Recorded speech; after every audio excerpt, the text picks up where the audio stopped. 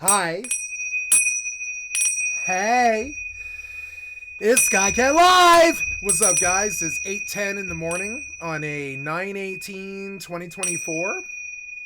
Uh, and it is a Wednesday, September 18, 2024. It's 8:10 in the morning. And I was going to go walking today, but it was already raining when I woke up, which is kind of annoying.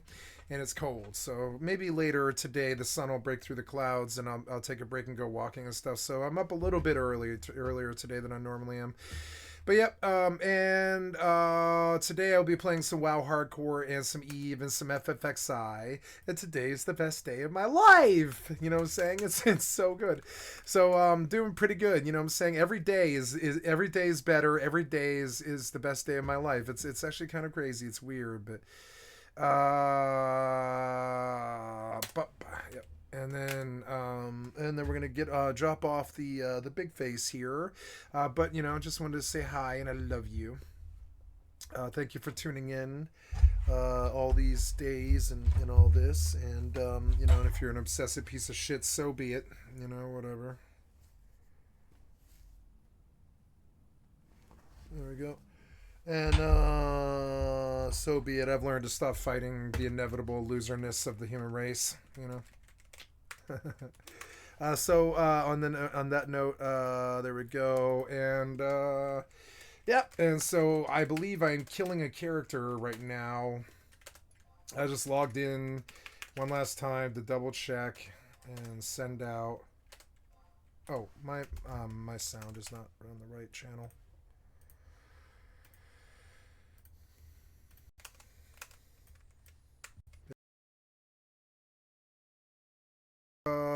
Yeah, we're looking good. Yeah, we're looking good. We're looking good. Hello. Yeah, I'm looking good.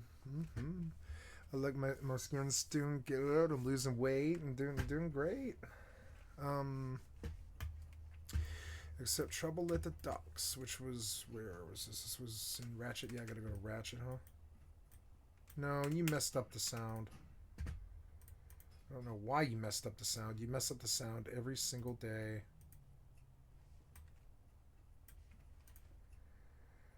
Why do you do this? Why do you do this stupid ass shit?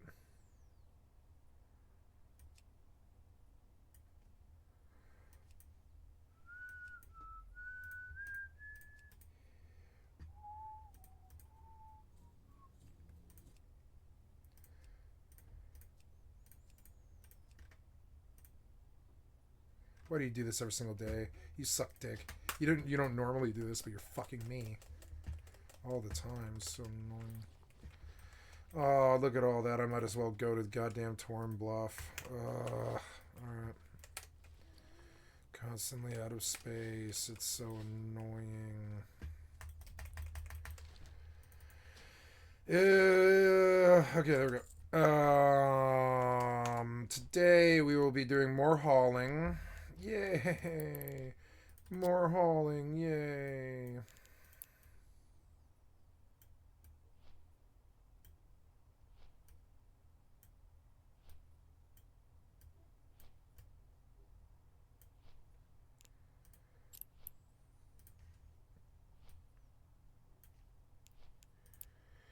Can I tuck this off like the bar like that? No, you have to wedge. Okay, that's okay.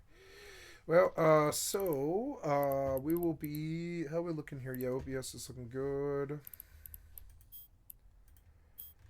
And, so yeah, we'll leave here.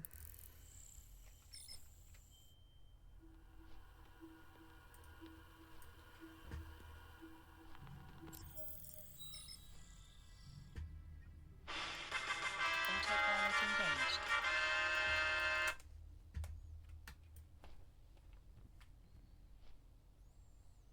Warping to Stargate. Warp drive active.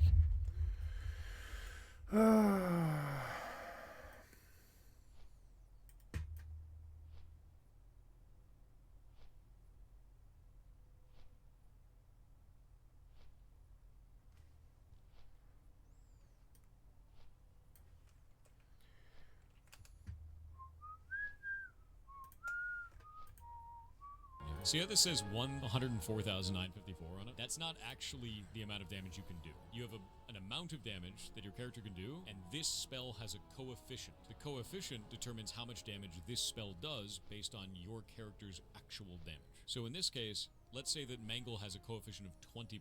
This will be 20% of the overall damage that you would possibly do. That's all it is. And then let's say that this other spell, like, I don't know, Maul, something like that. We'll go grab some other spell like Thrash. That has a coefficient of maybe 18%. Another one has 15%. Let's say that your character can do a potential of 1,000 damage. And one of your spells has a 15% coefficient, and it's really kind of a, you know, it hits 5 targets sort of a thing. And another one of your spells has a 50% coefficient, but it only hits 1 target. It's your big 1 damage spell. This one will do 500 damage on a swing. This one will do 150 damage on a swing to each of those 5 targets. This is how coefficients work. This is how you balance a class by doing coefficients for each one of these. Really simple. What now? It's called a coefficient. So with that in mind, when you add other things on top of this, maybe you do something like percent physical, percent extra damage, percent against a target that's bleeding. Then you take this value and you multiply by that percent. So let's say you have a 20% bonus damage against a target that is bleeding, right? You would take 500 damage and you would say 500 times 1.2 because it's 20% extra. You see how this is working now? So that would do 600 damage coefficient. But here's the problem. That's not the whole calculation. There's the other side of the calculation. So let's go into here, and we're going to look at my character. You have the armor. So let's say that we were going to do 600 damage to a target that has 17.23% armor. So you're going to take, on your calculator, we'll take 600, and you're going to say, in this case, 7, 7. So you multiply by that. This will be the end result damage, because we're reducing the damage of 600 by 17.23%. Armor reduces your damage taken, if it's physical, because it's physical damage reduction. And then there's the next piece. The next piece is something like this, which reduces your damage taken flat. This one says 49,163. Let's say for this calculation, it's minus 100. Right, instead. So with this, we'll say it's actually minus 100 damage. This would be minus 100. So this is going to be 7.94%. So if we take another calculator and we say like 100 minus 7.94. So it's 92.06. And then we're going to multiply this by 0.9206. So this is it after versatility. Basically what we've done here, we've taken 600 damage, we've taken 17.23% off, then we've taken off of versatility, we've taken another 7.94% off. This is called a multiplicative scalar. Then what we do is we do what's called a flat reduction. In this case, 49,163, that's actually 4,916. Let's say that it's 100. Then we just do minus 100. Now here's the interesting part. What if it wasn't minus 100? What if it was minus 500? What happens when it goes negative? What ends up happening is that it says absorb. It does 0 damage, but it says absorb instead of saying a number. So what ends up happening here, which is really interesting, doesn't heal you, it absorbs. So because we do armor and then versatility, and then we do the flat after that calculation goes through, flat is very goddamn strong. Flat reduction is enormous on a Guardian Druid because of this. But only in cases where you're taking a lot of hits, not one big hit. Big hits, you want versatility. A lot of hits, you want flat reduction. Yep. Today we talk about the... No, I told you not to do this. But you did anyways. Oh, now what's this now? Autopilot jumping.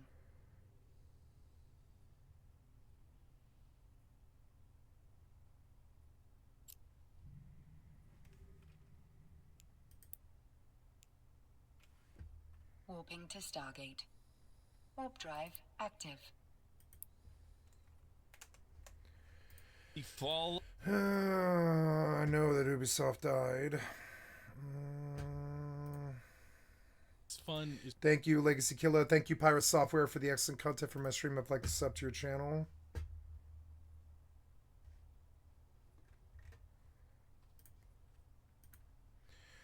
Yeah, you should see Final Fantasy damage calculation. It's actually insane.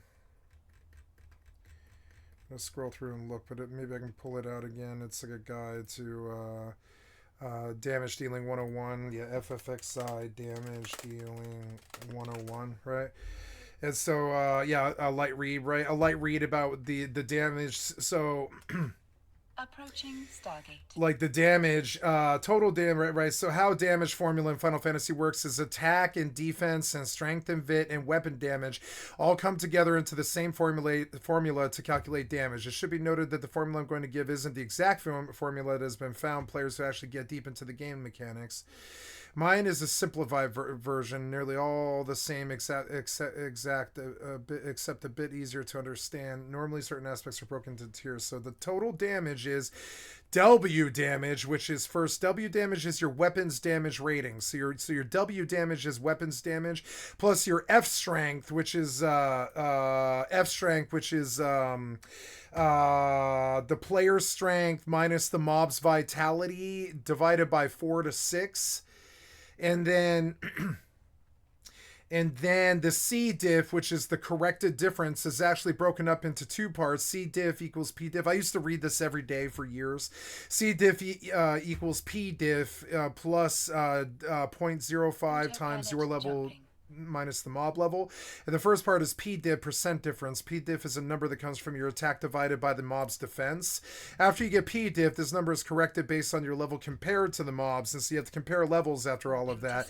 And so the applied example is the total damage, which is 97 times 0.84, which is the average damage per swing, and then in the same conclusions plus your accuracy and evasion, and hit rate has a whole thing about this.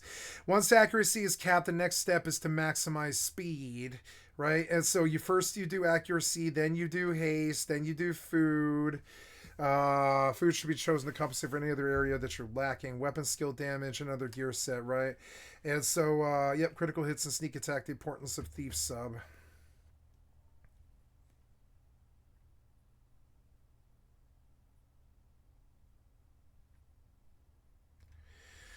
You can understand it. I want to link this to his thing.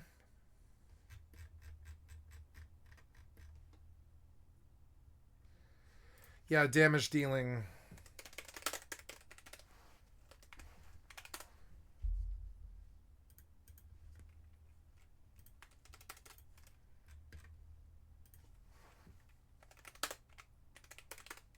Approaching Stargate.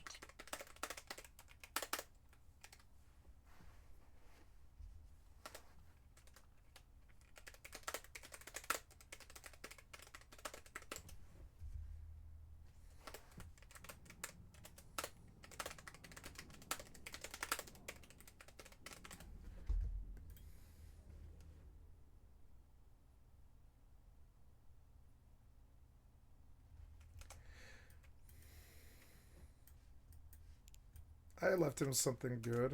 Whatever.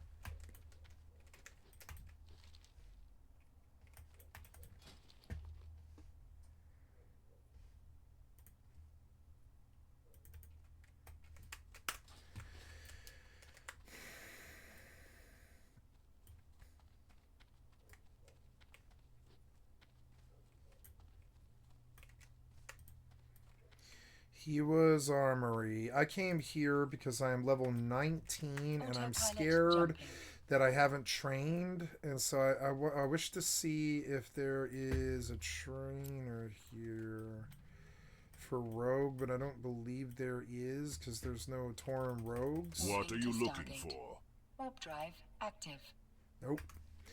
So I came to the wrong place, and that sort of sucks, I gotta say. I suppose the hearth would be the fastest way to deal with this, but the hearth is how I'm going to get out of this situation. Gotta fly to Orgrimmar.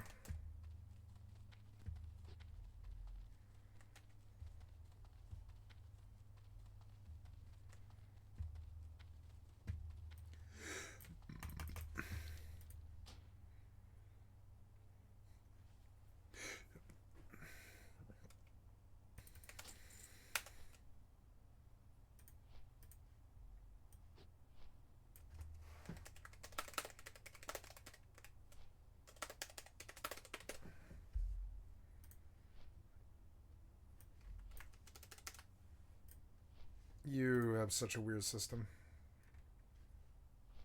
You take a certain amount of damage, right? Each of your spells in WoW is actually going to show an amount of percentage damage. If we go into the spell book, let's see if it'll actually show it now. See how this says 104,954 on it? That's not actually the amount of damage you can do. You have No.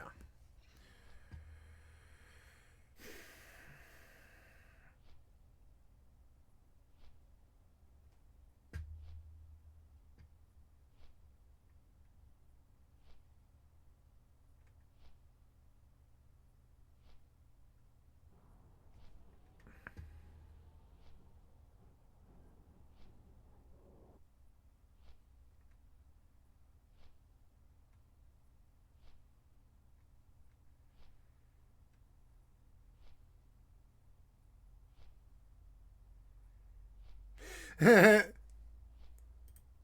was very happy because Trump goes fully senile on stage at his own rally. I got the endorsement of Autopilot the Vice jumping. President's family. You got the endorsement for the Vice President's family, did you?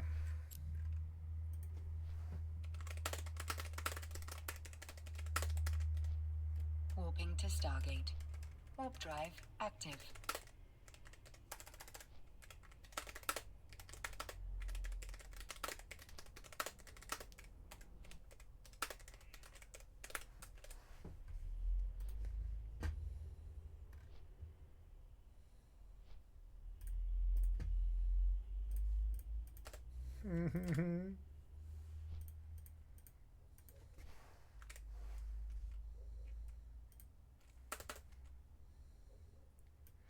No, Pinocchio's funnier than dinosaur.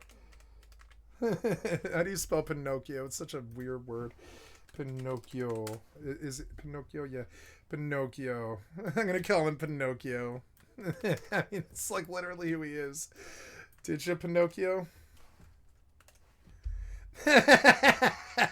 fucking joke clown of a human being trying to take over the world. Fuck him and fuck anybody he rolls with his right wing worthless ass. As if he was a right winger. He's never voted right wing.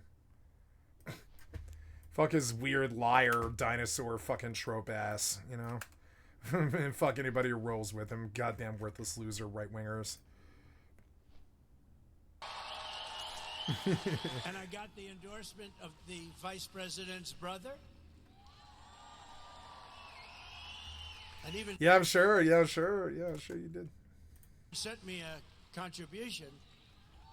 And I was very happy because Barack Hussein Obama, his brother, as you know, endorsed me. So, no, his brother endorsed me. Now, if you're Barack Obama's. confused, that's probably because Donald Trump thinks that the vice president's brother endorsed him. The vice president's Kamala Harris. Not only did her brother not endorse him,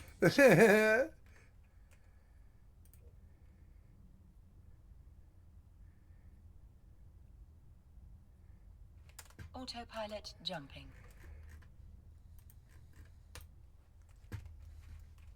she's confusing the current VP with the guy running on her ticket for VP, Tim Walz. So that we're clear, for those out there whose brains aren't barren husks of what they once were, Whose brains aren't barren husks of what they once were. I like where Trump's head is at. Maybe his subconscious is finally offering a kernel of Fucking truth. idiot. Although, I guess we shouldn't be surprised that Trump doesn't know who the vice president is, considering No. he also seems to have trouble remembering who he's running against. When I imitate Joe Biden not being able to find his way off the stage, which happens all the time. No, it happens all the time. It happens all the I time. get decimated by the fake news media. I'm sure you do. Sometimes they say, look, he can't find his way off the stage either. Aww. You have these But you stages can't. that have like 4 or 5 stairs, usually one. Oh yeah. Oh, are we gonna talk about the stairs now? Oh yeah. Oh yeah. You can't get off that stage, huh? You gonna talk about the stairs? You gonna talk about the stairs during this presidential rally, huh? You gonna talk about this? You gonna talk about the stairs during this presidential rally? The stairs seem to really matter towards your future because you seem to be talking about them. Why are you talking about the stairs at your presidential rally? You weird piece of shit, fucking dinosaur loser who killed our country. You fucking weird traitor. 3, 4, 5, 6, 7. Well, You could be 9 years old, begging for a puppy on Christmas, And is still gonna be have more cognizance than this. still Yeah. not wanted as badly as Donald Trump wanted to run against Joe Biden. Dude wants to run against Biden. Dude wants to run against Biden. He talked all that shit about Biden because he knows that it's like fighting a toddler. The minute that a grown adult being steps to the stage, who still has their working brain, who hasn't been fucking the world for 50 years with their dinosaur do nothing fucking baby boomer betrayal, 5 cars and two houses kind of fucking bullshit, 1%ers, right? As soon as a real person comes along, these weird unhinged cartoon character Pinocchio liars full blown implode. They full blown implode the minute a real human shows up, and not some weird demon who's 77 or whatever. As soon as a real fucking person shows up, these people collapse instantly. It's actually so funny. Goddamn worthless fucking politicians. Like somebody real shows up and they're like, "Oh no, I was fighting a toddler." What? That Kamala Harris had to remind him on the debate stage that he Come on, I want to sock a toddler. Come on, I was socking toddlers. Let me sock toddlers like all the piece of shit, the Rust hacker pieces of shit losers. Let me sock toddlers. Come on, I want to sock toddlers. Yeah. What? I was socking a toddler. Come on. What do you mean it's a real human being? I had a toddler to sock. First of all, it's important to remind the former president you're not running against Socking toddlers. That's literally what you 1%ers do. You sock toddlers all day, and I'm sorry, but the minute a real fight steps, you get owned. You get owned. You get your little fucking pants pulled down. You get pantsed. We just call it getting pantsed, right? You get pantsed in front of the whole schoolyard, and everybody's like, ha ha ha! Trump's an old dinosaur who can't even form a cognizant thought. The minute that he fights a legitimate person, it's like she just socks him in the fucking face and lays him out in one hit. And it's like, oh man, this piece of shit who's been socking toddlers for 8 years. Oh man, when a real human being steps to the boxing ring, it's actually hilarious how bad you are, how really fucking decrepit and weak you actually are. You can see the look in her eyes. She's gonna fucking lay him out with one hit. It's hilarious because he's been socking toddlers. He deserves it. You know what I'm saying? He's been socking that toddler for 8 years. You know what I'm saying? Socking on that toddler, you know? Quite literally, right in Jeffrey's book, you know? He's been socking on toddlers, you know? Right in Jeffrey's book. Shaking Jeffrey's hand, you know, that kind of thing. Himself the embarrassment. Cheating on his wife with toddlers and that kind of thing. Now, Trump's confused performance didn't end there. So Pennsylvania, remember this when you Raping, how many was it? 32? 34 felonies, 32 rapes. I mean, come on, man. Okay, just remember this. 2. Now, I want you to take a look at the Chiron.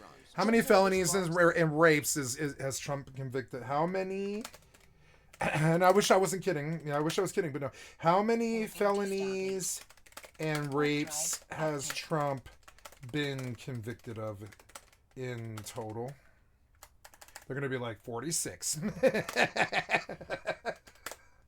Convicted of total. How long till you realize that you've been backing a criminal?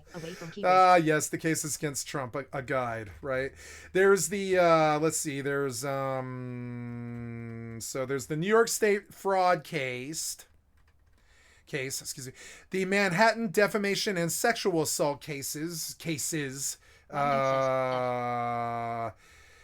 there's the hush money allegation from his criminal shit in 2023.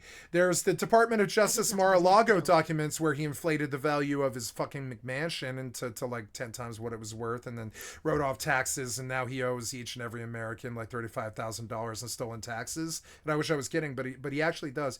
He owes like 650 million in back taxes and all this other shit, right? And if you do the math, that's almost like $1 million an American. It's not that much. It's like less than that, but it's like not that much less than that. It's like 340 or something like that. When you look at that, that's like he owes every fucking American like $500,000 or something like that in the amount of taxes that he's dodged or straight up stolen. I wish I was kidding about any of this, but no, this is the Atlantic. This is people who can get sued for talking about it like this. I couldn't get sued for talking about this because it's the truth. It's the goddamn truth. All of it is here, right? What other? Oh, there's the election subversion thing in Fulton County where he tried to get them to fucking say that he won the election when he didn't. There's the Department of Justice thing, the election subversion where he pretty much took over the DOJ and fucking rigged it to be right wing and fucking idiot. You know, and then how grave is the allegation, right? Additionally, in more than 30 states, cases were filed over whether Trump should be thrown off the 2024 ballot because he wasn't even, unanimously like agreed upon whether it was legal for him to even run after being convicted of being a fucking traitor, you know, and quite literally of like, you know, he was convicted of being a traitor. So like, I don't know why you guys think this is a normal, good person to vote for, but I mean, this is what the lawyers are saying. This isn't, this could be the Atlantic, and they're trying to curry favor with the left by trying to like draw it all together and draw like some kind of optics, you know. But no, this is literally the docket of the 210 court cases that Trump is currently facing, most of them felony. How long till you see that this worthless piece of shit is actually a criminal? Is it when he takes us to World War III or what? In Arizona. And a lot of these cases were brought by Republicans, too. You might think, oh, it's just Democrat, fake news, Democrats are suing him. No. A whole bunch of these are goddamn fiery Republican fucking prosecutors. Trust me, Republican prosecutors who don't want to hurt him, but are going to anyways, because he's full-blown violated the law in a way where the public knows. You know, how grave was the allegation? How grave was the allegation? How grave was the allegation? Although these cases didn't directly connect, you know, there was the Manhattan hush money and all this stuff. And it's like, how long until you realize that you've been backing a fucking criminal, you worthless piece of shit right-wing traitors? How long? And I also want... I mean, the worst one in maybe American history. John Gotti could hope to be as dirty as this man. How long till you back this John Gotti into the ground and kill us with World War III? How long? Is it 5 months? How long? You want to back this John Gotti and send us to criminal war with ourselves? The little bug on the top left of the screen, live, Tucson, Arizona. And he can't even form a cognizant thought, and he's on in his dementia brain about how Kamala Harris's fucking family likes him and voted for him. And then listen again to how Trump... What are you smoking, you weird KFC cafefe motherfucker? What are you smoking? I'll tell you what it is. It's old age, delusion, and they have to prop him up on 25 different amphetamines to even get him on stage. Get 2020, or the 2020, 24 hours to go. I want to be sedated. Nothing to do, nowhere to go. I want to be sedated. Get me to the window. Da-da-da-da-da. I love the Ramones. Just put me in a wheelchair. Get me on a plane. Hurry, hurry, hurry. Before I go insane. Can't control my fingers. Can't control my brain. I'm Trump and Joe Biden. They're both dinosaurs that can't even form a cognizant thought. That was the actual truth. That's what the progressives told you, and you said, oh no, it's just Joe Biden, it's just Joe Biden. No, both of them are goddamn 77-year-old dinosaurs who can't form a goddamn cognizant thought as they drive the country into the goddamn ground. So Pennsylvania, remember this when you have to go to vote. Remember what? Yeah, remember this, that Kamala Harris's family really loves Trump, apparently, in his weird, deluded brain. Just remember this. 2,000% increase. Someone. Of what? Inflation? 2,000% of increase of inflation?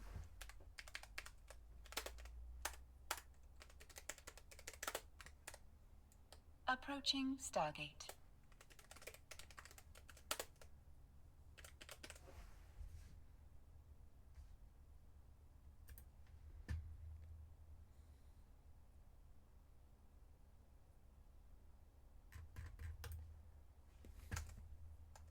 I mean, honestly, what do you think that Donald Trump himself would say if Joe Biden called Arizona Pennsylvania? He'd say that it's disqualifying. He'd say that Biden was too old. He'd say that he's deep in the throes of cognitive decline. And Sean Hannity and Judge Jeanine and Laura Ingraham would also back up those claims. And yet now, because Trump did it, all of those people will be silent. But the truth is that there is only one candidate in this race whose mental faculties are in such a state of disrepair.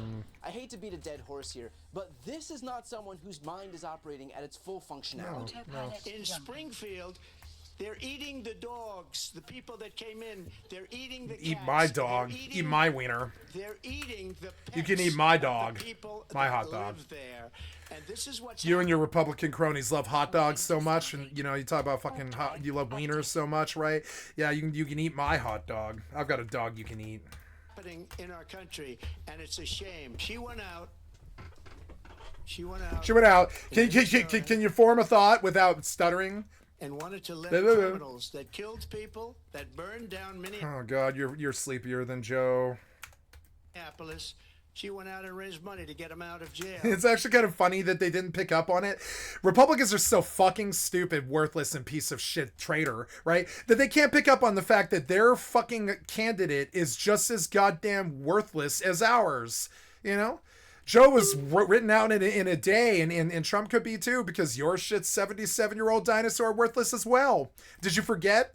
They're both 78-year-old fucking worthless dinosaur. Did you forget they're both like that? They're both like that. Did you forget? And so, yeah, the Democrats evolve, and they kick Joe to the curb, and they bring in somebody half the age or whatever, not half the age, but, 1/3 of the age or something like that. Still somebody who's really old and dinosaur, but, at least somebody who can still form cognizant thoughts in public and stuff, right? You got to remember, it was both candidates. You guys act like Sleepy Joe was the only sleepy one, but no, this motherfucker can't even. This motherfucker's talking about how Kamala Harris's family is going to vote for him. That's how senile he is. And so what did the Democrats do? They fucking evolved and kicked Joe to the fucking curb. What did you do? You backed this asshole, hoping he would start World War III in the race war. And no, he's just decrepit old dinosaur, just like Joe. You need to stand stance too. We stand stance and switch the direction, or whatever the fuck you want to call it, we or whatever. But yeah, it's like all of us. We stand stance to switch our direction. You just kept backing this weird KFC Kofev. I mean, he couldn't form a cognizant tweet 5 years ago, much less, now. He couldn't even form a Kofefe tweet 5 years ago. What do you mean now? Now he's like on about how her family's gonna vote for him. Get this worthless senile dog water piece of shit traitor the fuck off the stage. Get him off the stage. He can't even form a cognizant thought. He doesn't know the difference between Pennsylvania and Arizona, and he thinks that Kamala's fucking family is gonna vote for him. Jesus Christ, that's be about pretty much the most unlikely thing I can maybe think of in mankind's existence. That's about as likely as Superman flying out of the sky and telling you that you're God and just come on up to heaven now or whatever. It's basically the same thing. It's about on the same level as Christianity or whatever. It's actually that fucking like I don't know what the word would be, devolved, devoid of logic. Who wants to do transgender operations on illegal aliens. Oh yeah, she does she? Yeah, she wants to go tie down some illegal aliens on a fucking like a medical table and just start fucking knifing them, huh? You really think that's what she wants to do? You weird Pinocchio liar, dementia piece of shit. I can't believe they didn't kick you to the curb. The Republican Party should have been like, oh no, Trump's senile too. Oh no. They had to prop him up on 25 different amphetamines just to get him to a debate stage where he gets shot at. This is a radical left. And normally you would ditch this goddamn dumpster fire. Normally. But no, they're going to ride it to the death. They're going to ride him into some war or something. That's what they all wanted in the first fucking place. They're going to ride him into a fucking war or something like that. His stupidity will take us to war. The division will kill us. It's just ridiculous. It's sickening.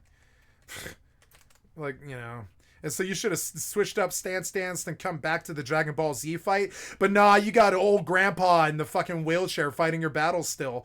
Can't you get somebody better than that? No, you can't. They're all demented, weird, make out in the DCPA fucking Marjorie Taylor Greene fucking crazy people. They're all like this, the entire party. They don't have anybody better. They don't have a Kamala. They don't have it. Do this. They don't have it. Their version of Kamala is, oh God, J.D. Vance. Hillbilly elegy. She doesn't have a plan. She asinine, like King of the Hill, right? His handshake was weak. His handshake was weak. I thought all my life that Bush was this crazy right-wing strong handshake dude, but when I shook his handshake was weak.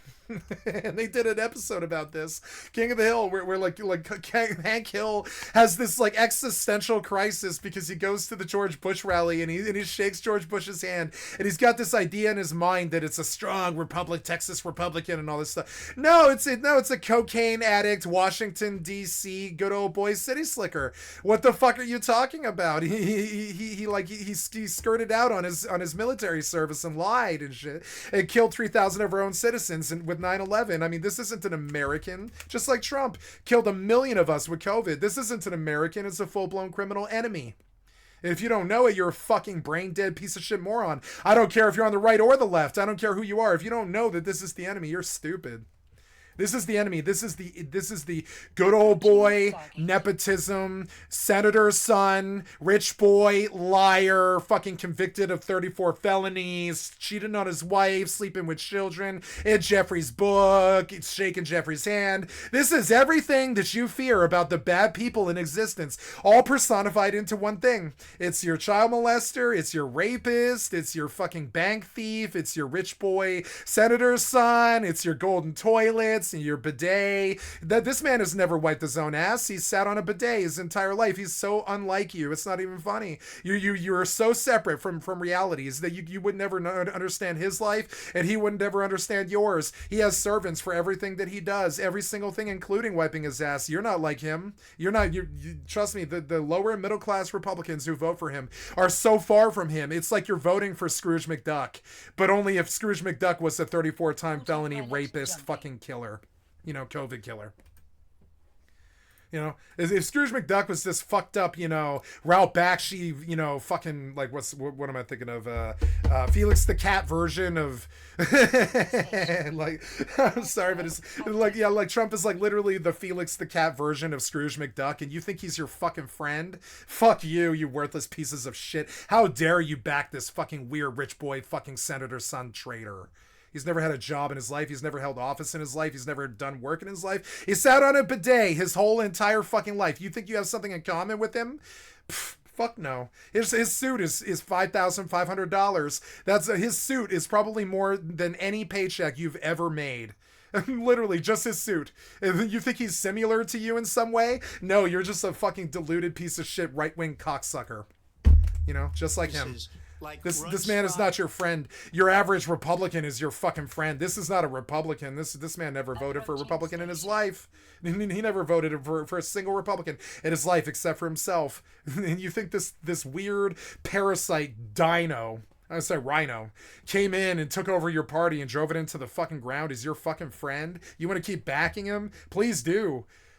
I'll send out my 55-year-old to fight your 78-year-old like Pokemon, and it's gonna be like Pikachu versus a piece of shit's, you know, versus Squirtle or something, right? It's gonna be like Pikachu versus Squirtle. You know Pikachu's gonna wreck his fucking ass because he's twice the power and electricity hurts water or whatever. It's so dumb. It's just, you know, it's kind of like that. It's like, we're gonna send out our Pikachu. You still have like piece of shit Rock Beast or whatever, and we're gonna stomp you.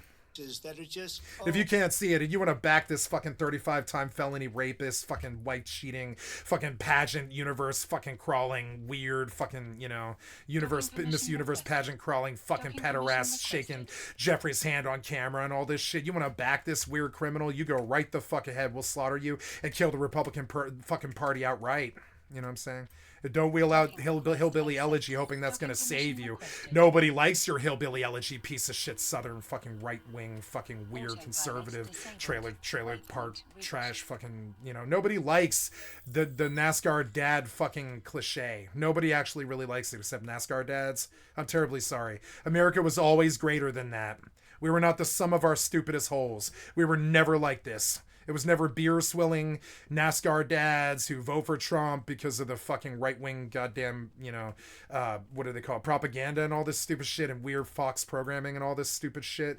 We were never like this. We were truly great scientists, engineers, artists, singers, men, you know, like the stuff that the people that Rush sang about in Closer to the Heart, you know. America was like the people in Closer to the Heart, and the men who hold high places must be the ones who start to mold a new reality closer to the heart. We were blacksmiths and artists, and we reflected it in our art until the lower common denominator in this country pretty much like made it so that we didn't take care of our children the way that we needed to. We didn't get the mental health to our people the way that we needed to. We didn't get the unity that we needed to, and we used to forge our creativity closer to the heart. But now this weird right-wing Republican, lower IQ, fucking NASCAR dad, fucking, you know, idiocracy that is not closer to the heart. It's closer to the penis. It's dumb. It's further away from the heart and the mind. It's dumb. It's just giving into our base reptilian shit. We were always greater than this. We were always greater than Trump and Biden combined. We were always greater than both of them combined. But yet you let it devolve into a 50-50 coin flip. It's disgusting. And your fucking NASCAR dad idiot reality is not something I will fucking go into willingly. I'm sorry. taxes. She doesn't have a plan. Take a look at her plan. She doesn't have a plan. She does have a plan. Would you like to see it? Kamala's website policies, right? She does have plans. You don't have a plan. Would you like to see, right? Would you care to see? Would you see? Would you see? Cut taxes, make rent more affordable, grow small businesses, take on bad actors, strengthen and bring down the cost of healthcare, protect and strengthen Social Security and Medicare, support American innovation and workers, provide a pathway to the middle class through quality, affordable education, invest in affordable childcare, and like, trust me, platform's all she's got, motherfucker. She's not running on anything else. She doesn't have a war cabinet. I mean, trust me, all she's got is platforms. That's all she's got. Honestly, I actually kind of like it. That's all she's got. I don't think she's even particularly strong in the charisma department, really. She's a prosecutor, but all she's got is fucking policies. This lie that she's got nothing planned. No, that's you, motherfucker. That's projection. What do you have planned? Let's go look. Trump's policies, right? There's gonna be some. I mean, where Donald Trump's on 10 key issues. What is your policies? Like, where do you stand, right? Like, for you, Trump, it's about where you stand on key positions, because you don't have any policies. You don't have any policies like her. She has policies. Your ass just votes veto on most things. That's your fucking policy, is to veto. You know, you vetoed in that Congress for 8 years, like even before you were president. And what we will do is we're looking at different plans. If we no, you're just looking at whatever will keep you in power. You don't have a policy. Name a policy. I'll wait. You don't have a policy beyond hating on fucking foreigners. You weird piece of shit, xenophobic asshole, traitor. come up with a plan that's going to cost our people. But she can just kind of smirk while you spew your hate speech. You know, she can smirk. We can all kind of smirk. But, you know, America's the melting pot, you weird fucking racist effort. Our population, less money, and be better healthcare than She can smirk because we all know. She smirks at you because we all know America's the goddamn melting pot. It's not this fucking pro-majority white good old boy bullshit that you want to bring. It's just not like that. It's not going to happen. Then I would absolutely. She just smirks at you. Like, yeah, she knows that America's the melting pot. We all know it. You're the only person who's that fucking, you know, what's the word, head in the sand or whatever, myopic. We all know America's the melting pot, and your weird right-wing pro-white bullshit about immigrants eating fucking dogs and shit is just full-blown straight Nazi bullshit as usual. You goddamn weird Nazi traitor piece of shit. Talk about Venezuelans more. Talk about fucking Colombians more or whatever. Talk about Mexicans more, you weird right-wing piece of shit. Hitler. As good as it can be run. So, just a yes or no, you still do not have a plan? I have concepts of a plan. I have concepts of a plan that has no platforms, no policies. Even when you were president, you didn't have any policies beyond fire people and take over, you know, give right-wing majority. That's it. You don't have any plan other than fire people and give right-wing the majority. That's it. That's your only plan. Be honest. You don't care if Paradise, California burns or Lahaina burns. You don't care if the ship crashes into the bridge. It must be Joe Biden's fault or something like that, right? You don't give a shit about what happens to Americans, you fucking traitor. You don't give a shit. I'm not stupid. I know that I'm only worth some dollar amount to you. I'm not stupid. I'm not stupid like you. Auction created. Auction created. Auction created. Created. Oh, no, I need to cook the deviant fish. Yeah, I do.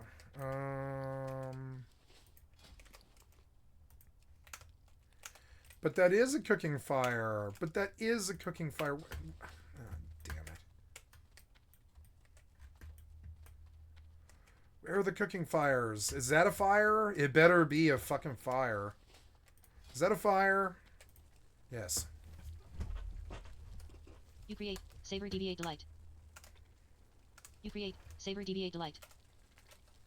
You create, savor, deviate, delight. Okay, now I get on my Horizon account and I'm going to pop in one last time to double check, but I believe I'm completely moved. You create, savor, deviate, delight. You create, savor, deviate, delight. You create, savor, deviate, delight. You create, savor, deviate, delight.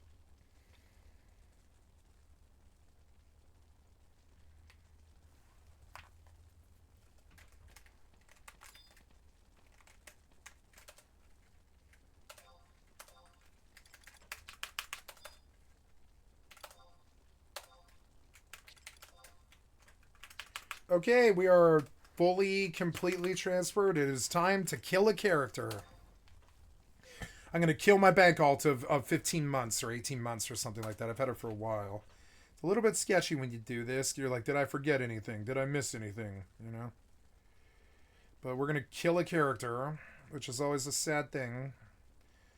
I've cried before over killing characters before. It's actually kind of crazy. It's like, oh god, I gotta let this go. They're so incompetent. They've banned the number of slots that I have, and just, you know, it's like I've got to kill my character because the developer is incompetent. You know, you ever had that before? Yeah, I've had it with Blizzard and Final Fantasy a lot. Yeah. So I have to log in to my account. Go in and kill my character.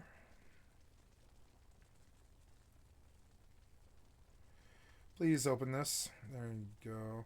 Settings, delete character. Type your character name to confirm deleting. Oops.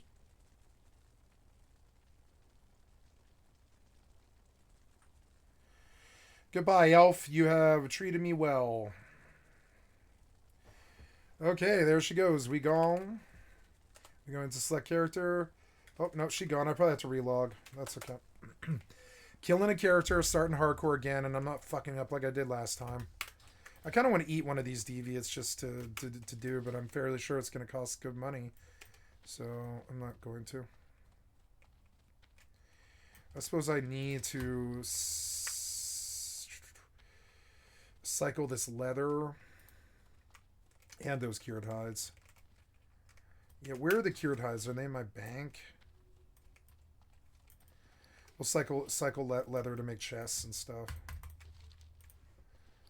No, I have sent it to the alt, so I suppose I should give her this stuff. It's actually kind of stupid to keep this stuff. I'd rather just send it off to her so she can process it all, because she doesn't die.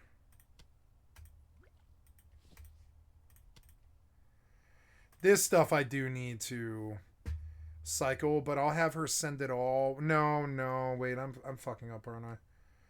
Let's take that back. Yeah, take that back. Take that back. Take it back. Take it back. Take it back. Take that back. Yeah, we'll send the other incidental stuff to her. But I mean, that's all I really need. Okay. And says, CA just snagged Harpy Needler of Mark's we are deadly scope for 3G, both Moluage cheaper than all the others. Headed out to... Oh, no, I'm in Torier. Wow, that was... Wow, really quick trip. That's cool. Trit.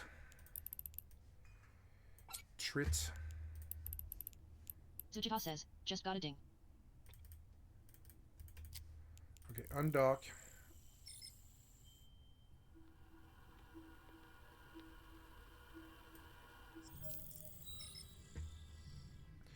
And go to...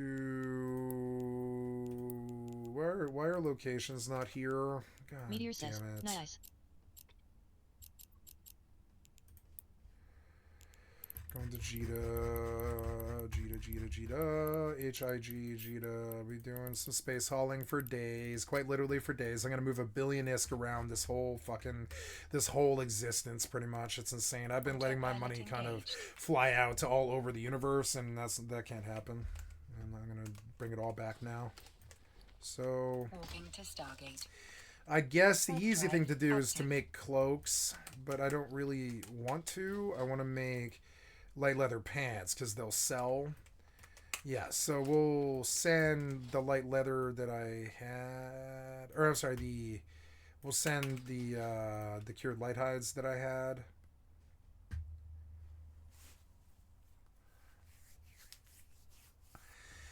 Now, there we go.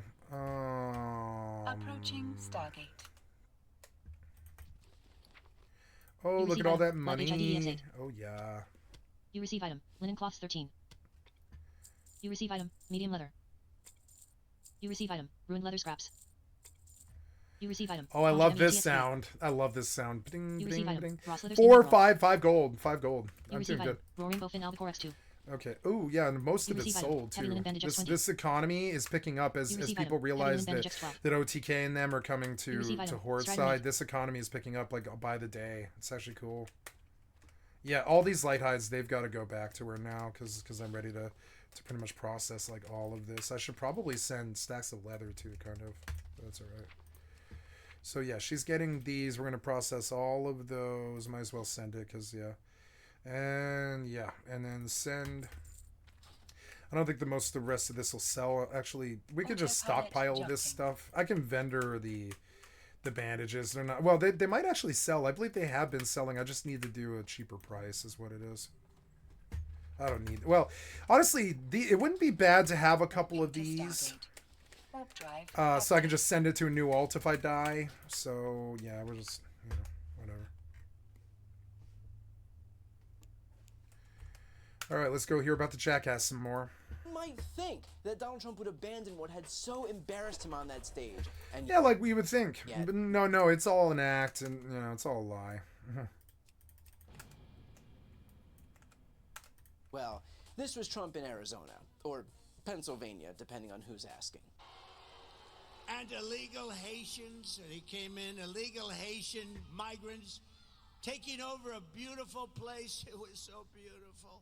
Springfield, Ohio. I was there. I campaigned there a while ago. Springfield, it was so beautiful. Now it's just, what a place. Can you imagine you have this small little community, all of a sudden you have 20,000 illegals in your community. Nobody knows where they come from. Why do you use that word? It seems like really hurtful. Just days after humiliating himself for claiming that Haitians were eating people's pets, Trump now seems to have made it a part of his stump speech. He is so bought in on the idea that you can never admit fault, that even when he makes a fool of himself in front of the entire nation, like he did on that debate stage, he has to commit to the bit and pretend that it was all intentional. He meant to talk about migrants. He wants to talk about migrants more. This was all going according to plan, and he is not embarrassed at all. This is what Donald Trump's narcissism looks like on full display. In fact, that's not the only absurd new part of his stump speech. You might recognize this segment. It's the biggest, 'cause can you imagine your child goes to school? Wait, did I and they train? don't even call you, and they change the sex of your child. Think of it. You're anti-trans He's back to bullshit. claiming that your kids are getting sex changes in school. And here's the Bullshit. thing. Clearly, this is all nonsense. There is not a single student in the entire United States of Autopilot America jumping. that has gotten or will get a sex change at school. It is straight bullshit. It is the nonsensical ramblings of a brain-addled demagogue spewing verbal diarrhea intended solely to scare people too clueless to know any Warping to better. Stargate. But Warp I'm drive actually okay active. with Donald Trump saying this stuff because it betrays just how desperate he is. Think about it. When Trump is back Bigot acting badly, stupid, worthless bab. Bigot acting badly. Up to a 10. Not only are there scary migrants out there, but there are scary migrants out there who are eating your dogs and cats. Not only are there trans people existing, but they're turning your kids trans in the classroom. These desperate Hail Marys don't come from a place of strength, they come from a place of severe weakness. This is not the stump speech of someone who is winning. And by the way, the polls bear that out. There are now 4 post-debate polls out there, and they don't paint a good picture for Trump. Ipsos has Harris up 5 points, 47 to 42. Morning Consult has Harris up 5 points, 50 to 45. YouGov has Harris up 4 points, 49 to 45. And Ledger has Harris up 3 points, 50 to 47. And look, none of this is to make us think that we've got this in the bag, because we don't. But we have the momentum on our side, and we need to do everything we can to keep it. We've got just over 50 days to continue widening the gap in these polls, because if you've watched my videos, especially my Legal Breakdown and Democracy Watch series, you know that Republicans will stop at nothing to subvert the election results this coming November. They've already started setting the stage. That means if we've got a 5-point lead, we make it 6. If we've got a 6-point lead, we make it 7. A 7-point lead, we make it 8. We can rest when we win, because Trump has already broadcast that he is too dangerous to be president. He doesn't have the mental acuity, the temperament, the discipline, or the competence. He shouldn't be in the Oval Office. He should be eating soft foods and watching golf on TV somewhere. Agreed. Lucky for us, we have the power to ensure that that's exactly where he ends up after November. Before you go, just a quick note, if you'd like to see more of my content, which is always free of advertising, sponsorships, and paywalls, please make sure to subscribe to this channel using the subscribe button right here on the screen. And if you'd like to support my work even further, you can grab a copy of my instant #1 New York Times selling book, Shameless, available for sale right now. That link is also on the screen. Thanks so much for watching. Warping to Stargate. Warp drive active. In a move that is beyond certain to leave Donald Trump's campaign staff banging their heads against their desks, Trump, in his infinite wisdom, took to Truth Social today writing, "I hate Taylor Swift," in all caps. Now, What? Let's level set for a moment here. Taylor Swift... Yeah, that's wise, you fucking jackass.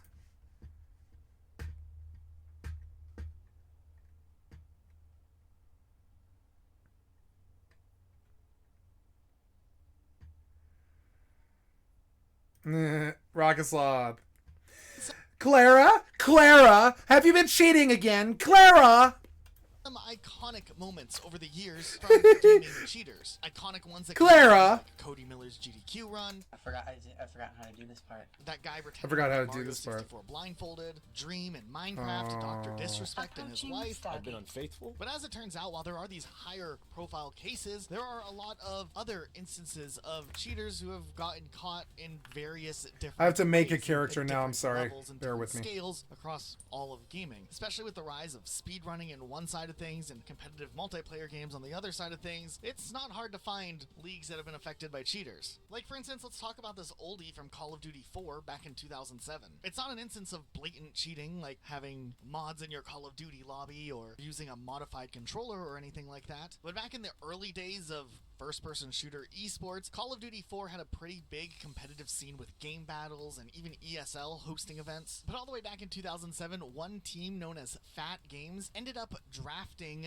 Tom Diablo Newman, who was a pretty solid Call of Duty player. However, ESL actually had rules that you can't just like draft a new player and throw them right into an event. So Diablo wasn't eligible to compete. So Fat Games ended up coming up with a little workaround that ended up getting the team suspended for 6 months. Essentially, since it was a digital event, the Fat Games team just gave Diablo the login credentials for one of their other team players, Stat, which would allow Diablo to play under the tournament. He just had to pretend to be Stat. I guess some people started to scrutinize this a bit, though, when Diablo was playing at such a different level from Stat, making things seem clearly different, which led ESL to launch an investigation. There was like an IP check which confirmed that there was an identity switch, and ultimately Diablo was suspended from ESL for 6 months. This sounds pretty tame to some of the other cheating instances we're going to get into, but this was a really big deal back in the day because it did start to question how a lot of these rules would be enforced.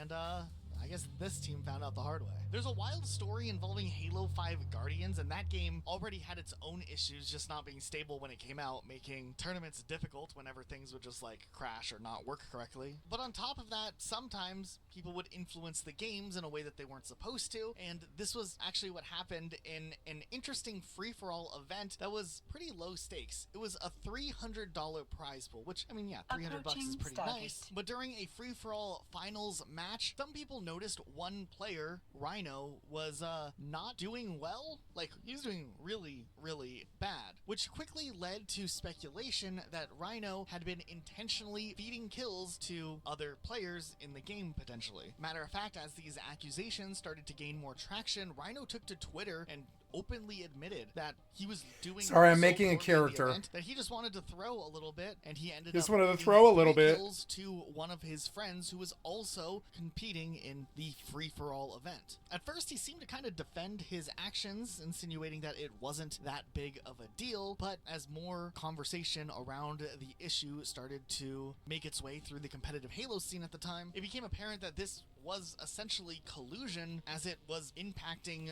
the fairness of the game. Spider. Ah! Oh! Get away from me. Don't land on me. Don't land on me. No, no. Yep. Climb back up. Yep. Nope. Autopilot jumping. God damn it. Spiders are getting out of hand. Warping to Stargate. Warp drive There, that got him. active. I blew him off his web. Ah! His web scared me. His web was still there, and it was like, I thought he was still there. I was like, I don't care about spiders. I just don't want them on me. I'm scared that they might be poisonous. I'm not afraid of them. I just don't want to bite from a poisonous spider. I don't know shit about spiders. You know.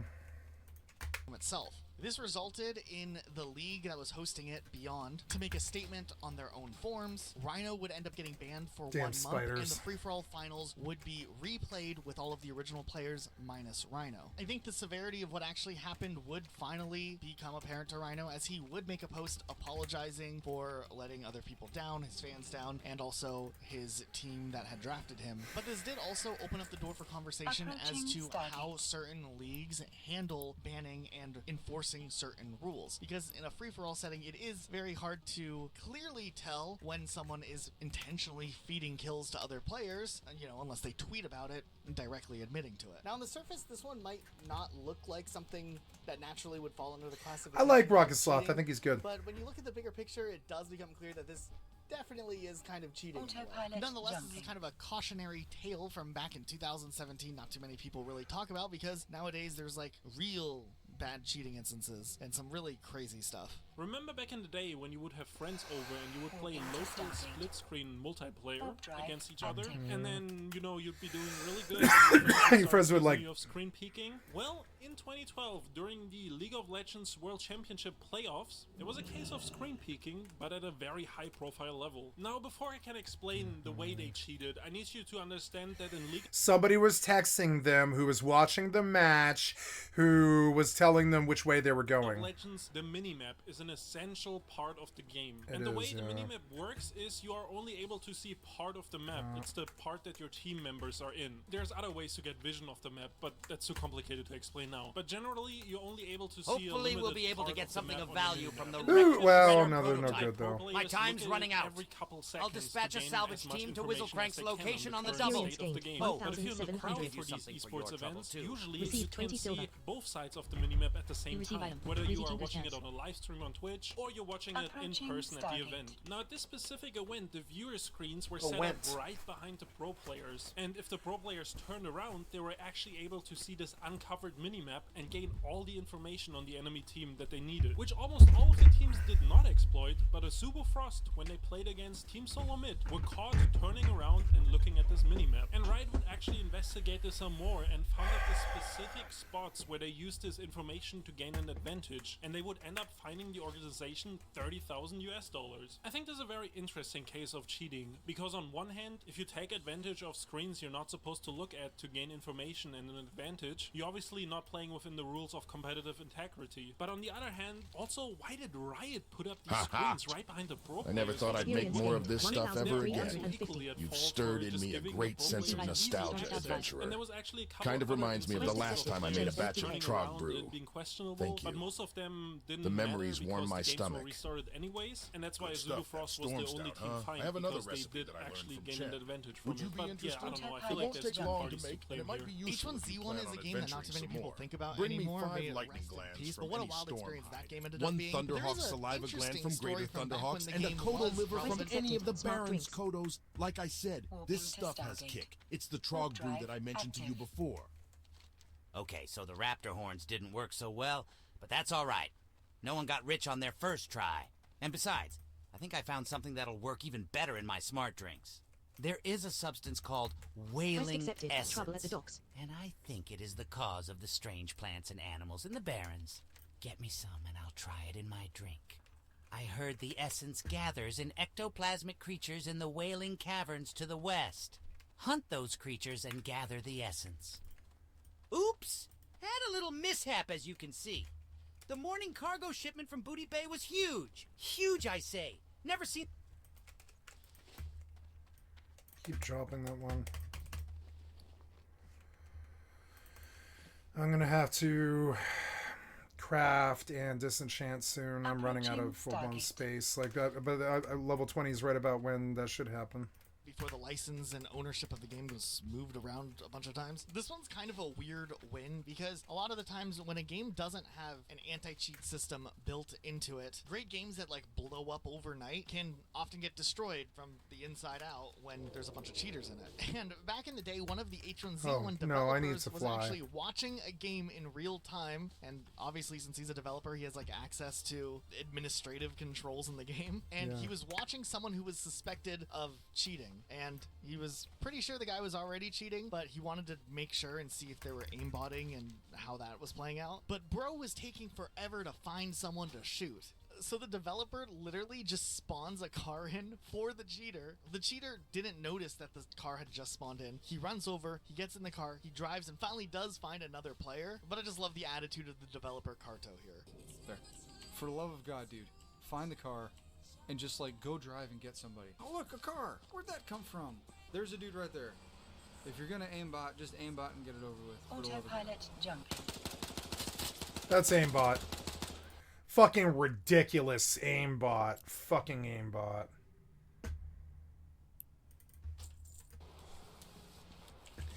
Banned. All that. At least we got him, chat.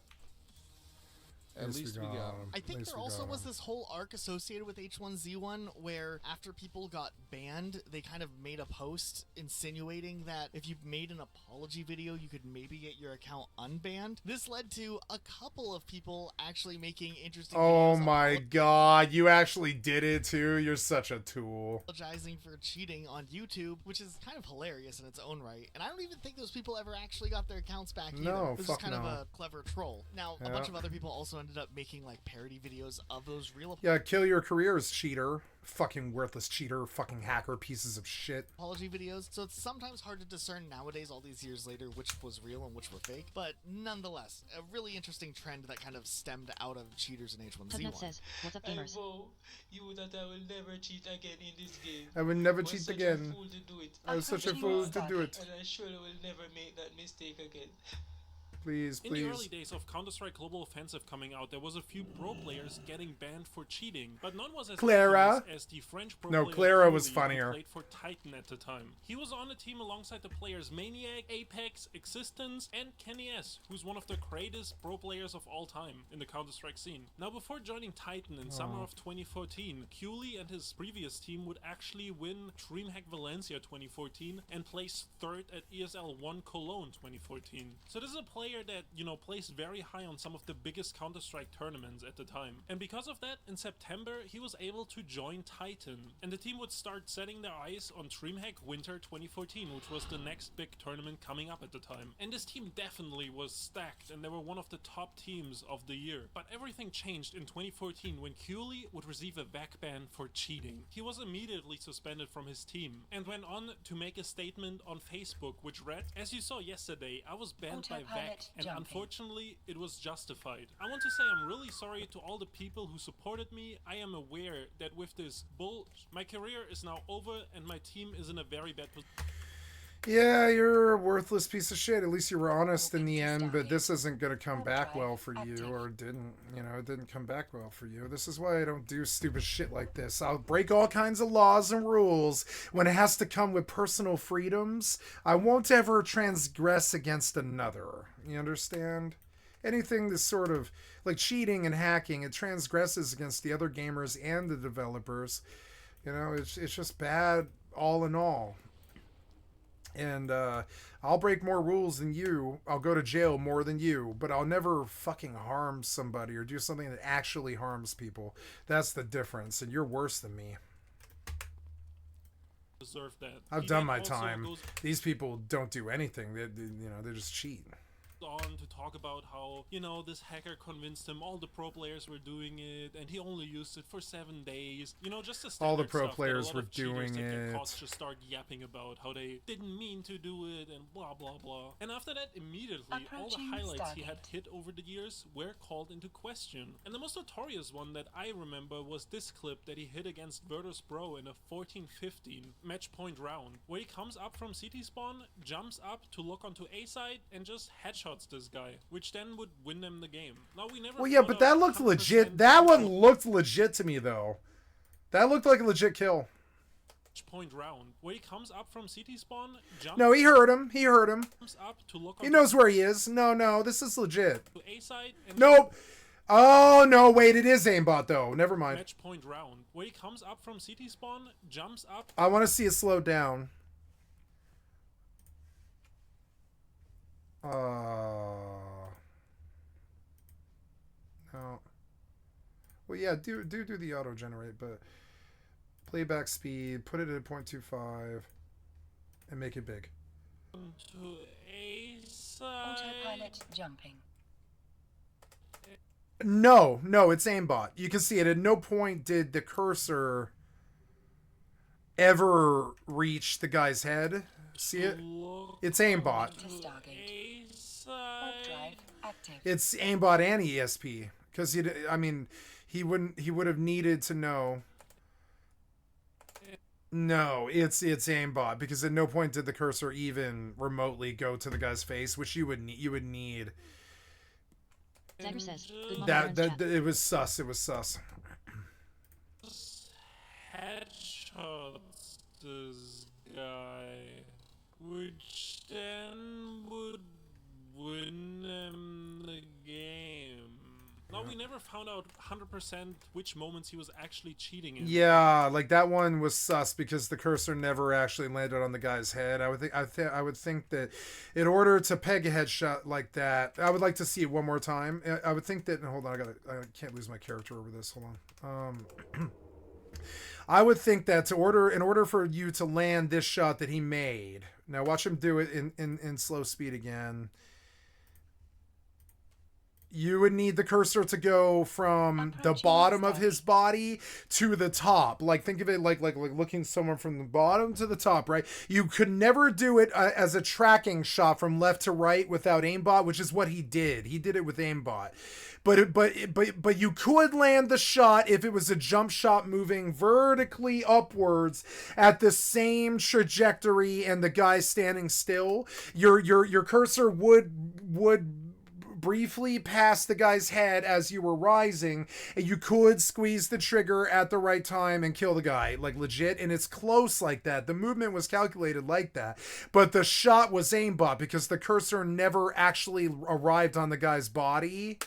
Watch. Jumps up to look on. There's bullet drop in this game, but not really. Not really.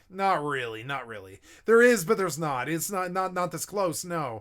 So understand, in order to peg a shot this close, the cursor will have to be, has to pass the guy's head as you move north, as you're moving, moving upwards, your cursor needs to be. Now watch, now you could do this shot if his body was right here. You could move the cursor upwards and peg the headshot instantly, but that's not what happens here. Watch.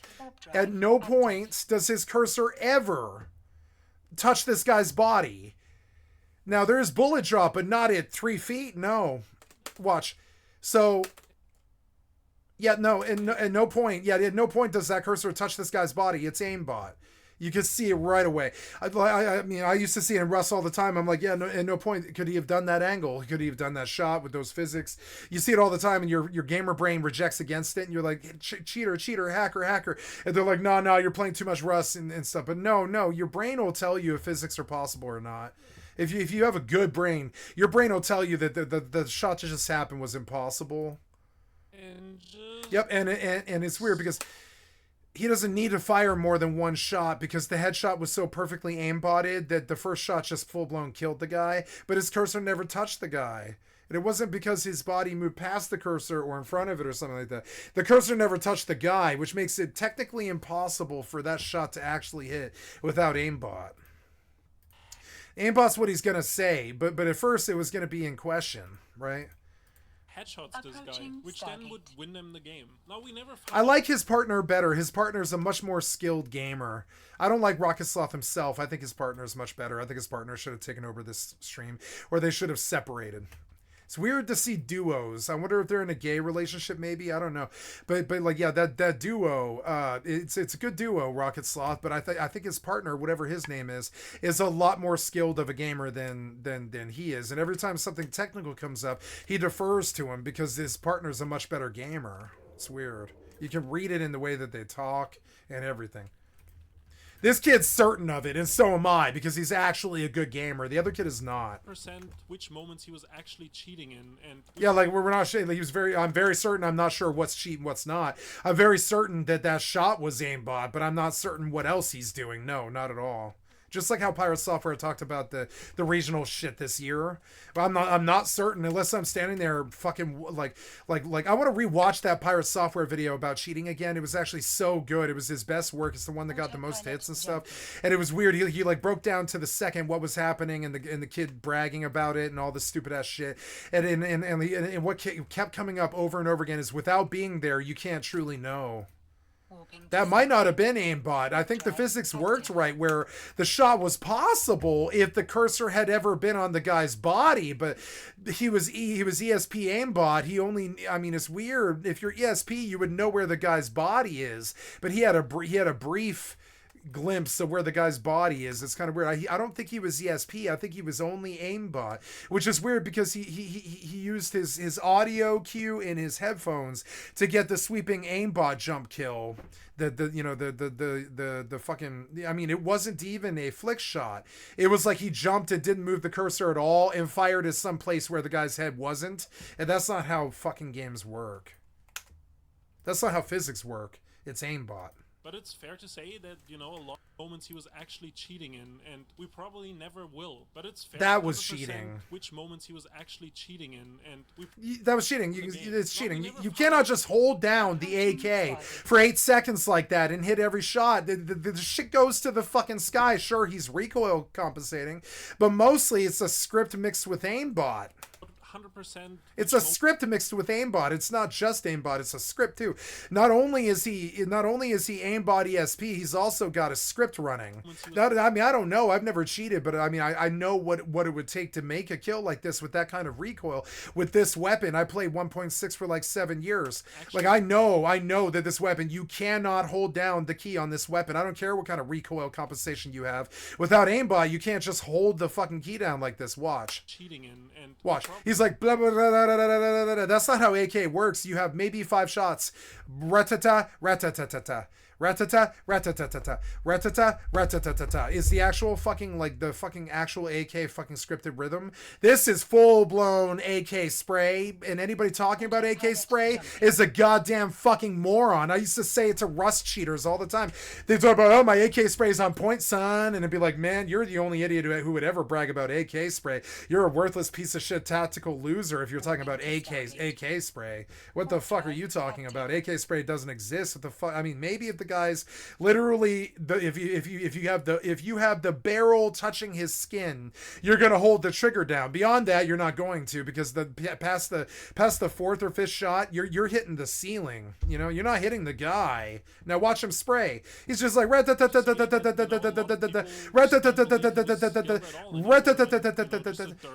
He's like, yeah, like you're a dirty fucking cheater. I can see it. That's not how the AK works. That's a piece of shit Rust cheater talking about AK spray. They all talk like this. They're all born loser fucking idiot jackasses like this, and they ruin the fucking games. And it's clear as day to anybody who actually plays the game too. It's clear as day. Most of the time, if you don't see the target that's shooting you, you might not know that if he was aimbot or not.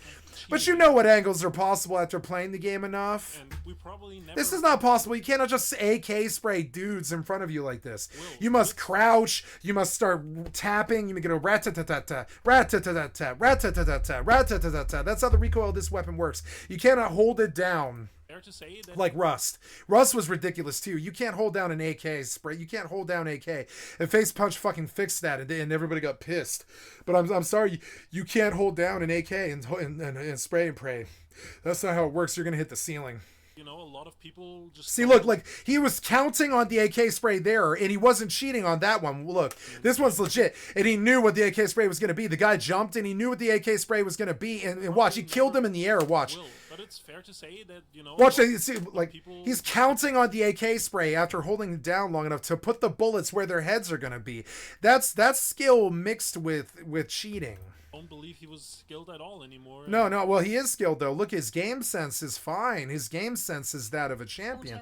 The way he's dodging and smokes and not standing out in front of them and all that. Remember, these guys are regional champions, too. So if he stands out there, they're going to spray him fucking faster than you can say it.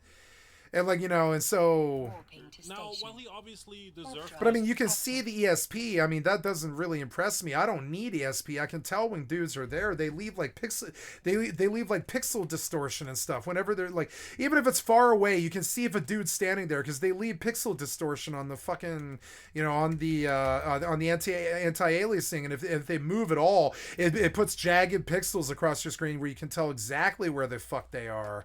So I don't know why you guys ever needed ESP. I mean, you need ESP when you're trying to wall peek hack and do crappy pre-fires and stuff and crappy like fucking twitchy shooters. But you don't need ESP. You've never needed it. Aimbot you kind of do need if you want to be the best in the world, but you don't need ESP, you know? Like, you don't need aimbot to be the best in the world, but you probably need to train with it to understand. I imagine even Ninja probably like bought a laptop and experimented with aimbot with his wife and stuff, just trying to see what he was up against. And he can't because he's always had like, you know, 3,000 people on his channel. He can't do shit like that. But I guarantee you probably bought a laptop and fucked around with aimbot so he understands what it is he's up against. I would do the same if I wasn't terrified of getting caught doing that, you know? But I'm terrified of getting caught doing that. So I don't ever mess with aimbot. I've never done it. I have no idea what it's like or what it's like to fire it or anything at all. But I know impossible shots when they're being fired, and I know when somebody's there. I don't need ESP. What was unfortunate is now you might miss them if they're far away and they're peeking out from a little peak and they're like a little pixel popping out. You might miss them very easily, and it happens all the time. But I mean, like, you don't need the ESP if you are not a lazy person. You can pretty much tell where people are by listening at your headphones or like watching your screen and looking for pixels. And so I've always thought of these weird cheaters as lazy. I think the whole thing has to do with being lazy. I think they want to clock 15-hour days like me, but they don't want to do the hard work. And I always thought I might actually do better than them doing this, you know, because I put in the goddamn 14 hours of solid labor every single fucking day. Sure, I abuse Bang energy drinks to do it, but I mean, I put in the solid 14 hours every single fucking day. The extent of my cheating is VATS in Fallout 76. That's about as lazy as I get. VATS in 76. I love VATS, but it took me years, fucking years, 12 years to accept VATS in a way where I would actually use it. I used to just unbind the key. I consider VATS for bads. But then I understood finally that, yeah, that VATS is really good for a lazy tool for people who play the game too much. Because it's just like, you know, aiming requires so much focus and attention all the time. It frazzles you. It stresses you out. And you have to be in this like flow state that I would say is basically akin to riding a motorcycle. You have to be ready to respond to pixels moving very quickly, and you're just going to start trying to fire your aim fire at that pixel movement and all that. And it stresses you out like that all day. So I got used to using VATS, and now I've trained my brain. I've trained my brain to understand what shots don't require work and what do. And the shots that do require work, like trying to land a fat boy on a target that's, you know, 75 meters away or something behind a box, I just VATS those things. Because, you know, and I'm sure, I'm fucking sure that is what the pro cheaters do that sit in the fucking in the championships and stuff. I'm sure that they just view it as a way to cut the amount of work that they have to do to be successful. But honestly, I'm one of the things that I've always felt about this. I'm going to turn off the TTS because it seems like they talk every single time that I talk. It's so annoying. Where I'm going with this is you still have to do the work, and these tools can give you like an advantage in that you don't have to aim anymore. You could just hold down the button with the script and it's going to aim and fire for you and hit your target and stuff. Like VATS, I would say it's no different from VATS. VATS and aimbot I think are the exact same thing. If you can like conceptualize VATS, you can conceptualize aimbot. And one of the reasons Fallout was so good is it was giving aimbot to the one of the reasons Fallout survived is it gave aimbot to all the shooter kids. So they all bought Fallout when they realized that it had aimbot, you know. and that's okay, but and I like aimbot, but I would like to see a future where, or I don't like aimbot, excuse me, I like VATS, but I would like to see a future where maybe VATS doesn't necessarily give you 100% or whatever, but it is accurate. The VATS is inaccurate in Fallout, really inaccurate. I miss 96% shots like 9/10 of the time or something, because the system's not good. But eventually they'll make the system good in an engine that isn't shitty like the Creation engine, and they're gonna bring VATS to everybody. And eventually, I think the future, believe it or not, is VATS. I think the future is VATS. I think in order to combat the cheating, they'll have to give cheating to everybody. That Titan as a whole. Laziness is something that goes hand in hand with video games, believe it or not. It's like a entertainment art that has to do with laziness, is sitting there and having computers do the work for you. For instance, the only difference between World of Warcraft and Dungeons and Dragons is pretty much the pretty graphics. That's it. Otherwise, it plays out pretty much the exact same way a Dungeons and Dragons game would, just much faster as computers play all the terms for you. There is no difference between Dungeons and Dragons and World of Warcraft. Not at all. So how do we combat the cheating? We just give VATS to everybody, and we assume that the skill should have to do with game sense. If you play like if you play like Bruce Lee. Shit, I had fucking evasion by mistake, and now I've got to wait to go into the monument. It's fucking so annoying. If you're Bruce Lee or Jet Li, and you can respond to anything quickly, I want to respect people's game sense. I don't want to respect their headshots. I don't think it has a lot to do with skill. To me, headshots is how good you can basically be a hole puncher. All headshots is punching a hole on a pixel gap so that you hit their head. And I don't actually consider punching holes having anything to do with skill, believe it or not. I don't give him credit for triple beaming me. I mean, I do, because I'm like, oh, well, he did it in the heat of moment when I was pressing him really hard, and he still triple beamed me and wasted me. Triple beam scaled me, and that's okay, and that's okay. And you give the respect when it's due. But, like, honestly, I still think that game sense is actually what makes you a good player, and strategy and movement. So my idea would be to introduce VATS to like, Fortnite, and a lot of players are going to rebel against this because they respect the skill level of pegging the headshots while you're under duress and stress and stuff.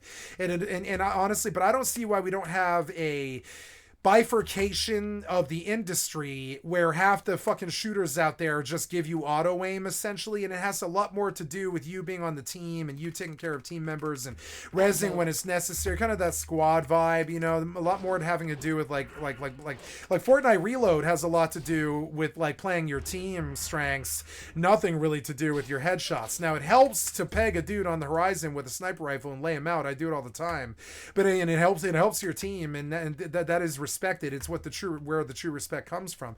But I honestly don't know why somebody stepping to the scene their first day at the age of 13 years old can't compete on the same level when it comes to the technical stuff as Ninja through the game keybinds themselves. And they call this auto aim, but I'm not talking about auto aim. I'm talking about full blown like aim assistance, where your game sense is so let's say you're weak at headshots. Some players are going to be extremely strong at headshots and weak about game sense. It is very rare to get both of them, and then you get Ninja, right? So or Cypher PK or one of them, and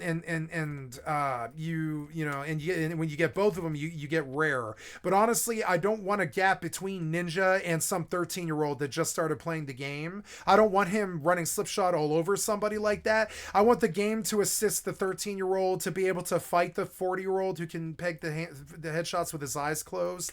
I don't want a disparity when it comes to the skill in online game shooters. It's kind of weird. I want the more shooter aspects of it to be observed more, and like squad mechanics observed more, kind of like Fortnite Reload is a really good example of this, where really you have to observe the team mechanics almost more than you do the headshots, because if you don't help your team, you can't, statistically, if one of your teammates dies because you didn't play the team game, you're now in a 75% game against a 100% team because it's a 3v4. And that's 75% of 4s. So 3 of 4 is 75%, or 3/4 or whatever. And this is the same is true of the game. Like if you're down a member because you didn't play the squad team game, which is what I think is at the core of multiplayer, squad Fortnite and multiplayer squad fucking Counter-Strike and all this other shit, is in Valorant especially. Valorant is really especially like this. You have to worry about the team.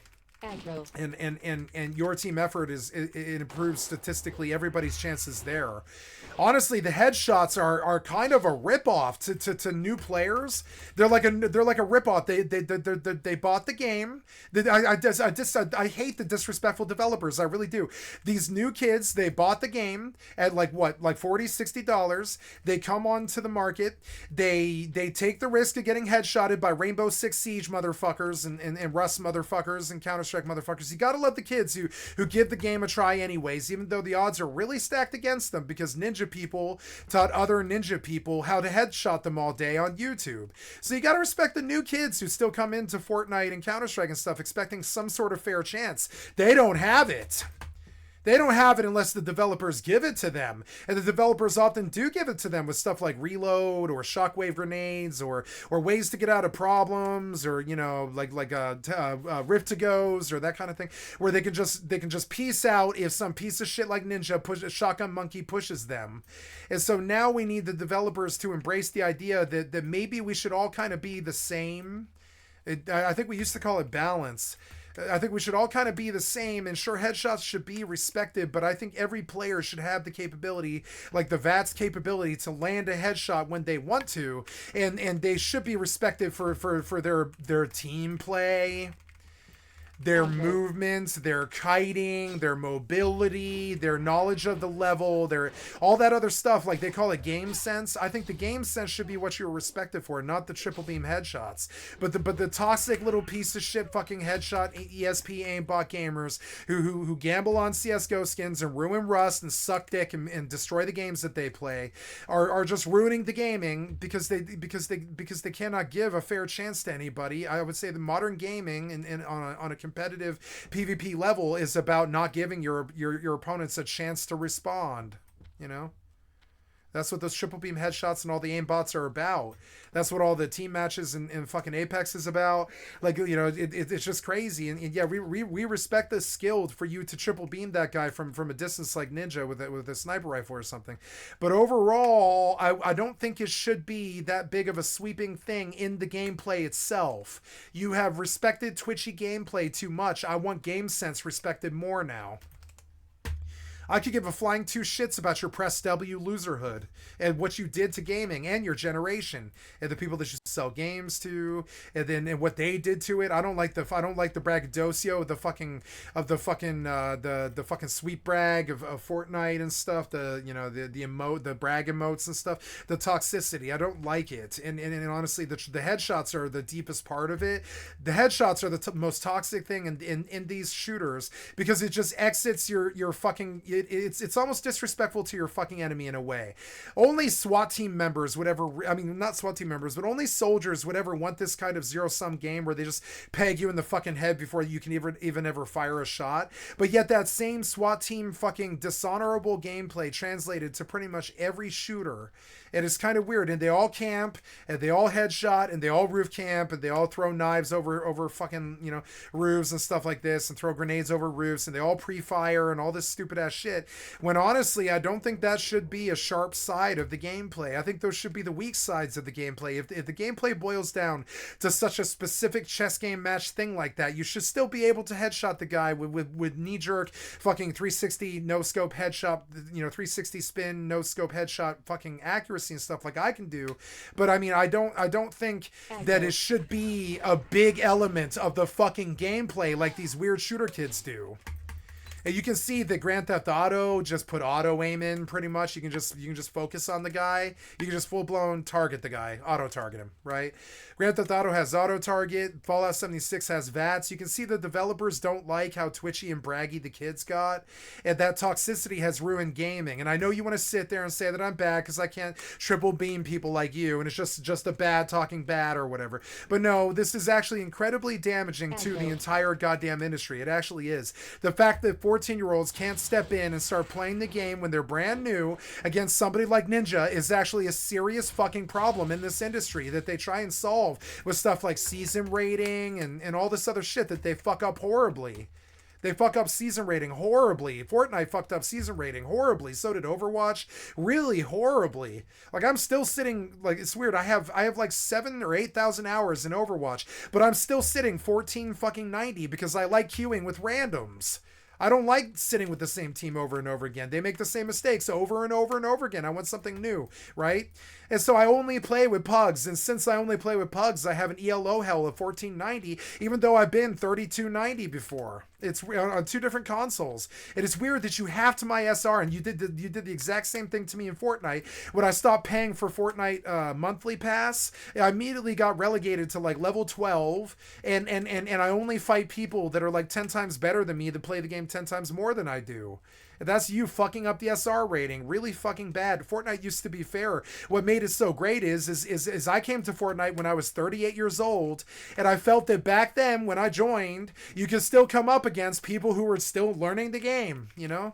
And you weren't swaying the SR since 2018 or some shit. For 6 years you've been doing that now, and it's horrible. It's fucking horrible. It ruined online gaming. It killed esports, and it's fucking horrible. The beautiful thing about esports was that anybody could do it. My mother can do esports. You can do, you know, I'll do your mother, but you know, my mother will do esports if she wants. Like, anybody can do esports if they want. Anybody. That's what was so good about it. It's what made fucking Ninja famous and all this. Is what was so good about esports is even quadriplegic people can actually dominate esports if they fucking put their fucking minds to it. Anybody could do it. Anybody. And so you can play Fortnite on a competitive level with a Rock Band controller. You can. People do it all the time. You can beat Dark Souls with a Rockstar controller. People do it all the time. You can actually do that. And so this thing about I triple beamed you and I exited you out of this fucking engagement, so you can't actually give me a fair fight or anything like that. I triple beamed you and you're dead now. It's over in a millisecond. How fucking fun is that? It was disrespectful for me. It was boring for you. It wasn't boring for you, but it'll never be the same thrill as when you got the headshot back when you were learning. You know, now you've been doing headshots for 20 years, so it's just not entertaining for you to get headshots anymore, like it isn't entertaining for me. It's just not entertaining. It's just a fact of life now. It's boring, right? Because you made it so twitchy that it doesn't mean anything. And so now I'm like talking about maybe we need a Fortnite with turn-based or something like that, where yeah, you can do these crazy epic fucking Fortnite matches with rocket launchers and rift-to-goes and stuff, but every time that somebody actually focuses you on, like, with their cursor and shit, the game pauses and slows down. I could see a game in the future doing really good like this, and it slows down like Valkyrie profile or whatever, and it plays out like a fucking turn-based thing where your skill has nothing to do with it. You have to play the game like a good shooter, and you have to get cover or he kills you instantly. And and it should slow down, because this shit about triple beaming somebody inside of a millisecond is disrespectful. That's not how real life is. That's not how good combat is. That's not how, like, anything is. It's just this weird video game reality where you die instantly in a one shot, or your enemy is bullet sponge or something. It's fucking stupid. Or they have 250 armor, you've got 30 health or something. It's so stupid. It's this weird disparity thing that has nothing to do. It has to do with they have the advantage, you don't. You know, it has nothing to do with skill. They have the advantage, you don't, or whatever. Or they've been headshotting longer than you, so they headshot you first. It has little to do with an actual, like, it's not chess that we're talking about. We're talking about checkers. You know. It doesn't have the depth of chess. It is the depth of checkers. It is not like, you know, it is not skill based, this stuff. And I don't know how to fix all of it, but I know that aimbot is not good, and I know that aim assist is not good, but they need some version of like that's in the game system that just sort of like helps prompt you when you should shoot at somebody, even if you've never played a shooter before. And I believe the same person should be able to step to Fortnite day one as somebody like Ninja and still kill kill him through the game's controller. And, you know, I do believe this. I think they should be able to have a chance of killing Ninja. I don't think you should always triple dome 23 people in a fucking row. It makes the games fucking worthless. And I think he would say the same too if he were to ask himself deep down inside. He loves the gameplay and he's good at it. He's like one of the best in the world and stuff. But I think if you were to ask him how he feels about fucking stomping in 27 people every time he joins a match and how unfair that is for them, he would say that, yeah, it's kind of a shit game. It's kind of a shit game. They have no chance. They just don't have the skill. They don't have the same. They are just not on the same level. So I steamroll them. I always do. It's a matter of pride for me. I guarantee it. He would say it almost verbatim like this. It's a matter of pride for me to steamroll them. So I always do. You know, I always do. Even the ones that I feel that it might even be better than me, I still steamroll them because I feel that, you know, and I'm not talking about me personally. I'm talking about him, like how he would probably say it, right? Because it doesn't matter what fight they give anymore. The game's so disrespectful to your fucking opponent that you're just exited out of the engagement inside of 3 seconds or something. You don't have a say in it if you didn't headshot him before he headshot you. And honestly, that's basically like you turned a game of Russian roulette into modern shooters. It's not fun at all. You need to bring the tactical tactician feel of like, you know, original Fortnite, like classic Fortnite or classic 1.6 Counter-Strike or something. You need to bring those feels back where you actually do have to walk a bit to go reach your target and stuff like that. You don't just jump to your target or whatever. You don't have a sniper rifle all the time. If you do, maybe it's a scout and not an op, you know, that kind of thing. From DreamHack Winter 2014, alongside another team that actually had a pro player caught cheating that was also suspended. And that's kind of how Cooley's career phased out and ended. I don't really feel bad for And so these people feel like they need to cheat. They don't. They don't need to cheat. If they were to just dedicate and not be fucking lazy and not pursue a career rather than be... God damn it. God damn Google, Microsoft is and fucking Chrome are so goddamn incompetent. And the suspension from Titan. What was unfortunate is that Titan as a whole fucking so dumb. So yeah, and I lost my train of thought because you suck so much dick at design. You can't even let me pause a video or anything. It's so stupid. You suck so bad at design. How did you get so bad at software design? You make so much money. I'm sorry, but it's true. How did you get so bad at this? You make so much money. Aggro. My mother would say the same thing. She's been dealing with Microsoft all of her life, since the fucking 80s. How did you make this so bad? You have so much money, pay somebody to make it good. What the fuck's your problem? You took that money to Jeffrey's plane, huh? Instead of fixing your fucking Microsoft, you fucking took your money to Jeffrey's plane and then did an NDA to get out of it. That's why Microsoft sucks. DreamHack Winter 2014, alongside another team that actually had a pro player caught cheating that was also suspended. And that's kind of how Cooley's career phased out and ended. Yep. In my experience, I would like to... Oh my god, please stop fucking up! Please stop fucking up the goddamn videos. You are so goddamn bad. Your front end for YouTube is so fucking worthless. Please get me back to the video I'm fucking watching. I'm pausing the video. You sent me flying across 5 goddamn videos. Where are we now? Where are we now? You are so goddamn bad at this. Fix your fucking front end, you worthless piece of shit software developers. It's the same argument across every fucking front. Software developers fucking us in the ass. God damn it, man. Get on the right video. Jesus Christ, how many videos did you just take me through? Because of what? The mouse 4 button? You worthless piece of shit developer. Unhardcode the goddamn mouse 4, mouse 5, back forward fucking thing in fucking Chrome. Get it out of it. It's the worst thing. My mother would complain. She's been dealing with it for 30 years. Get the back forward thing the fuck out of goddamn Chrome. What the fuck's wrong with you, you worthless piece of shit developer? I want to sock you in your fucking face! You know how many times a day your back forward button problem fucks me? Jesus Christ, fix it, you worthless piece of shit software fucking despot cocksuckers. Fucking fix it. It's been hard-coded for 17 years. Fucking fix it, you worthless piece of shit. Make an option in settings to turn it off, you worthless piece of shit developers. You can't. You hard-coded it 17 years and you don't know. You don't know how to turn off back and forward on Chrome. You don't know how. You can't even add it to the settings because you're that bad at hard-coded settings from 17 years ago. Much less the Chrome that you're making today. Aggro. Jesus Christ. Fucking software developers fucking me and passing the cost of business onto the goddamn consumer, so much so that I want to take $1 out of their hide for every time they've done it to me, and it'll be billions.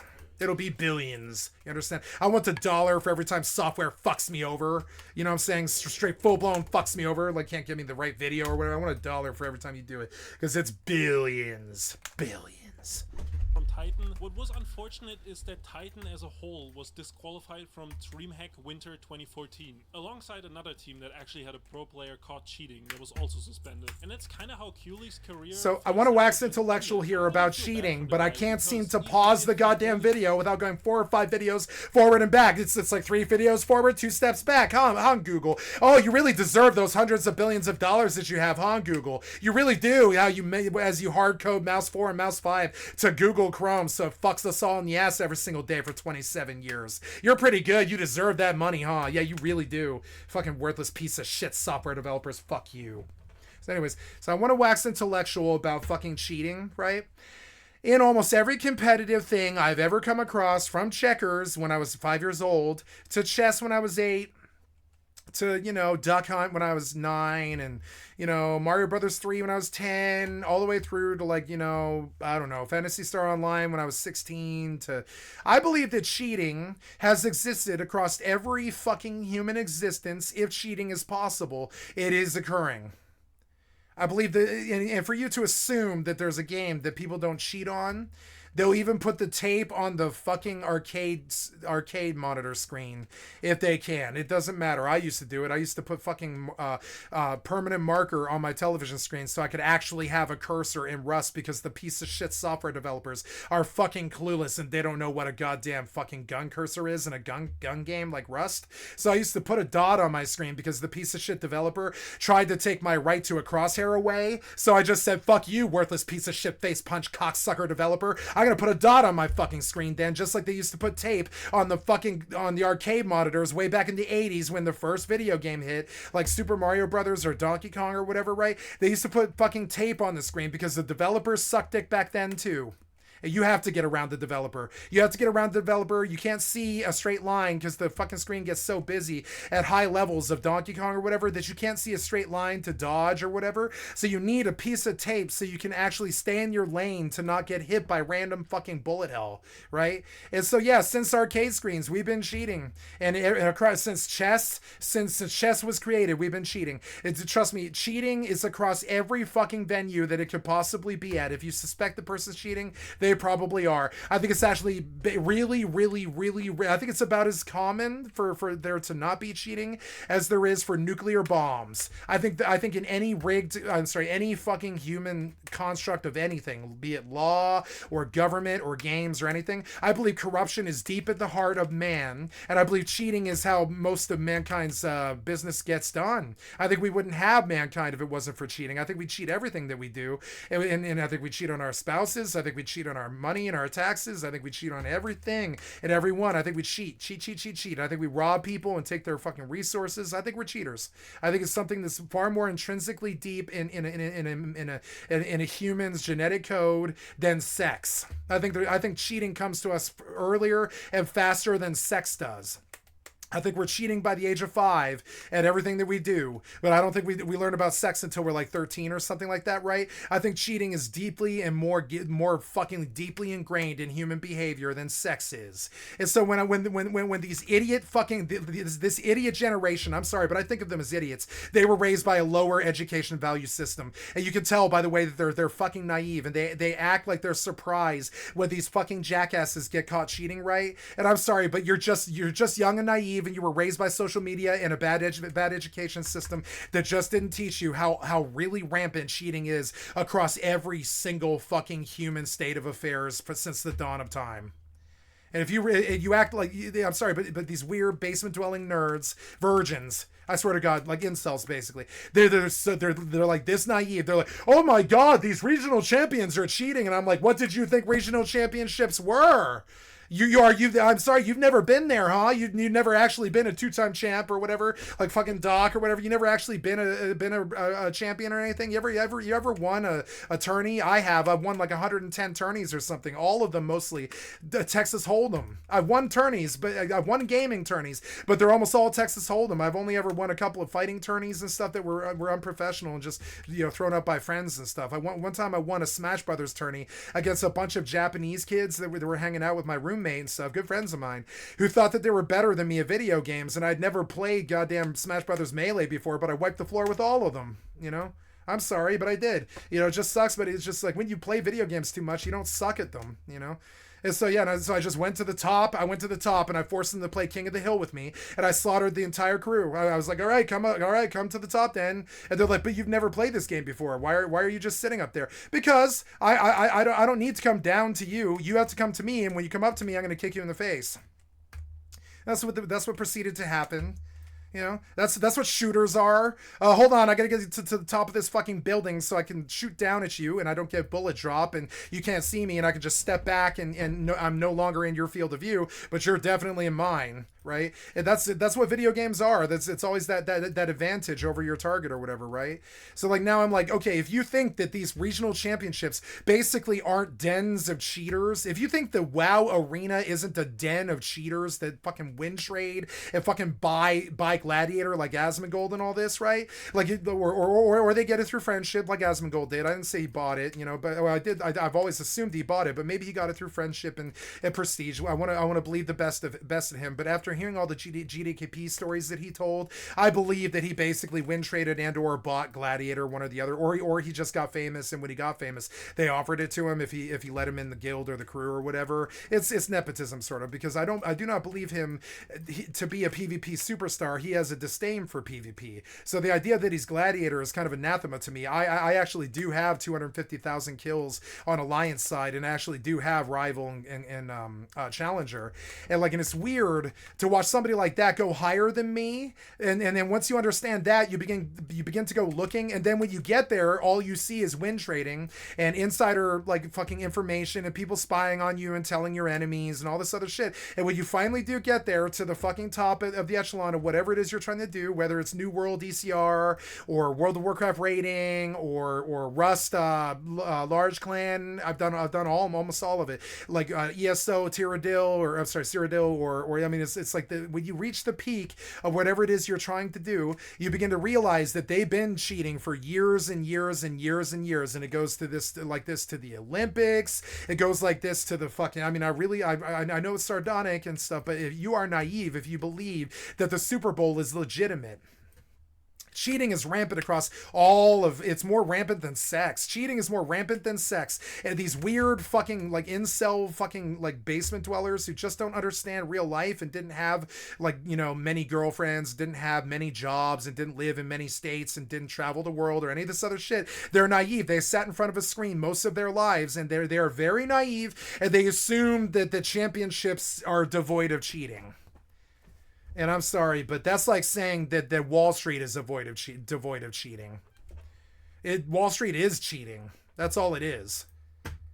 It's just insider trading. That's all it is. It's the man who owns the company dealing with the other man who owns another company, and the insider trades that they do to sway the fucking value of the company in the public's view, to say that it's more than it's worth so they can sell it for more than it's worth. That's what the stock exchange is. It's cheating.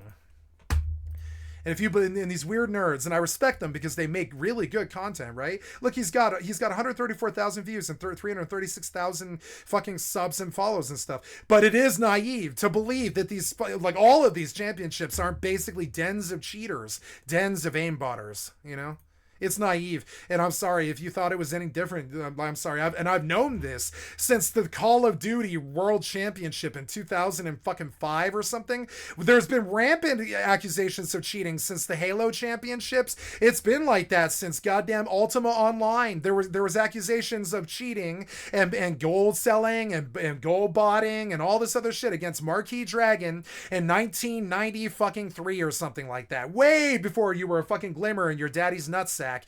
Like the fucking Marquis Dragon was cheating on Ultima Online. And if you think that cheating isn't more common than sex, you're fucking naive, and I don't really respect you. I'm sorry, and I don't really respect these kids as they're like gobsmacked. They're like, what do you mean Clara wasn't a cheater or whatever? It's like, no, man, it's a fucking world championship. It's the most fixed, rigged thing in goddamn humans' history. It's the most rigged thing. The Super Bowl is the most rigged thing in mankind's history. The fucking Olympics is the most rigged thing. The World Cup is the most rigged thing in the fucking history of mankind. All these championships, Fortnite championships, all that stuff. It's all win trading and Discord chats and spying and buying and boosting and selling. If you think that there's any legitimacy to the people that you look up to in the competitive scene, you are a naive moron like the rest of the young generations. They just want to believe that there's something good in the mankind soul. I love that aspiration. But it is naive. No, there's nothing truly good in mankind's soul. Not really, besides love. That's it. Nothing really good there. Mostly war, mostly cheating, mostly screwing people over, raiding, stealing resources and stuff. That's actual humanity. Not this like fucking weird incel basement dweller idea that these people are pure and that the championships don't have cheaters and stuff. I'm sorry, but... And I know I'm a cynic, but once you've actually been there up to the fucking top echelons as rival and watched the fucking win trading and all the gambling and all the sports gamblers trying to sway it, all the bullshit, once you've actually been there, you'll understand. If you've never been a champion, you wouldn't know, you know, you wouldn't know, you just wouldn't know. You never won. Like I have seriously won like 85 goddamn fucking Texas Hold'em tourneys. And every single time it was like an $85 bar tab and a pool stick. And I won a bunch of them because I don't really get fooled by cheaters, you know?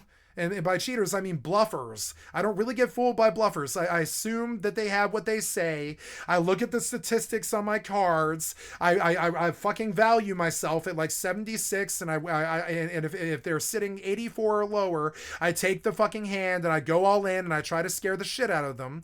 If it's greater than a 12% difference in the fucking hands, I don't fuck with it and I fold and I give them whatever money I've given them. I don't even care if that's 3/4 of my money. I still do it. And that's how I won so many goddamn tournaments. Ask my friends. I had a fucking closet full of pool cues that I won at the table stakes tourneys. You know, I did. I had like goddamn. I gave away like 35 of them, and I kept like 35 of them. I had like 70 fucking pool sticks or something. I was giving them away. $100 pool sticks, nice pool sticks. You know. Because I have actually been at the top echelons of something before. I've actually been there at the top of the WoW raid scene. I have gone to Rival and seen the win trading and the same 10 teams over and over and over and over and over again for a year. The same 10 teams. It's so stupid. Being at the top, trying to shoot for Gladiator, it's the same 10 to 20 teams over and over and over again. It's the same RLM, same Druid Rogue Priest, same fucking Paladin, same TSG, same fucking RPM, same fucking RPM, same fucking RPM, same RPM. Same RPM, they won the World Arena tourney, right? And once you've actually been there, you would understand. Maybe you've been competitive on CSGO 2 or some shit, but understand. Cheating is rampant, and it's disgusting, and it's more common than sex. And if you don't know that, you're a fucking idiot. And these kids acting gobsmacked by these people cheating in regional championships is like so naive, it's sickening to me. Now I'm repeating myself, and I'm going to get off it. And it is within human nature to only be sorry after you get caught, I guess. Yep. Also, after Titan got disqualified from Dream Hack, well, I didn't get caught, so who cares? They never really recovered as an organization, and they lost a bunch of sponsors for the next year, and in 2016, they would actually end up shutting down. Fucking cheaters. They They fucking ruin everything they touch. They're king shitters. They're everything they touch. They're like they're opposite of King Midas. Everything they touch, the games, the friendships, the discords, the fucking the tourneys, the arenas, the fucking championships. Everything cheaters touch turned to shit. They're the worst king shitters in the entire goddamn community. Fuck them. It is entirely unnecessary. You can be ninja if you try. You're just not ninja. You never were.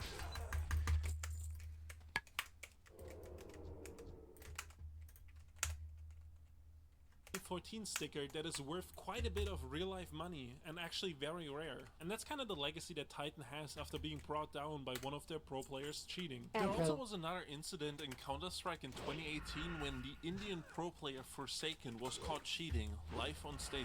You can see in the video how the They all look like cheaters to me. They all look like cheaters to me. They fit the goddamn profile. They look like people. Why can't you fucking keep the video? Please keep the video. All I did was pause it. All I did was pause it. All I did was pause the video. You must not fucking do this stupid ass shit that you do. You must not do that anymore. You must not fucking do backwards, forwards, hard coding. You're fucking worthless, Google. I hope your fucking stock ticker dies. Because of the hard-coded mouse 4 and mouse 5 thing. I hope that Google full-blown goes tits up and gets taken over by 7 other companies and shit. I hope Google goes tits up. Want to know why? You have crossed me with your mouse 4 and mouse 5 hard-coded goddamn incompetence for 20 years, and now I don't believe in you as a company, and I hope somebody kills you. Fuck you, Google. You've erased so many of my goddamn, so much of my work every single day. You back and forward on videos all goddamn day. I can't stand it. It's the worst thing in the history of computation. This backwards forward thing on Google Chrome, it is the highest, most incompetent, it is the most incompetent thing that any human has ever managed to do, any humans have ever managed to do. The hard-coded mouse 4, mouse 5 back thing on all browsers and all stupid ass Windows things. That is one of the worst decisions I've ever fucking seen ever. And it steals billions of hours of work every single day. I think it's actually one of the major things wrong with humanity is the backwards forwards thing on mice. Like I'm convinced that it destroys hundreds of thousands of mankind's of hours of mankind's labor every single day. The mouse 4, mouse 5 hard coded thing is literally goddamn the worst thing in the history of computation. And it is an indicative of a higher level of incompetence that should kill Google. I believe their stock price should be 0 right now today. It's an indicative of a higher level of incompetence that inspires 0. It should kill their stock price. It literally should. The mouse 4, mouse 5 thing should kill their stock price. You could wheel it up into a courtroom or a room full of investors and show them why Google isn't worth a single dollar anymore. You easily could. I could do it. Aggro.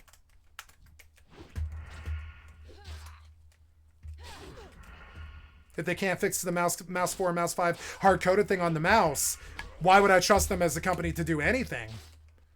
I mean, if they can't even get a keybind right, just like these developers, if they can't even get a keybind right, why would I trust them to do Space Marine 2? If you can't get a keybind right, why would I trust you with Space Marine 2? I think you mishandled Warhammer. If you can't get a keybind right, how could you possibly get Warhammer right? Fucking piece of shit, worthless developers. What's that company? I don't know. I'm not going to learn their name because they're worthless. Rare. And that's kind of the legacy that Titan has after being brought down by one of their pro players cheating. There also was another incident in Counter-Strike in 2018 when the Indian pro player Forsaken was caught cheating live on stage. Please do not move this video. Please. I'm just trying to click on it. That's all. See in the video fucking worthless piece of shit bag coders running Google into the fucking ground. Piece of shit fucking terrible ass fucking coders and developers with no fucking clue. I heard you guys had like $4 billion. Can't you pay a market survey to tell you that Chrome is basically worthless? You know, can't you like maybe poll some nerds and find out how really truly bad Chrome actually is? To delete something and the judge stops him. Following this, the guy received a 5-year ban from all events and obviously was dropped by his team and also went on to retire, so it's very unlikely he'll ever come back. Now a lot of you probably already have watched Carl Jobst. He's kind of I love Carl national Jobst. treasure in the speedrunning community, making all sorts of great content. And while a lot of times many of Carl's videos are diving into scandals of cheating that are currently happening or that are relatively new, every once in a while he'll dive back into an older story, and earlier this year he looked into a topic that completely surprised me. And we're Thank you for about rescuing the me. Syndicate We must faked leave quickly Black Ops before they Zombies discover world that I am record. free. I'm gonna go ahead and throw this Please out escort here. me to Camp Most people Aparaje. watching this video From there, I know my probably way. don't My father, remember Makaba back Flatov, in the will day be when Black desperate Ops to know 1 that I am first safe. released. Syndicate was releasing his Zombies video series where he would just play at a skill level unlike anything that most people were capable Yeah, because he doesn't have the cursor on the targets. He's entirely aimbot. You can see it day one. You can see it minute one. I don't understand how these guys get away with this shit. You're just bad at video games, I guess? Look at this shit. Like, it's so clear that he's aimbot. The cursor is not on the target. The cursor at no point is on this target. Do you see it? At no point did that cursor reach the target. And that's not because he's pre-firing where he's going to be. It's because he's full-blown fucking aimbot. And you can see it from a mile away. And I've never used an aimbot and I can still see it. It's goddamn clear as day. Thank you for rescuing me. How you missed this is quickly before they beyond me. I don't know, man. Please escort me to Camp Aparaje. From there, I know my way. My father, Makaba Flathoof, will be desperate to know that I am safe.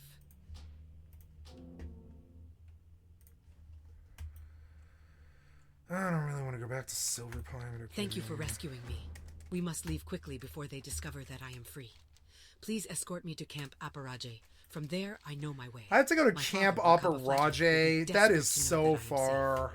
God damn it. Couldn't you not do escort quests? You're so bad at them. Aggro.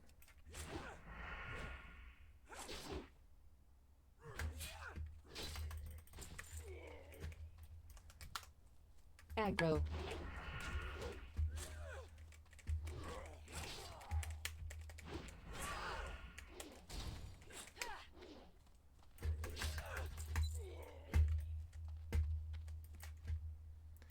Oh, how I really loathe escort quests.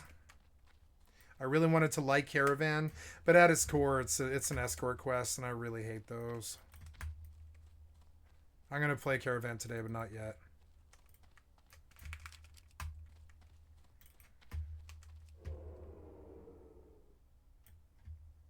Aggro.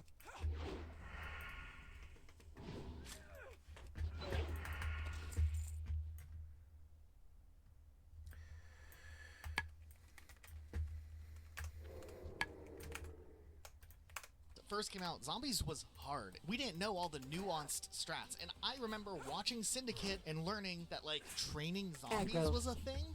What? I was a huge Call of Duty World at War Zombies fan, but back in 'cause you're bad. day, when you were playing zombies, you would 'cause you're bad.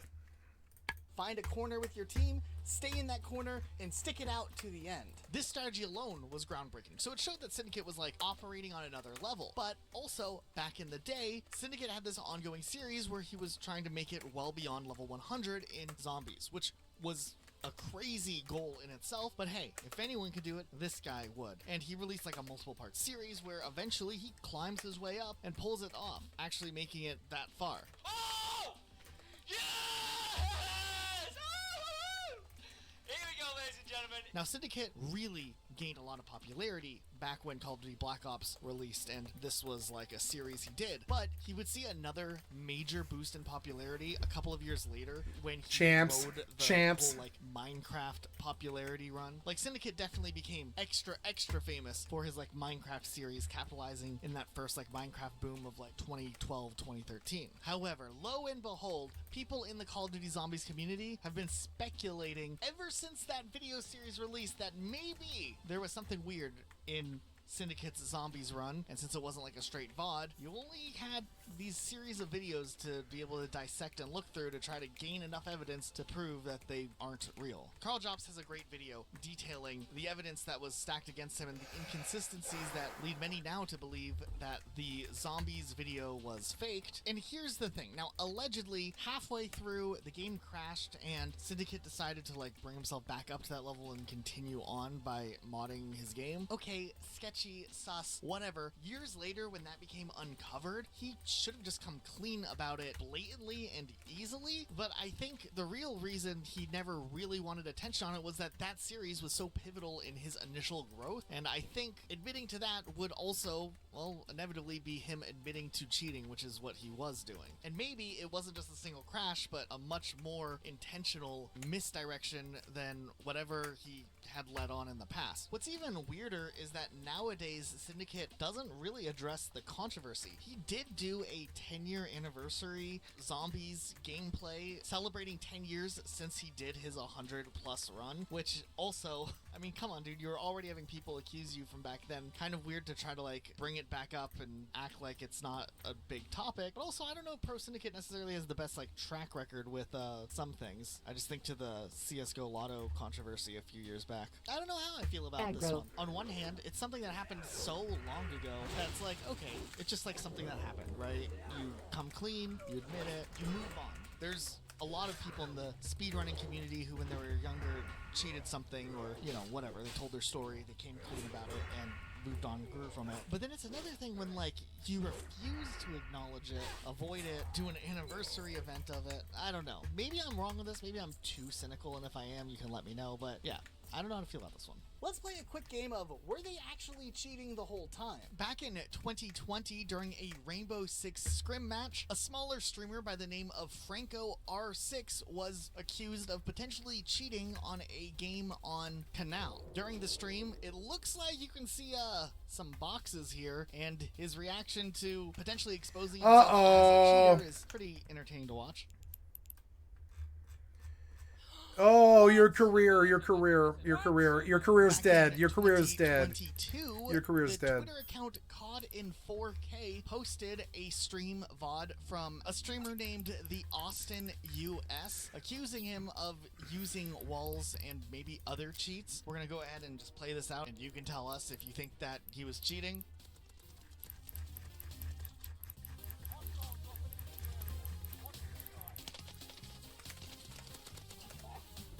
After this tweet went out, the VODs were deleted, and eventually the entire Twitch account would be deleted as well. There's this infamous clip of a Valorant player, Solista, getting banned on stream, and this person was already, like, a little bit sus because people were paying attention to the gameplay. He would, like, wiggle his mouse around and wouldn't shoot when he was getting some crazy kills. He later would update his Twitter bio to claim that he uses the spacebar to shoot, like he had remapped it to the spacebar, which is wild gameplay in itself. Yeah, right. Do you guys think he was cheating? No, he didn't.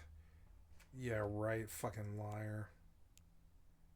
I had a friend who was like, you should use the numpad to play Rogue because it has far more buttons that are easier to reach. And I was like, you are correct, but nobody plays with numpad, you fucking idiot.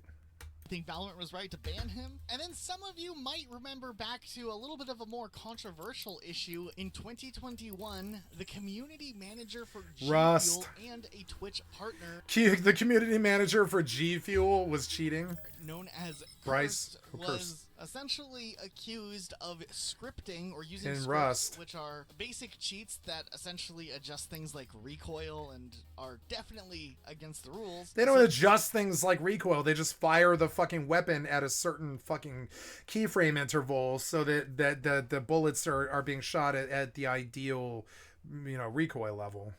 And it's not scripting. It's just auto hotkey. It's like literally auto fire. Like, remember those old video game controllers that had turbo fire? That's all auto hotkey is.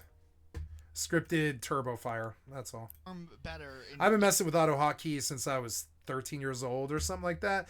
But I don't like auto hotkey and I don't use it. I use Logitech and a mouse, right?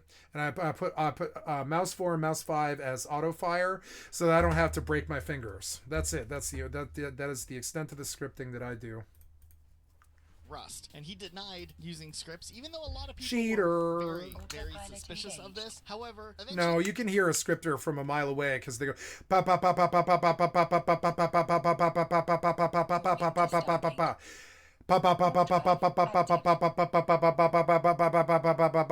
it's never like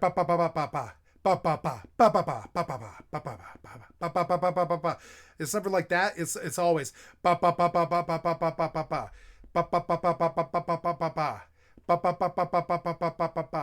never it's always that steady, and that's it. You can peg scripter. I had a scripter teammate for who was such a jackass kind of because he thought I was ignorant of it. I had a scripter teammate on my clan who I didn't want to out because he was a good friend of mine and stuff, but I could spot the script every time he goddamn fired. You could hear it. It was so fucking obvious. And one of the reasons that it was so easy to leave that clan was how stupid they all thought I was. how ignorant they all thought I was. It's just like, I'm sorry, but there's a catfish here. There's a scripter here. There's a hacker here. There's a guy who changes his name. There's a guy who has caught VAC bans on other accounts and stuff. They're, you know, like, and they thought I was stupid and ignorant. I knew all the sins of all my brothers. I'm not stupid. I'm the Devil's Cabana boy. I know all the stupid shit they were doing. Can't hide from me. After enough. I don't care. The difference is, as long as you don't put me at risk with a VAC ban, with a currently VAC banned account, I don't care what you do. I don't care what you do. As long as it doesn't affect me, you know, we're fine.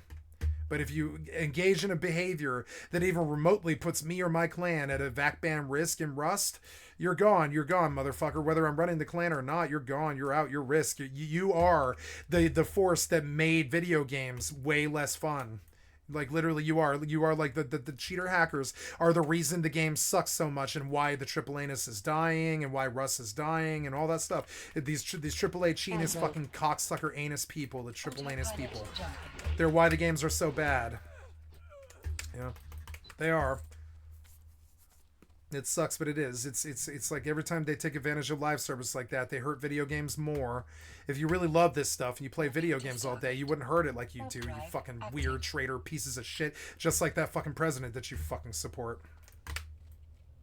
Started to be gathered, he was pretty much caught cheating live on Rust, and he would eventually move forward and confess to the fact that he Why would you cheat in Rust? You die and you spawn in a bed. What is there to cheat for? There's nothing. There's no reason to cheat. There's no reason to cheat. I know you're scared they're going to take your 3-week base, but I mean, that you work 3 weeks on for 12 hours a day or whatever. So you're cheating to try to aimbot them while they're raiding or whatever. But like, no, or you're scripting or whatever. But no, the game isn't even that important. Within a month, all of that will be gone. The game resets, all of it. The fucking game wipes within a week to 2 weeks to a month. And if you think that it was ever worth cheating for, is just beyond me. It was just never. It was never worth that. You know, maybe if you're making real life money, I guess I could see justifying at least why you did it. But honestly, even then, what kind of real life money could you possibly be making off video game cheats if you're not the guy who's designing the cheats? I think you're spending money. Aggro.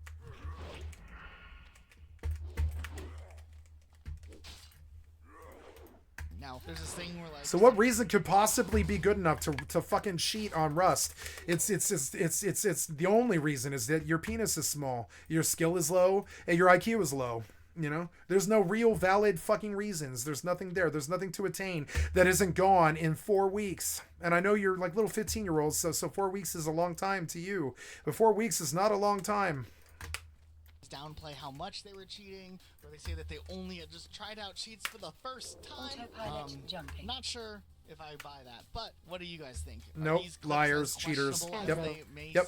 Oh yeah, I can see it. I can see the cheating. I can see it. YouTuber Bryce Spread that might be worth checking out. This next one comes out of Apex Legends, and it actually is a very recent one, only happening earlier on in 2024. And it's actually one of the weirdest cases of accidental cheating. Nope, it's one of those often happens all the time exposures of cheaters. Everybody cheats. Everybody lies. I mean, does this even count as accidental cheating? Compromised cheating? Let's back up a little. Look at me. I'm using the mouse 4, mouse 5 spam thing to play World of Warcraft right now. I have an auto hotkey rotation, essentially. I'm cheating. I would say it's essentially cheating. Look, it's not against the TOS, but it's essentially cheating. I have a sustained macro that I wrote that's Sinister Strike, Sinister Strike, Sinister Strike, Slice and Dice, Sinister Strike, Sinister Strike, Expose Armor, Sinister Strike, Sinister Strike, Sinister Strike, Sinister Strike, Sinister Strike, Eviscerate. It's the perfect fucking low-level combat rogue macro and all I do is I walk up and I hold down the mouse 4 key just like that jackass that was cheating in Rust, and my auto hotkey runs a rotation on it. I might have to kick that spell, which case it takes a button press, but nope, I'm holding down a key right now. I'm not doing anything at all. It looks like I'm doing something. Nope, Just holding down a key. That's it. And that's why I'm able to play this game. Otherwise, it's so brain dead, goddamn boring. If I wasn't allowed to do that, I would have left this game in 2015 permanently, like I did. I didn't come back to this game except for a couple of times on retail for expansion releases and hardcore. And now I'm back for hardcore in a real, verifiable way because I'm allowed to auto hot script how goddamn boring the fucking combat is compared to like Fortnite or Rust or even 76. 76 combat is something like 100 times better than WoW. It's just better. WoW is more time-based and kind of fun like that. It's more subtle and cool. But 76 is far more fun combat than WoW could ever be. And honestly, I hate to say it, but 76 has 4 times the size of the population because it's cross-console as opposed to WoW. 76 has 1.4 million players. WoW has 300,000. You know? All right, well, I mean, between retail and classic, it's a little bit more. It's like 1.1 or something like that. But still, like, seriously, like 76 is beating WoW because the combat's better. I know it is. Aggro. Why did I aggro? Oh, God. No, don't kill me. I shall gouge you, motherfucker.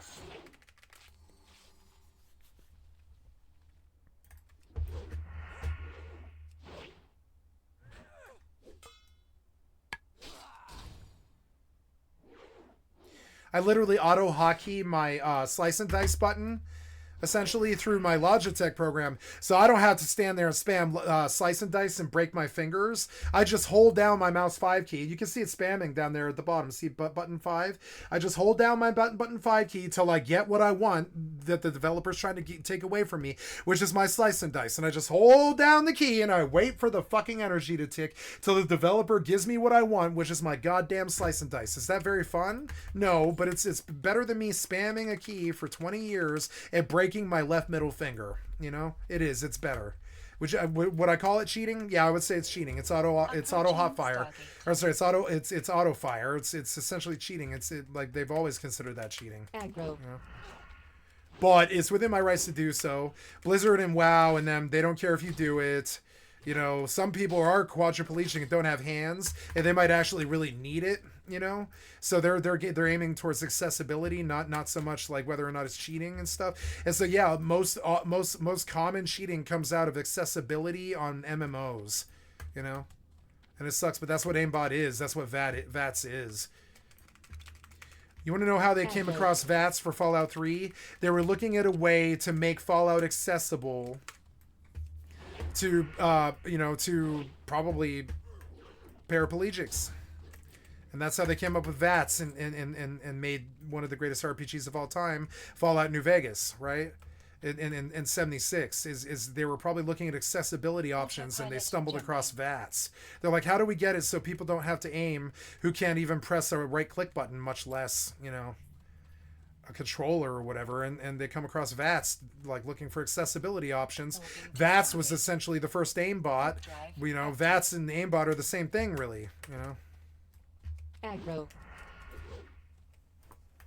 The North American ALGS regional finals for Apex Legends, there was some sort of hacking incident that allowed for a cheater with the name Destroyer to compromise the account of the players. Yeah, you destroy the games, all right. Yeah, you destroy the games. You fucking ruin them and make them way less fun to play. Thanks, you worthless piece of fucking cock-sucking shit. Born loser, skibbity toilet boiling up out of the fucking sewer. Piece of shit ruining the games. Fuck you. Goddamn king shitters. Were playing in the majors. It almost seemed like a fully random event, but during the third game of the day, a player known as Jen Burton was the target of one of the first hacking attacks. His account was randomly compromised, and all of a sudden he could see enemies through walls and had no control over his actual aim. The cheater was even like spamming stuff in the text. The stuff was pretty crazy here, and I'll be honest, an onlooker might look at this and be like, it's all smoke and mirrors and a couple of simple EXE hacks. That's all. He makes it look like he's a magician, but no, he's the Prestige. He's a hack. like, oh, the hacker dude just had his cheats revealed and accidentally streamed it, as we've seen stuff like this happen in the past, and he got caught, and then he's like reacting like he's getting hacked. And while I think that could have been a fair assessment for a casual onlooker, in Game 4, another player, Imperial Hull, ended up becoming a victim of a similar situation where his game was hijacked, but this time was given an aimbot. Yeah, shoot now.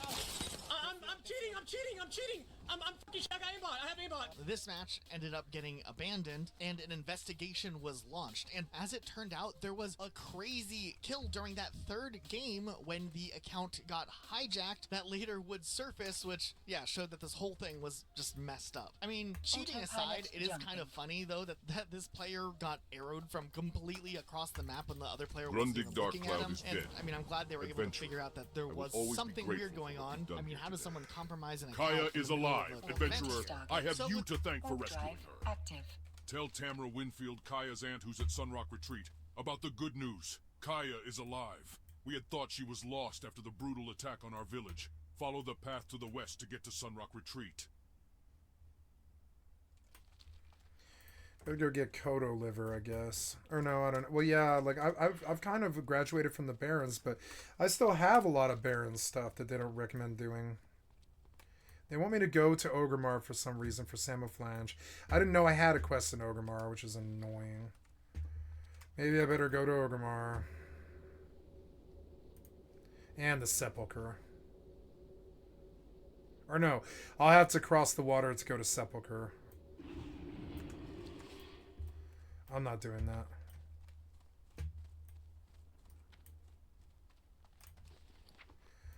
Oh, that's a lot of stuff.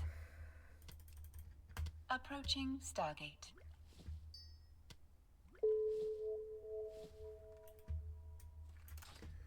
Oh. Nice.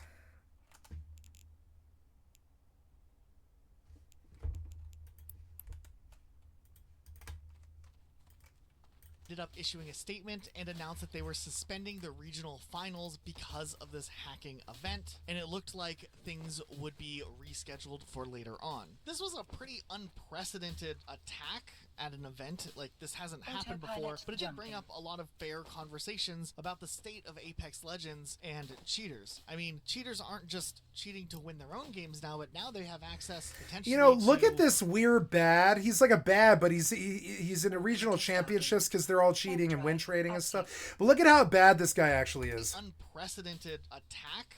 He doesn't ever aim at their heads, ever. Like, this hasn't happened before. It's like he's playing on a controller, maybe. It might be because he's playing on a controller, but notice that he doesn't ever aim at their heads. He's shooting them in the dicks almost entirely. Fair conversation. See it?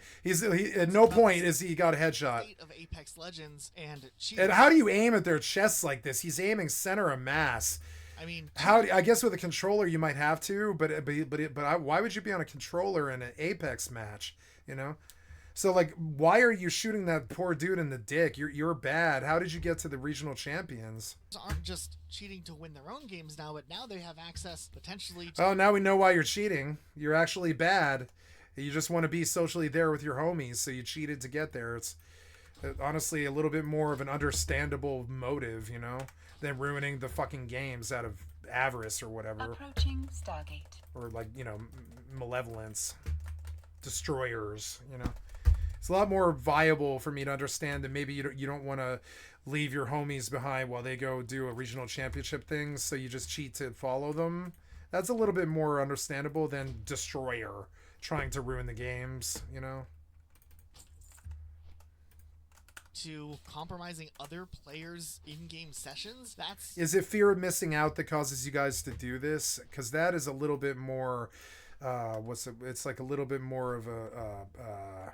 sympathetic reason. And happen easy anti-cheat, which handles the anti-cheat for Apex Legends specifically. Easily the worst anti-cheat in history.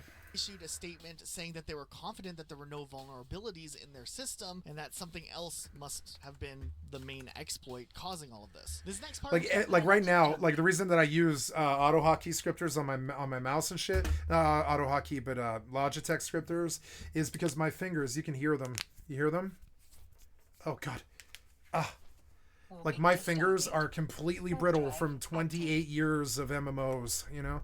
They're brittle. They're like I have good hands and I've got good fingers, and they are brittle. I can feel the calcium in my fingers. I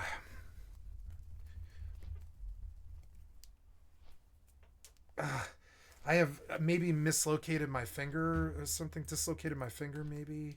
It hurts so bad.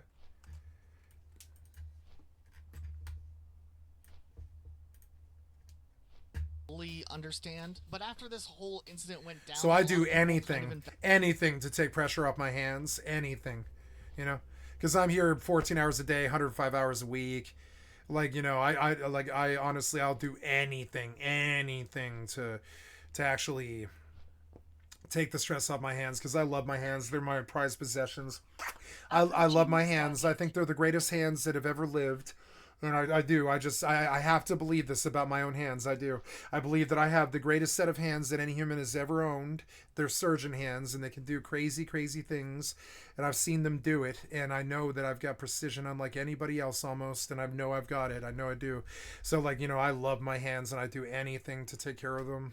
I've got a nasty scar on the back of my hand because I was unscrewing a jar with my hand inside, or essentially something out of a jar, I think, and I cut my hand pretty bad, but that's the only scar or any kind of damage I have on my hand besides a self-inflicted tattoo right there, and right here too, because my hands, I love them. They're like my wings through which I fly, you know, the whole world.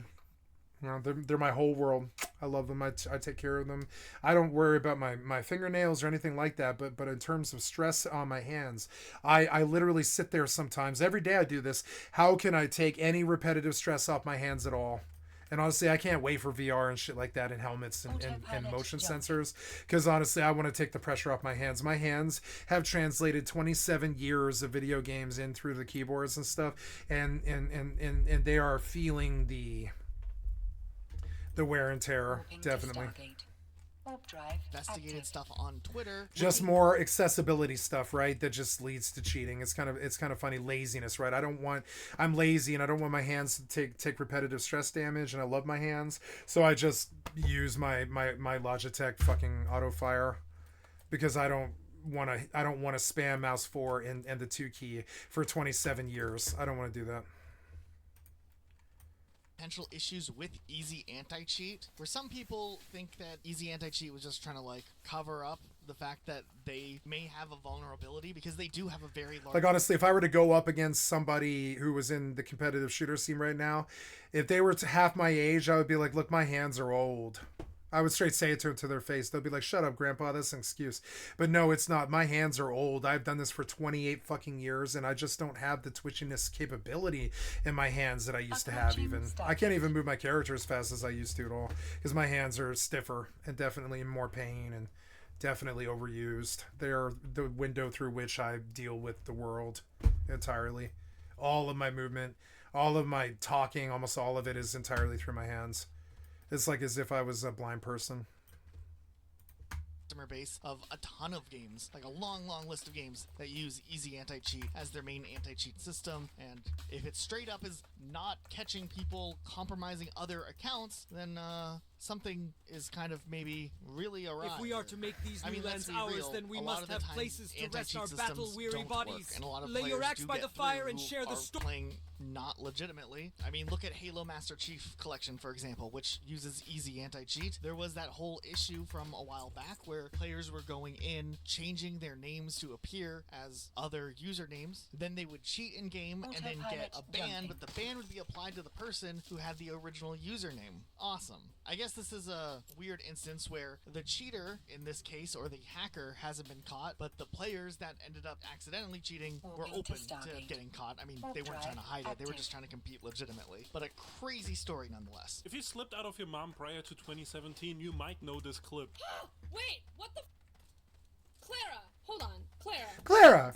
Let me just just message this girl. Clara, let me message this girl. Why is this on my computer right now? And well, this is the iconic Clara clip. And to break down real quick what's happening here, she's at the beginning of a CSGO game on Inferno. And you can see her opening the cheat menu and she turns on wall hacks. Then she plays the first round, not realizing she just exposed herself. But even with wall hacks, she sucks. And it just makes me question why she sucks. sucks. Turn on aimbot. I mean, she's yeah, just turn on aimbot. Well. Yeah. And then at the beginning of the second round, she opens her scoreboard and you can see all the ranks of all the players. Usually you're only able to see your rank and your friends' ranks, so she makes the excuse that this is some glitch that's happened to her and her friends a lot, before eventually leaving the match and then blaming Clara and talking about how she's gonna text her friend Clara, and Clara played on her computer, and Clara installed all these cheats, and Clara murdered her family. It is pretty funny that it takes her like over 2 minutes to realize she just exposed herself. And in German we have this word Schadenfreude, which means pleasure derived from someone else's misfortune. Sadness. And this clip kind of fills me with that, I don't know why. Nonetheless, there's a video of her immediately trading away all her skins, and she had some knives, I think, and stuff like that, so she did have some valuable stuff, and she just puts it on alt because she knows that vacation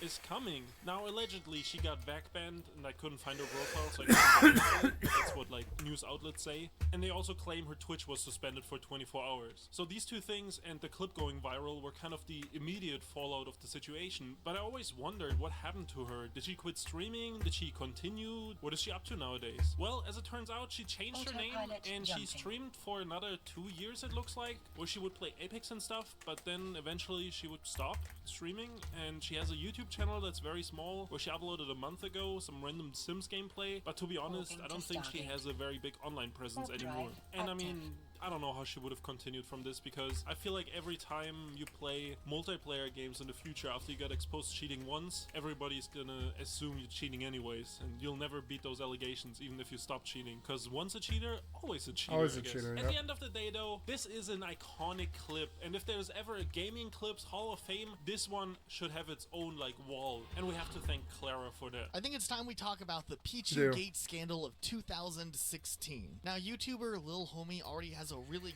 All the credit cards are bullshit. All the credit card theft stuff is cheating. Mankind is mostly cheating. I think most of the stuff we do is bad. We just aim to be good. You know, that's what makes us good. We aim to be good. But most of the time when we actually execute our business, we're incredibly bad people. You know, it sucks, but it's true.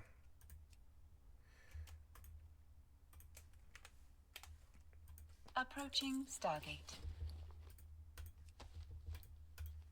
22-minute long documentary detailing this in depth, so if you like Smash Bros. Melee, check that video out because it goes way further in depth. But the general idea of this is that back in 2016, there was this scandal where an up-and-coming player named Chaos was making waves because he mained Pichu of all characters, a character that typically wasn't associated with being a very good character from the Super Smash Bros. Melee roster. Whatever. Chaos started playing back They're in all good. 2014, and with Pichu having the reputation of possibly being the third worst character in the game, it was cool to see a player committed to this character and trying to get extensively... Why are you saying Pichu? Can't you say Pikachu? ...at the character, kind of as like a little signature to show that, you know, it's a little secret, underhanded character that someone with the right skill could master this character and beat all of the best players. Pichu's already like a really lightweighted character. It doesn't have... Oh, that's the actual name of him? Okay. Electric attacks. But Chaos's dedication kind of paid off. He started seeding low in tournaments originally, but his skill would like improve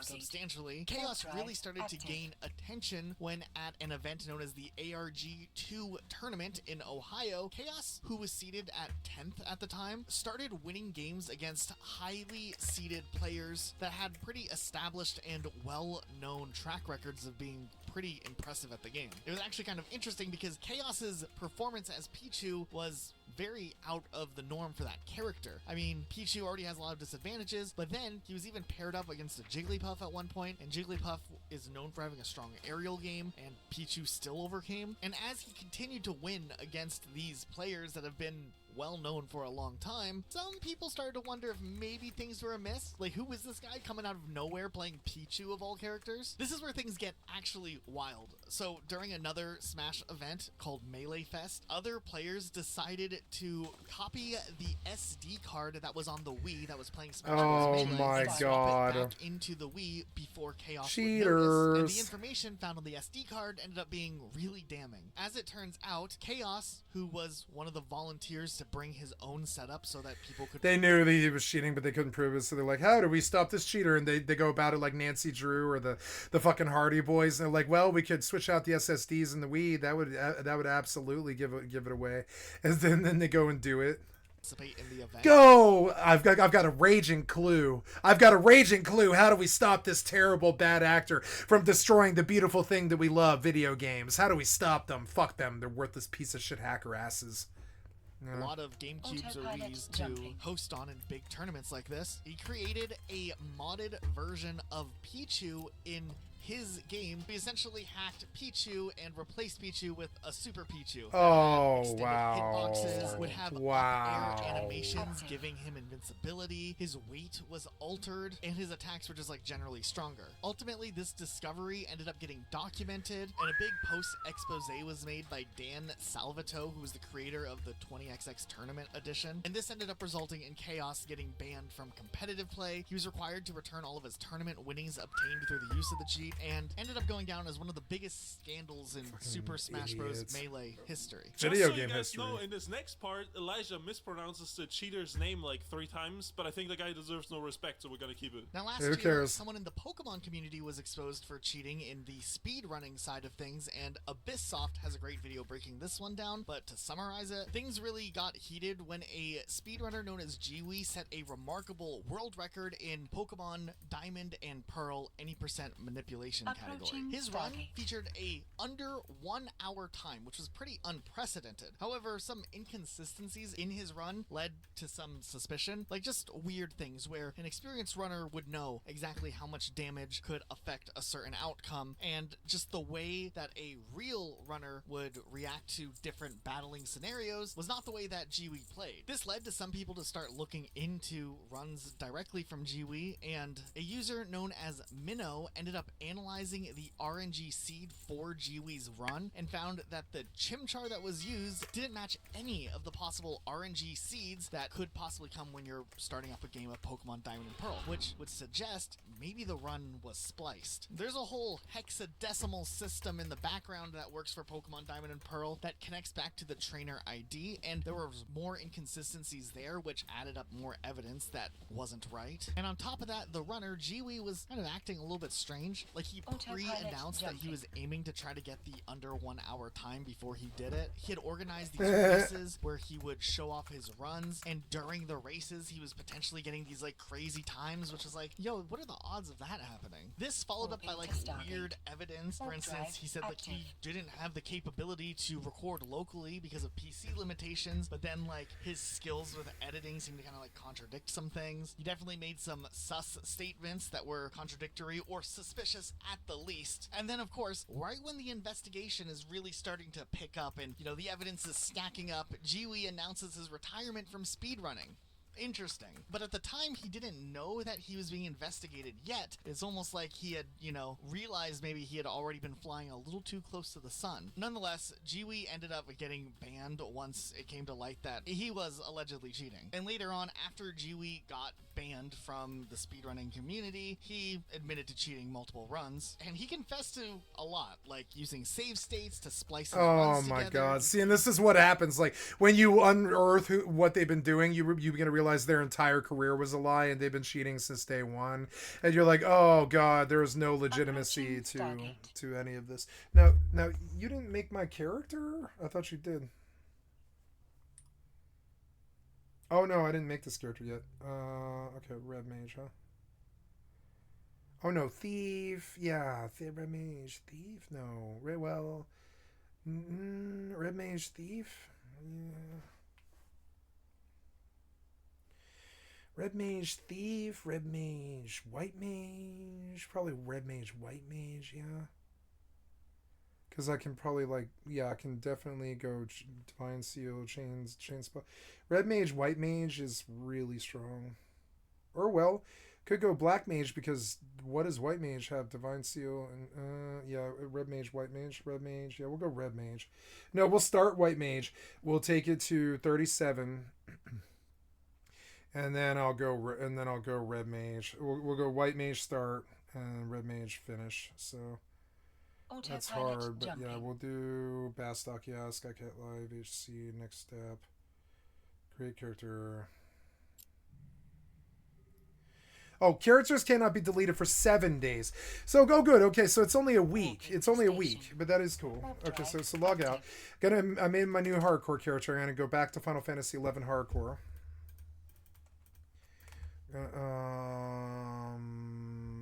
I want to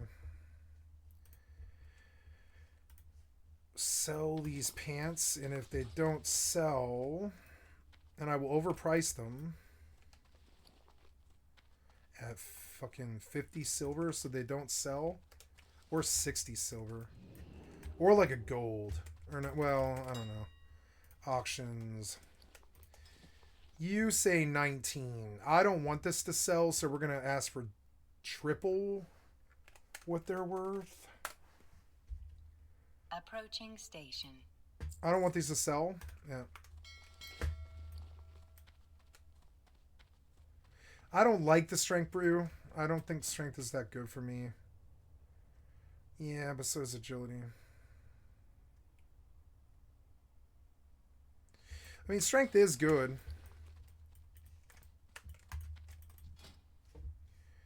But I don't like the clicky. I'm not going to use it. I have enough money now where I need to... Oh, I'm about to ding, though, huh? Yeah, I am about to ding, and this will be like 2 gold to train or something. I think I need to send 2 gold now, or it'll be too late. Or 1 gold, excuse me, 1 gold now. Runs that he did in Pokemon Sapphire, Pokemon Red glitchless, and his motive was he just wanted to achieve records that hadn't been done before, but, you know, illegitimately. It was a pretty funny arc where he did try to cover his tracks when the investigation first was really starting to pick up, and it just kind of fell apart and imploded on him. But yeah, bro, why are you cheating in a Pokemon speedrunning community? It's a legitimate question. So obviously, everyone at some Who the point fuck has cares? probably heard about, like, the Dream Because even in piece of shit, crappy little kid Pokemon tournaments, you'll still encounter cheating. Cheating is more rampant and common than sex. It actually is. And once you understand this, you will not have such a bad time with the human race. It's really naive to be surprised by this. It's hilarious to see how they get caught, and it's shocking, but it's not surprising, you know. Speedrunner originally who was accused of cheating. I never really cared or followed too much originally when the drama happened, but I know, Luke, you are a big Minecraft fan. Indeed I am. I used to be a Minecraft YouTuber when I was 14, 15. Really? So, you know, I have Minecraft in my blood. I don't even know why I brought that up. Nonetheless. That's great. You did. I know you don't know much about Minecraft, but basically Dream was allegedly cheating, was accused of cheating, and increasing the item drop rate during his speedruns, which significantly increases his time, right? Because he's just able to get to the end faster. It's like the I'm gonna buy 10 slaughters. Need to get to the end, like to fight the dragon. All 10 slaughters with this money. I don't know. You've probably seen a Minecraft speedrun, right? Yeah, I mean, I've seen a little bit of it. And that's just like the thing. And it was on the version 1.16, right? Specifically. So then what was the whole controversy? Did he say he didn't cheat? Yes, he denied it for a while. But I mean, the drop rate was obviously fake. And there was something like where like the chances of him getting this drop rate were like 1 in 177 billion or something. So like insanely small odds of him getting this run. And then eventually he came out and he admitted that he accidentally had a mod on from one of his video series he did that would increase the drop chance of these specific items. So in your opinion, do you think it was in fact an accident, or do you think he was cheating? I don't know. If I have mods on my game, I know what mods I have on my game. I you know what I mean? Yeah, I do. I don't try to submit. Like if we play like, I don't know, it's like us playing Halo 3 ODST and like accidentally having like some anime mod on, you know what I mean? Like, yeah, I don't know. It's just like, yeah. I don't know, it's just accidentally why you submit it. And I mean, obviously, after that, like he said that he cheated, he admitted to it. I mean, he really didn't. I mean, he said it like really vaguely. He said something like, I tracked the mods on speedrun.com through the mud, even though they were mostly right. So like he didn't even fully admit to it either, you know what I mean? But like, he did cheat. That is interesting. The fallout of it was like, he got all his other records taken down. He's banned from speedrun.com. But the speedrun stuff kind of like catapulted his career in a way, right? That like made him more relevant in the Minecraft community? No, he was like, I think he was most famous for just being good at Minecraft, and that's more like from the survival aspect and like being quick at things, which I guess that part he didn't cheat. Honestly, I only know like 2 things about Dream. One was that like he might have cheated a speedrun. I mean, now I know that he probably did. And then 2 is like he's that guy who did like after he got like real famous and did the face reveal, he did that live performance. Did you ever see that? No. And I think that the live performance is probably more offensive than anything that he could have cheated on to like upset the community. What did he do during the live performance? We'll play it. Let's find it real quick and we'll play it. It's like singing? Yeah, he's on stage. Like he's not a singer or anything, right? Like. I mean, I'm not a singer, and I would be on stage singing too, to be fair. Like, if someone invited me, I'd do a little show too. You know, they used to call me a triple threat. Dancing, singing, and acrobatics. Acrobatics? Are we watching this together, or are we scrubbing it? I'm paused at 7 minutes.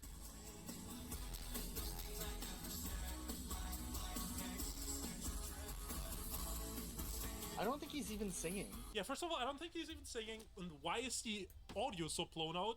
And also, why does this whole thing sound like it's a Roblox song? Am I in an obby lobby? It might be a Roblox song. Oh, dude, he puts his mask on at 15 minutes. Oh my god, did someone like in the audience faint when he did that? Ooh, I just, knowing nothing about Dream and then just going from he might have cheated in a speedrun to this, it is a jump. It is very interesting, to say the least. But also there's another part to the speedrunning cheater thing that is also pretty interesting. It's like a plot twist, right? Elijah, can you stop falling in love with Dream and like listen to me? Hold on. What the hell? I need to send you this. We got dreamy eyes, dude. And dude, I just saw something just weird. I can't breathe when you're not there. Oh. 3, 2, 1. What are your thoughts? You know, I can't breathe when you're not there. Dude, you're triple threat. Now do a backflip. Yeah. Let's go ahead. There's another plot twist to this stream Minecraft cheating scandal, right? Of 2021, I think it was. The top speedrunner called Minecravenger was the guy that pushed all these allegations and like, you know, exposed him kind of with the drop rates and like did all the math and stuff, right? Now that guy later on was also exposed for increasing his drop rates in a bunch of his run and was also permabanned from speedrun.com. Interesting. Yeah, Minecraft I feel like is a game that's probably cheaters.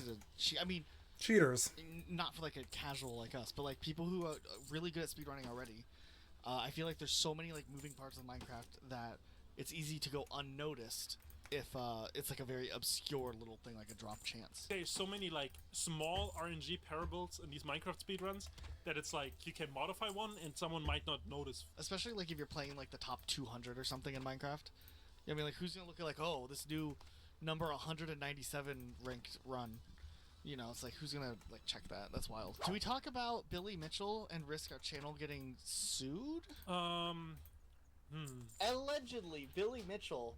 Lawsuits pending. Lawsuits pending. We have to say that.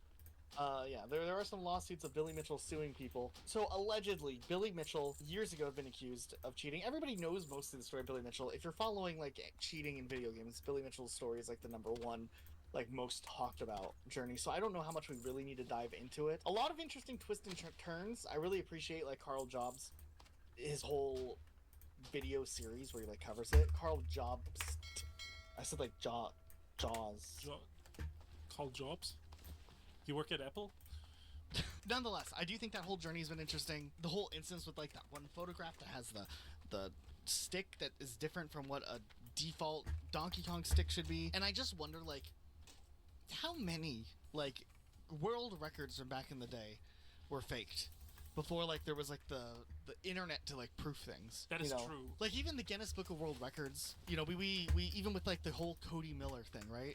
If you guys don't know who Cody Miller was, he was a Halo speedrunner back in the day, got away with some world records from splicing stuff, and then he was invited to GDQ. It was apparent his knowledge and skill didn't line up to some of the runs that he had. Something that happened like 12 years ago, but you do wonder like some people probably took advantage of, like, there not being as much of a burden of proof in those earlier years. Of course, it's not the best thing to lie on the internet, but, like, I don't know if, like, I really can fault too many people for just being like, oh, I can just easily do this and trick a bunch of people into thinking something. I think there's a difference between, like, you doing it as, like, a kid, or, like, maybe, like, you know, as an adult that hasn't fully grown up yet, versus doing it and making a career out of it and being, like, the top video game guy for 40 years, you know what I mean? Like Billy Mitchell. Right. I think there's a little bit of a difference.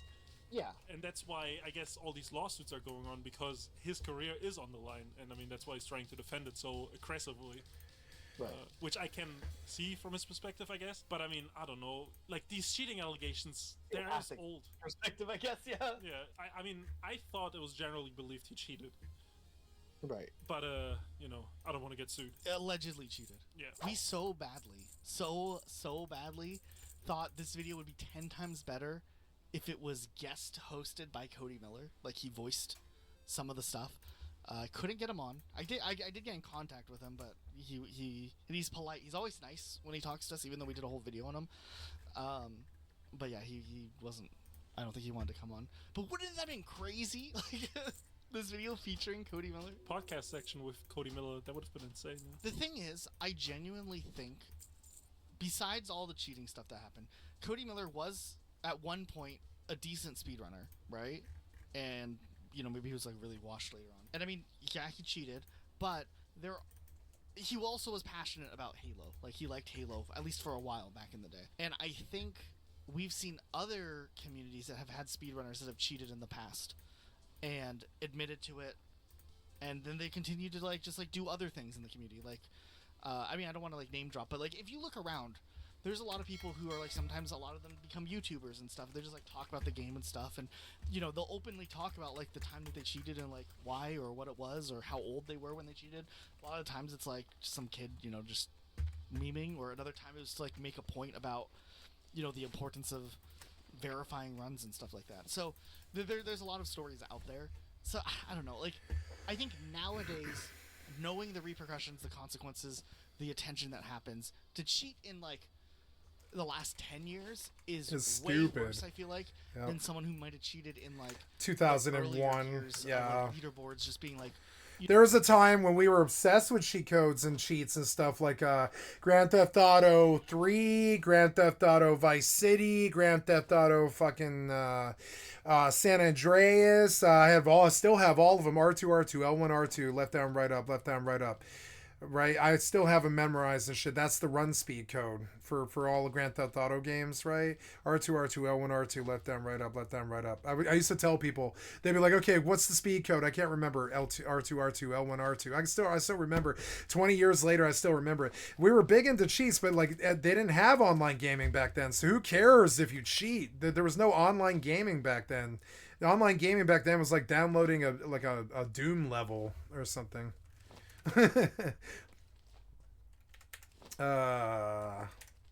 So I think it's a lot different to cheat Grand Theft Auto before it's online.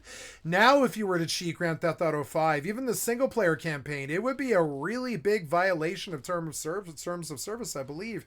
But back then, it was expected. The developers would give you cheat codes and stuff. It was insane. They'd be like, "Here's a new cheat code," you know. Yeah. What am I doing? I'm logging into her for the first time. Yeah, and I gotta go take my hardcore buff. And I gotta do her camera and all that stuff. There's my new hardcore character.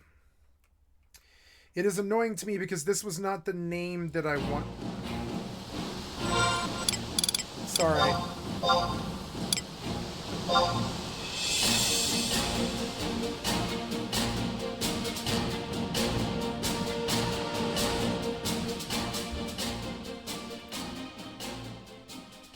Sorry. I didn't mean to. I can't do anything about that. I'm sorry. So, okay. We're going to do each setting as we go.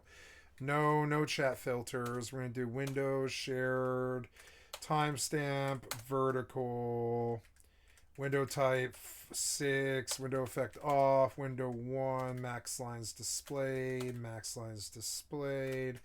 Window width, minimum resize time should be really fucking long. And then, yeah, max, window width, oops, sorry, yeah, all the way down. Resize time should be max, right? Then I'm gonna go back to the settings, and that's the Windows settings. Log is fine. Miscellaneous, bow, show, shadows, weather effects, icon type. Type 2 is the default. PC armor display. Clipping plane, footsteps, frame rate, full aspect ratio, 16:9. Key assignments, macro is compact, dynamic and static, macro mat. Weapon effects, style log, area display, target expressions, party icon, timer display, software keyboard effects, no effects, mouse. We're going to flip the camera, and we're going to come to global and turn the chat filter on, and auto disconnect is off. There we go, and we're in on my hardcore character. And I will go,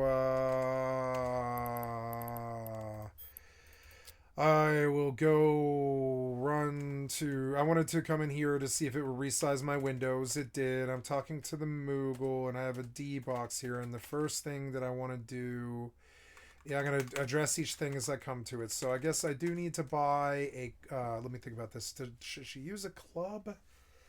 I don't know. White Mage actually hits with a staff pretty fucking, like, hard. What's the difference between club and staff? I guess it's the int mind buff. Yeah, so we'll take the club. Yeah, we'll take the club. Yeah.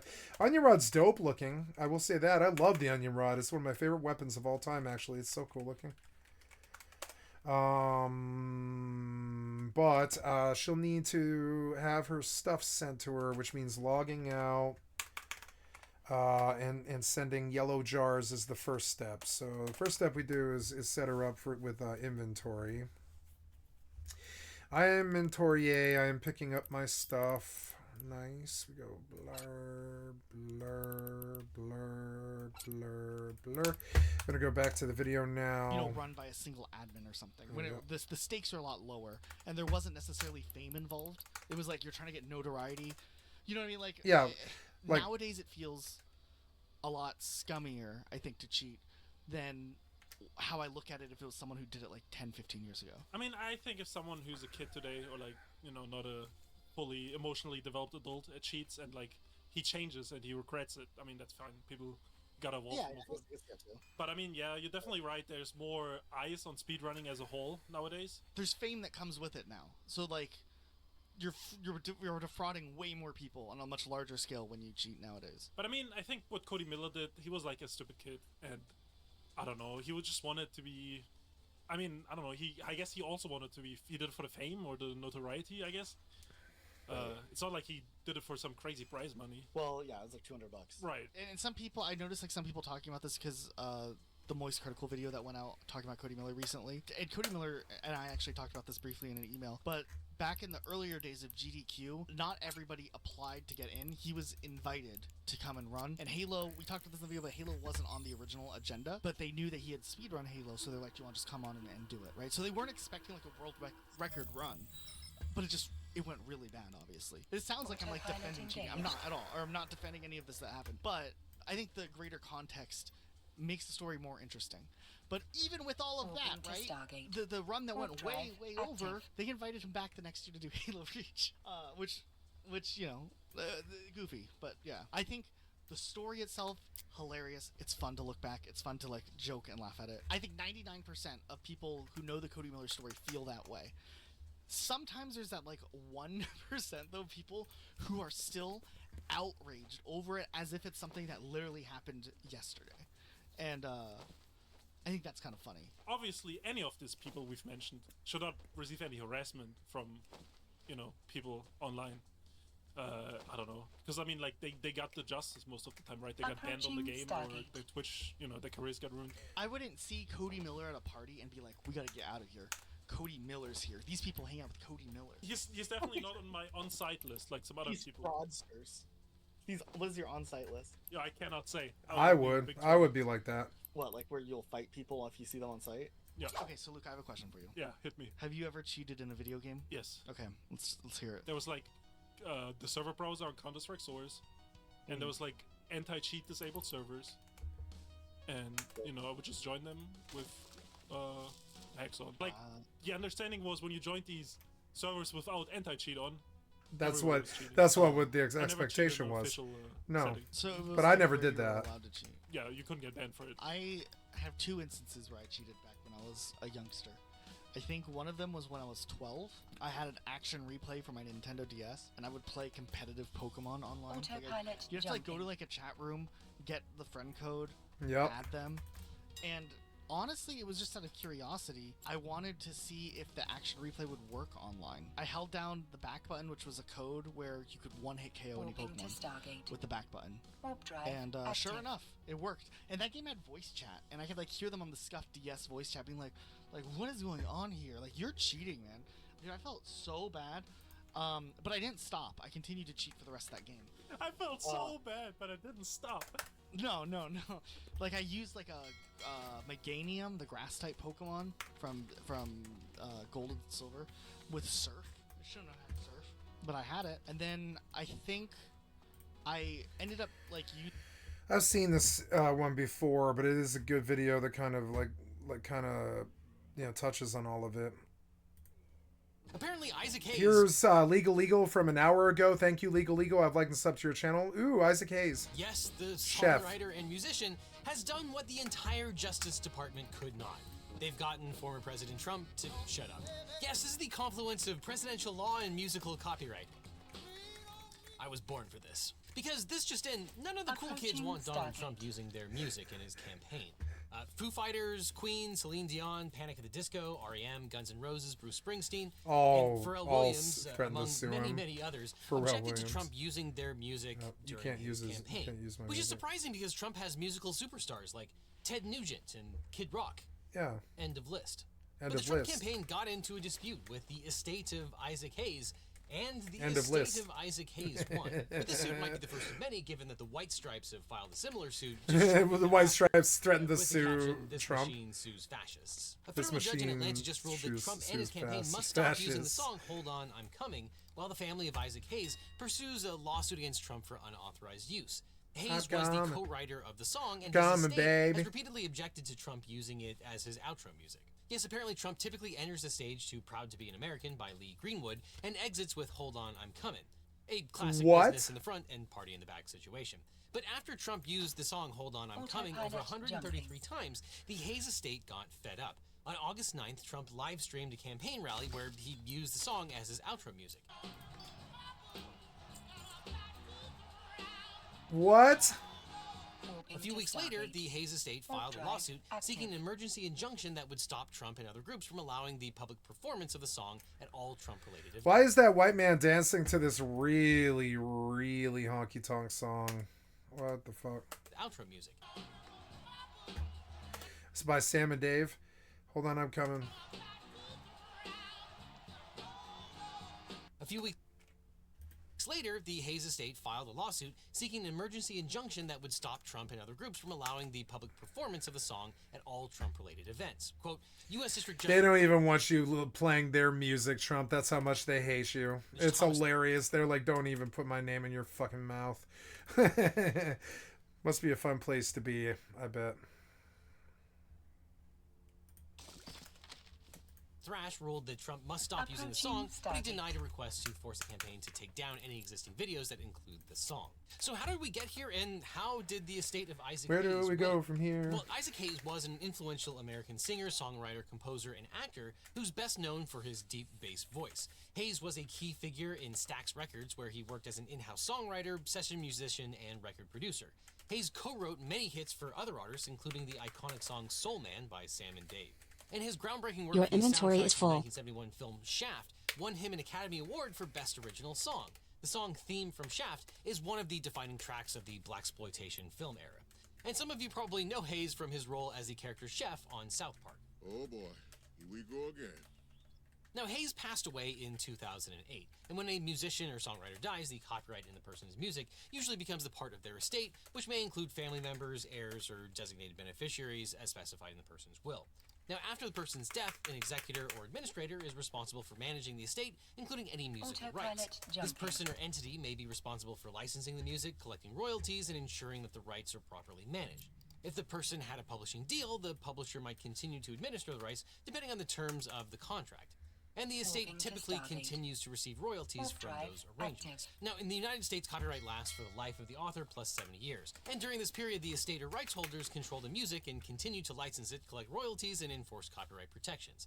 After the copyright term expires, the music enters the public domain, meaning it can be used by anyone without the need to obtain permission or to pay royalties. Now, there are many, many nuances and exceptions to these rules, especially when it comes to pre-1976 music, but for more of the legal flavor about the duration of copyright, especially as it regards musical works, you can see the videos that we've done about the copyright law and Taylor Swift. So, the estate or rights holders can continue to license music for various uses and collect royalties. The estate can also take legal action against unauthorized use of the music, just as the original artist could have while they were alive. And while courts hate issuing injunctions and telling people they can't do anything and using the force of law to prevent them from doing something, in the context of art, including musical works, it's one area where courts often issue injunctions forcing people to do or not do something. And the reason is that when it comes to unauthorized use of using someone's IP, courts consider that often to be irreparable harm, which is one of the ways that you get an injunction, which we'll talk about in a moment. And the song Hold On, I'm Coming was co-written by Hayes and David Porter.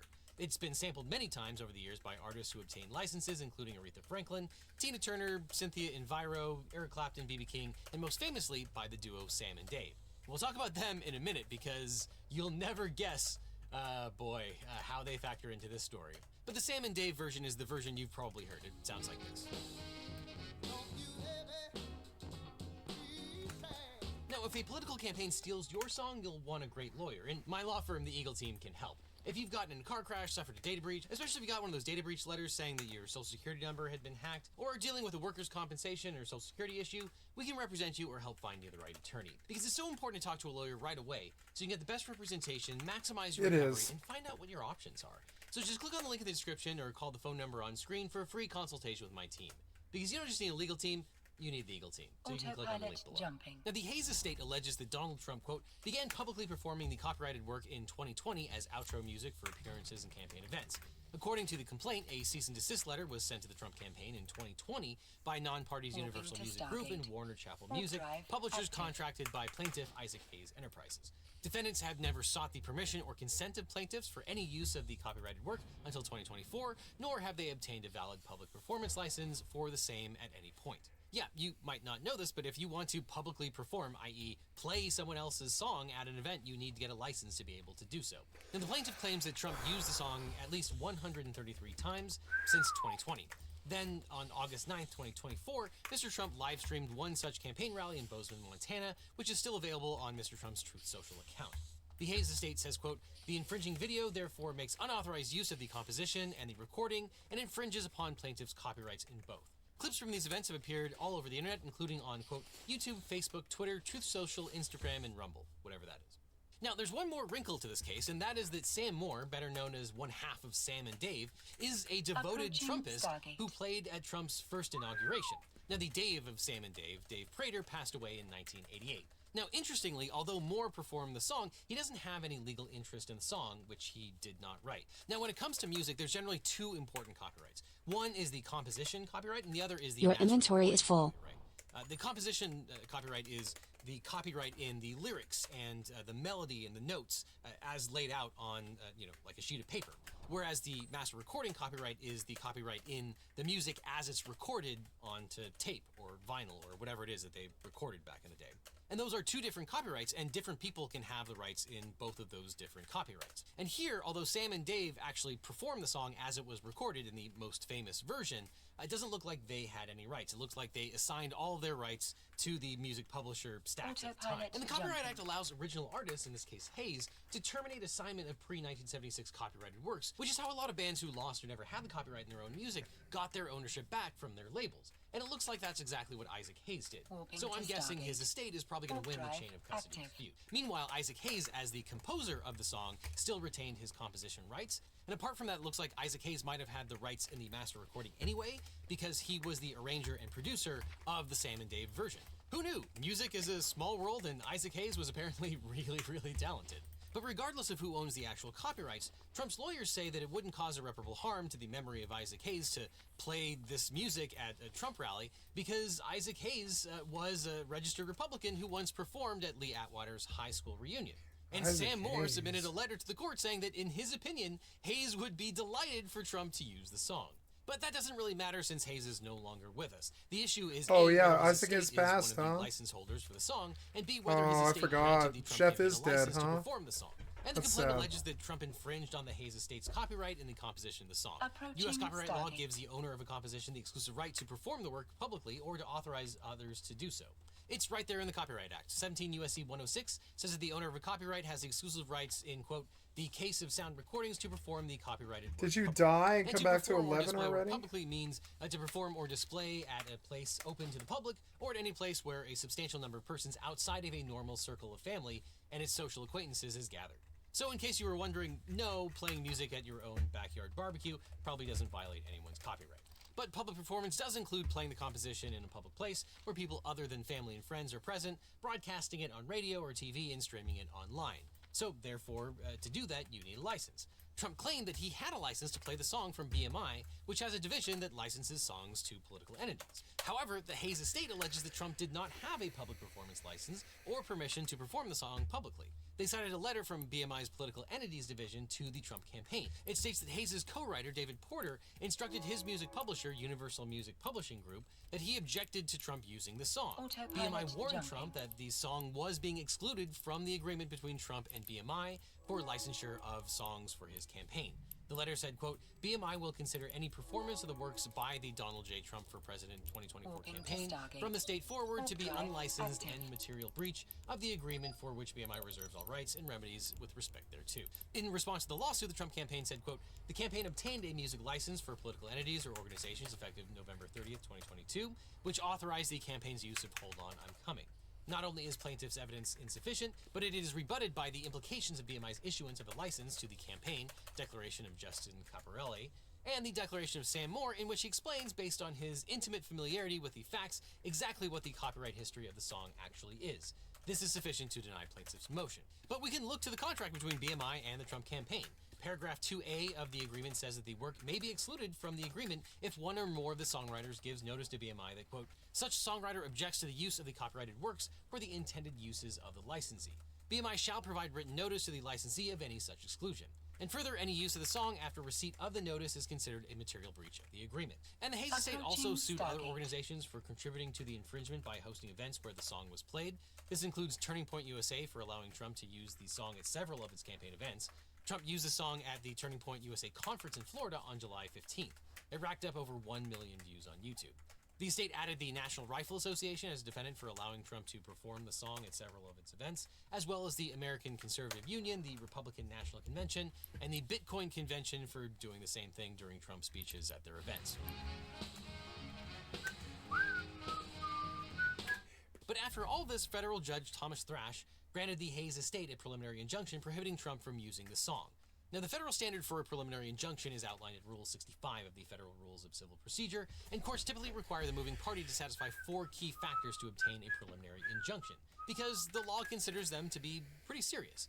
So the plaintiff must show a reasonable probability or likelihood of success on the merits. This means that the plaintiff can demonstrate that it has a plausible legal claim and sufficient evidence to back that up. The plaintiff has to show that if the injunction isn't granted, the plaintiff will suffer Autopilot irreparable jumping. harm that can't be remedied by money damages or other relief. That's a lot easier to show when it comes to IP as opposed to usually like a breach of contract, where if you can be made whole by just being given money, then that doesn't qualify as irreparable Moving harm. to The court Stargate. then weighs the harms Warp both drive parties will suffer active. from an injunction, and the court considers the harm the defendant will suffer if the injunction is issued versus the harm that the plaintiff will suffer if it doesn't. And finally, the court considers whether there is any public interest at stake, meaning whether the injunction will benefit or harm the community in general. And in this case, the most important factor is probably the first one, whether the Hayes family can show that it would probably win at trial. Judge Thrash made his ruling from the bench saying, quote, "I do order Trump and his campaign to not use the song without proper license." Now, since there's no written order, we don't have more information at this time, but the judge obviously believed that the Hayes family could show that it did have a legal interest in the song and that it did not give the Trump campaign permission to use it. Now, obviously, the Trump campaign asserted that the campaign's agreement with BMI's music license for political entities division gave them the right to use the song, but Judge Thrash reviewed the contract terms, specifically paragraph 2A, and he must have felt that the Hayes estate could show ownership of the rights and that the agreement gave it the right to exclude the song from the license. And the Hayes estate argued that it had suffered irreparable harm in the form of damage and injury to their business, reputation, and goodwill, and argued, quote, "Plaintiffs will continue to sustain substantial loss of revenues, profits, and goodwill unless defendants are preliminarily and permanently restrained and enjoined by the court from further false endorsement and or advertising." Now, Trump argued that the estate couldn't show irreparable harm because it waited 4 years to object to the use of the song, but this is a factual dispute since Hayes' son said the estate had been objecting to the use for years. He wrote songs that were the soundtrack of the 60s and the civil rights movement. Hold On, I'm Coming, and Soul Man, those records were part of that, and that's extremely important. That song is one of the gems of our catalog, and it's licensed, plenty of times every year, and that was the point about this injunction, is the fact that I don't want that song politicized in any way. Trump also argued that using the song implicated core political speech, but Judge Thrash found that if Trump continued to use the song, that it would harm plaintiff more than Trump. However, the judge denied the estate's motion to force the Trump campaign to remove all the videos of Trump dancing off the stage to the song. And the Trump campaign alleges that the Hayes estate doesn't actually own the copyright for the song.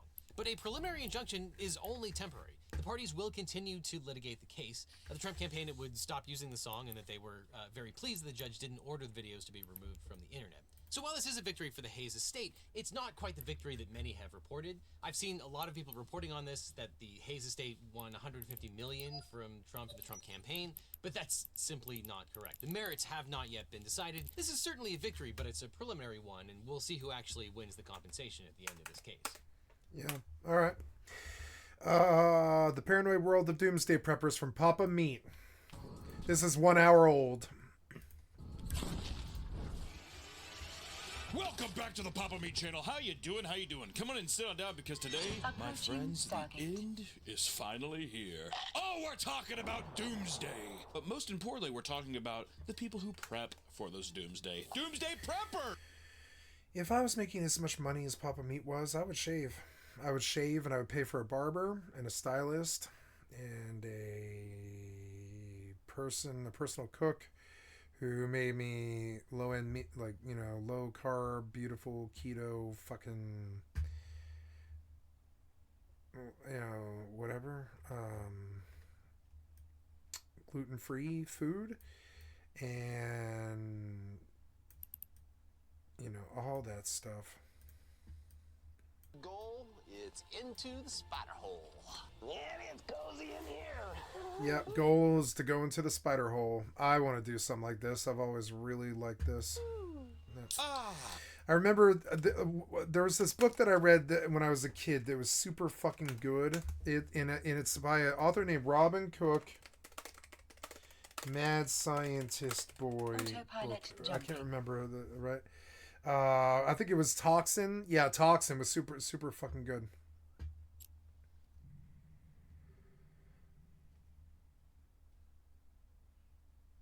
Warping to Stargate. Warp drive active. Mad Scientist book. The Mad Scientist kid. Was it Mutation?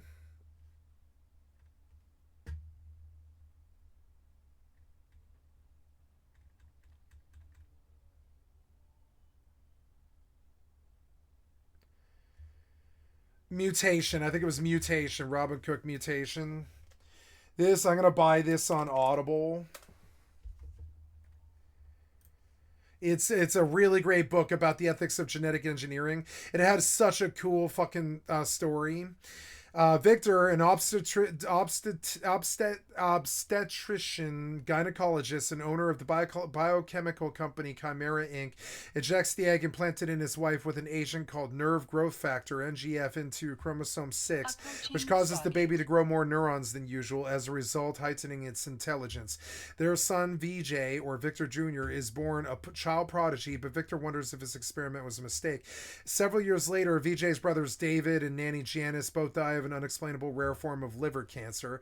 At age 3, VJ experiences a drop in intelligence, leading Victor to think his experiment is a failure.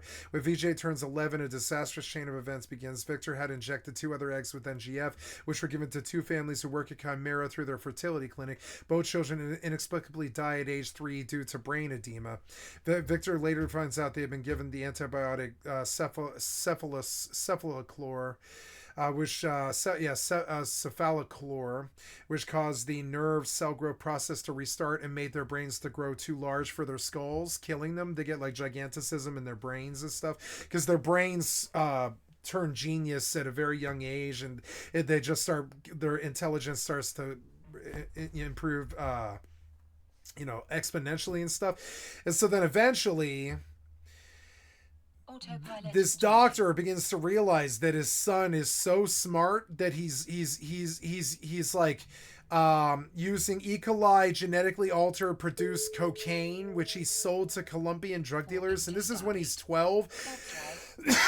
The kid is so advanced intelligence wise that he's eventually like working with Colombian drug dealers to make a strain of cocaine to pay for a mad scientist lab, and his son ends up taking over the fucking lab and all this. And it was actually such a really fucking good book because it's written by a doctor who knew all of the science of it. I really respect Robin Cook. I think he's a very, very good writer. And yeah, and then eventually, I won't spoil it, but yeah, it was such a fucking good book. Mutation stood out for me because I was like, if Victor Jr. can do it, so can I. I always felt like this. I felt that by the age of 12, I could have been selling genetically modified cocaine to a Colombian drug dealership to get me enough money to pay for a lawyer, to get me a fucking, I thought about doing this when I was a kid, to get me a fucking what do they call that, an emancipation. Get an emancipation from my parents so I can just do whatever I want to do by the age of 10 or something like that. I used to have thoughts like that, like how can I get my parents out of my fucking face so I can just do whatever the fuck I want to do all the time, be it drugs or women or learning or whatever, it doesn't matter.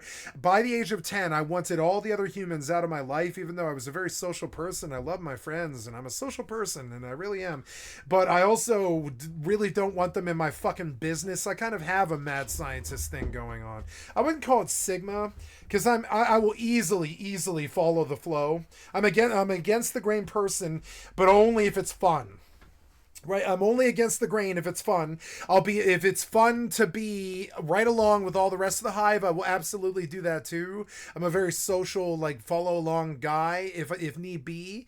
But when it comes to my own personal characteristics, like how much drugs I like to do, what women I like to be with, what music I listen to, how much money I make, or where I go, or who I talk to, what governments I plot against, or what fucking presidents I try to assassinate, or anything like that. It doesn't really matter what my business was. I've hunted police before. I read the book Mutation when I was 12 or something like that, and I was like, if Victor Jr. can do it, so can I. I was like, what's to stop me from taking over this entire world? And honestly, it was myself. I came up with the answer when I was 12. I was like, I will stop myself. I don't want to be some mad scientist, almost like Mighty Monarch type guy. I don't want to be a fucking Mighty Monarch type fucking weird, super villain or something. But I have the skill set. I have the skill set to open any book and pretty much learn whatever I need to learn to get whatever it is I want in whatever it is situation. I have the skill sets to set up whatever it is I need to do. And I'm not some master planner. I can do that socially and in the moment. I can socially engineer it in the moment without even knowing that I'm doing it and stuff like that. And I'll just set things nefariously so that they come in my direction kind of thing. And I don't... I know that I don't want to use these powers for ill, so I very much so forsook, or whatever you want to call it. I just basically abandoned that side of my personality, but it doesn't change the fact that I believe myself capable of becoming like a mad scientist type that takes over the world. Approaching You know? Stargate. I wouldn't be a streamer if I didn't believe myself capable of this stuff. Now, what was that sound? That was a dude who took damage? Yeah, it was a dude who took damage. I'm turning in really greasy gob. Really greasy gob, get it? What's this? Why, it's a Samoflange. Where did you get this thing? Have you been poking around the venture company holdings in the Barrens? You must be very brave or very stupid. I think I can fix the Samoflange, but I'm going to need the user's manual first. When I was in the venture company, I had a rival, Boss Copperplug, who hoarded the secrets of the Samoflange, giving out small bits of knowledge on the device to those he trusted. I wasn't one of that trusted few. Boss Copperplug used to stay at the Boulder Lode mine in northeastern Barrens. Get the manual from him, and if he's given pages from it to anyone, you'll have to collect them too. Yep, I'm sure. Autopilot jumping. And so one of the interesting, where I'm going with this is one of the interesting things about being a mad scientist is the first thing that I would do is set myself up with enough biotech to fucking feed myself and only me, unless I have family members, I suppose too. But I would set myself up with biotech in a self-replenishing nursery where I have the littlest amount of work that I possibly have to do. And I have somebody else doing the labor who I pay through a job, through income that I get passively. And if I wanted to spend all of that time doing all that stuff in the real world, I would, but I don't. My passion was online, so I don't do all of these things. But I think about it all the time. I could dig a hole in my backyard, like a spider hole, like a doomsday prepper, and down there I could grow seeds in a nursery, and I could dig a well and pull water out of the land, grow marijuana, sell it on the market, take the money and pay somebody else to do the labor in the spider hole, legitimize, get it zoned as a commercial business or whatever the fuck, and then but start out as a hole in the ground, and then eventually I have like a full blown, basically the hole in the ground makes its own money eventually, and then eventually it becomes like a full blown nuclear silo type deal, and not nuclear silo, but like an underground complex that has like, did you guys ever see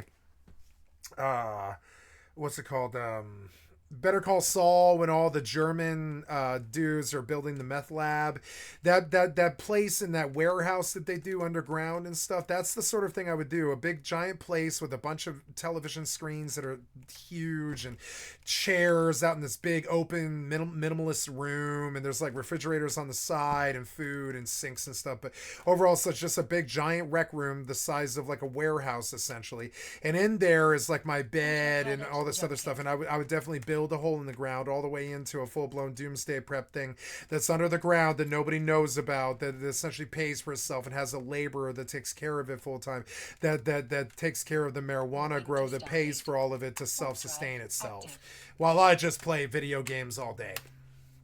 Right? And I could do all this mad scientist shit. I believe myself capable of this stuff. I think other streamers are doing that too. I think Caleb's doing that. He built like Sour Boys, I would say Sour Boys is basically the exact same fucking idea. Pretty much exact same idea. It's just not a hole in the ground because he doesn't need it to be a hole in the ground. But see, I want someplace that nobody knows about, because if you have a hole in the ground and somebody knows about it, you don't have a hole in the ground anymore. People who are preparing. Ask any hobbit. For the end. People who want to be prepared for when shit hits the fan. Yep. But there's a lot of crazy stuff happening in the world right now. Inflation. The worst thing that's happening. Inflation. Monkeypox. Maybe even potentially World War III. Approaching. Monkeypox. Oh, pretty much what I'm trying to get at is the world is going to end. We're all gonna die. I'm kidding. We're gonna be fine right now. Maybe. I don't know. Maybe. By the time I post this, we don't know. Dead. We're all dead. I don't know. I hope not. I hope not. Yep. Fortune telling. Satan and the forces of Republican darkness are always moving in the background to try to bring us back to war, start race war problems with everybody, and bomb everybody and drop bombs on your mother's house. And that's what they want. They think they think that we want that. No, we don't want that, people. We don't want war. We don't want bombs on our mother's houses. No, we don't. So don't ever give in to the Civil War bullshit or anything like that. We don't want bombs on our mother's houses. But thank God there's one group of people out there who can circumvent all of these horrible things that Rich are people. happening. So today I just wanted to take a deep dive down into the rabbit hole of people who are going to survive the apocalypse. There's a group of people that are here that kind of show us the way. And of course, I'm talking about doomsday preppers. Here's to the end of the world. Let's go. Now, we need to realize that these doomsday preppers are rational, but albeit paranoid people. A lot of people ask, why save 50,000 cans of corn in your cellar? Well, you never know when shit's gonna hit the fan. But preparing for disasters is not a crazy thing. I'll be honest, I think it's downright smart. I'm from the Midwest where there's tornadoes left and right. God's just sending little twisters to come greet your house and throw it into the air. Kansas, it's nice to feel like, you know Denver, what, we got a little maybe Denver. provisions just in case He looks something like, bad oh no, happens. Is maybe there it's a Vegas. flood? Is my electricity gonna go out? When I lived in Texas, I was without power for like 2 weeks. It was brutal. I did not prepare for that at all. Wish I would have. That would have been a much easier experience. When I was sitting in Texas and there was the deep freeze, I watched Amadeus, I think 6 times on my phone. If it's gonna blow my brains out. Like if the world ends, I will not survive. Just take me, God. When something bad happens, you want to make sure that you have the right tools to be prepared. If a natural disaster strikes, like earthquakes, tornadoes, and tsunamis, you want to make sure you have the basic necessities, like food, water, flashlights, and power. There comes a separation, my friends, where you go from being prepared for a lightning storm and being paranoid that the collapse of civilization is right at our doorstep, right? That's a leap. I'm preparing my family for the imminent collapse of the United States economy. Wait, I want to thank today's sponsor, Gamer Subs. Now, I like to get nice and hyped up in the morning, but sometimes I don't prefer coffee. Sometimes I don't want a carbonated energy drink like Red Bull or Monster. I just want something a little more fresh, something a little more me. And that's why I drink Gamer Subs. Not only does it have 0 calories, so my big fat fucking belly doesn't get any bigger. Also, no sugar as well for that stubborn waistline. And it's even keto friendly for any of my little gym rats out there who are trying to protein bulk right now. I see you. All of the flavors are amazing. I haven't had one Gamer Subs flavor that I didn't like. All of them are extremely tasty, especially mine, raw meat. It's watermelon cantaloupe. It's basically summer in a cup. Wow. They also sell amazing waifu cups that resell like goddamn blood diamonds on the black market, so be sure to check those out as well because those are a hot commodity. And if you use my promo code PAPAMeat on any orders, not even on my products, you'll get 10% off your entire order. And just let them know Papa Meat sent you. So thank you so much to Gamer Subs for sponsoring this video, and hey, stay energized, drink Gamer Subs. Back to the video. Doomsday prepping became a popular movement in the mid-20th century during the Cold War, which wasn't really that cold, Nick. It wasn't? No. You could say that the Great Depression sparked Americans or people, probably just Americans, to hoard what they have. Who knows? It's mine! Don't touch it! Get away from me! People go through some dicey shit and all of a sudden, there's no I in team. But that became, they're like, the team. It's all about I. It's true. There's me in team. Yep. There's me in team. That's true. It's backwards, but it's there. With the threat of a nuclear war looming, people were encouraged by the U.S. government to build fallout shelters and to stockpile supplies in the event of a nuclear apocalypse. I love that. I got the U.S. government's just like, everybody, real quick, gather round. In your backyard, we're going to start digging holes, and that's going to stop you from having to worry about a nuclear bomb being dropped in your head. Go have fun, guys. Have you seen the old, commercials where it's like, if a nuclear bomb drops, hide under your desk? I love that. But my favorite one was, if there's an active school shooter, we're going to turn off the lights and hide under your desk. He's like,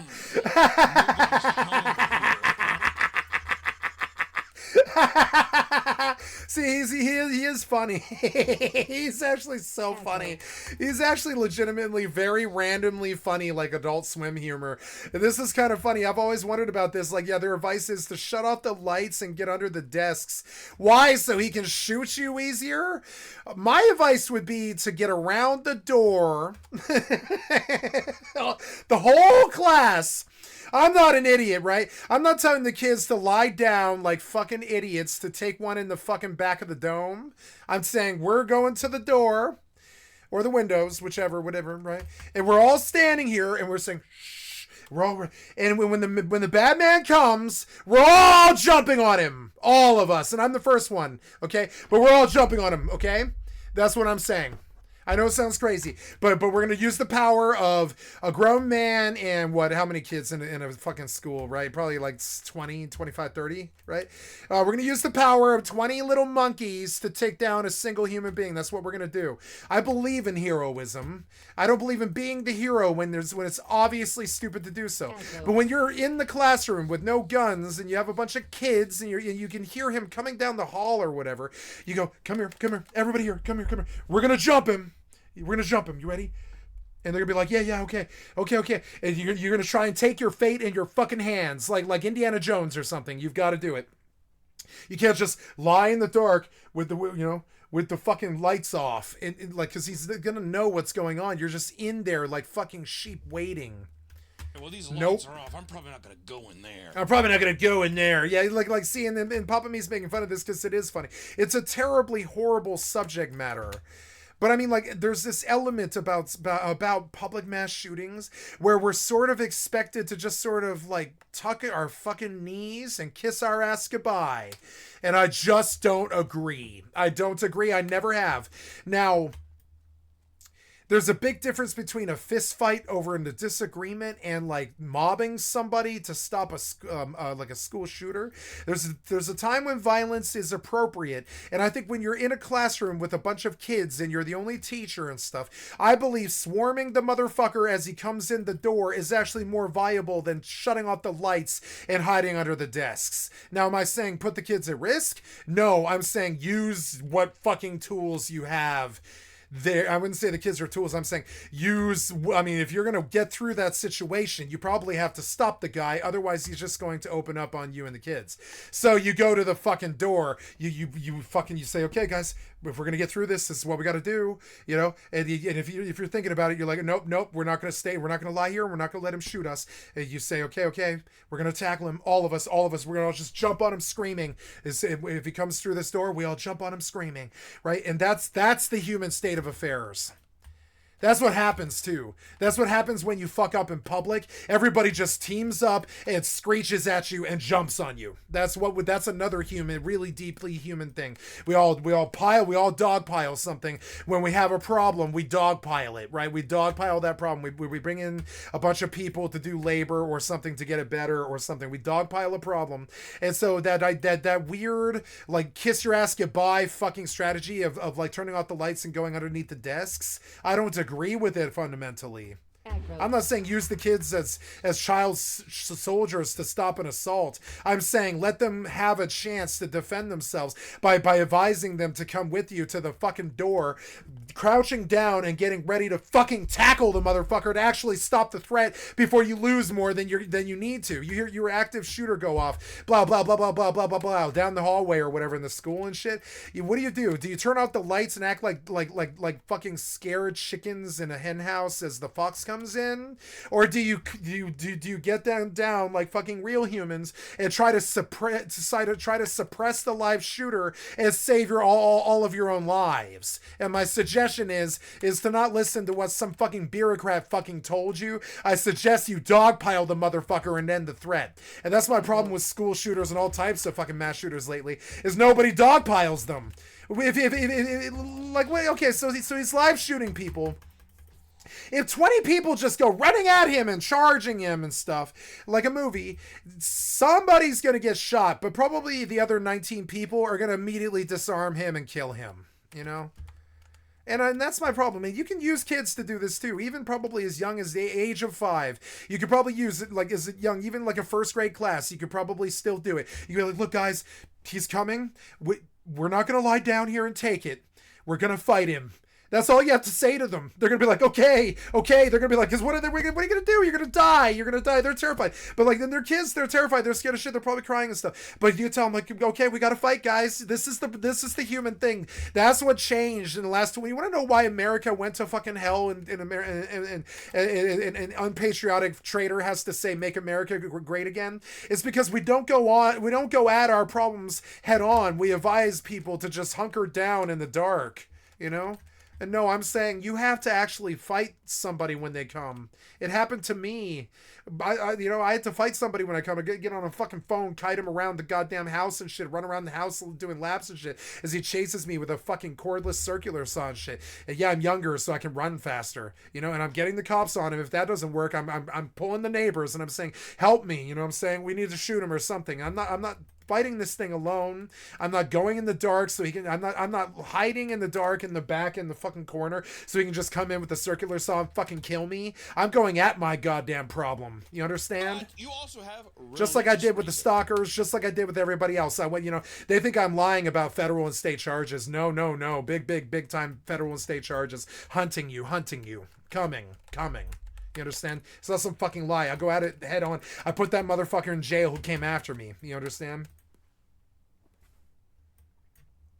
You cannot stand around. Like how I think of it, right, is it's this old Law and Order episode in I think season 1, I think too. It was like season 1. This crazy white dude is just shooting poor black people in Harlem. He's just walking right up to them in the fucking streets and shooting them. And this was modeled after a real case, but we can't say what the case is, you know, but it was modeled after a real case that happened. And there's this old black veteran, and he's targeted by this white racist shooter in the Proud Boys. And I remember I'll never forget. I heard this when I was like, I don't know, 21 years old or something like that. I happened to watch this Law and Order episode, and I never forgot. He was like, I saw what happened in the war to the people who didn't go for cover. And for me, as a survivalist, I had to modify that statement, but I'll never forget verbatim what that wonderful black man on Law and Order said. He was like, I saw in the war what happened to the people who didn't go for cover. And my thing is the same thing about live shooters. I think I've seen, not firsthand, but I think I've seen the fucking pictures afterwards and shit of like what happens when you don't go head at the problem. This is what's wrong with Columbine and Century 16. We are taught like through the Milgram's experiment through authority to just bow down and be the victim.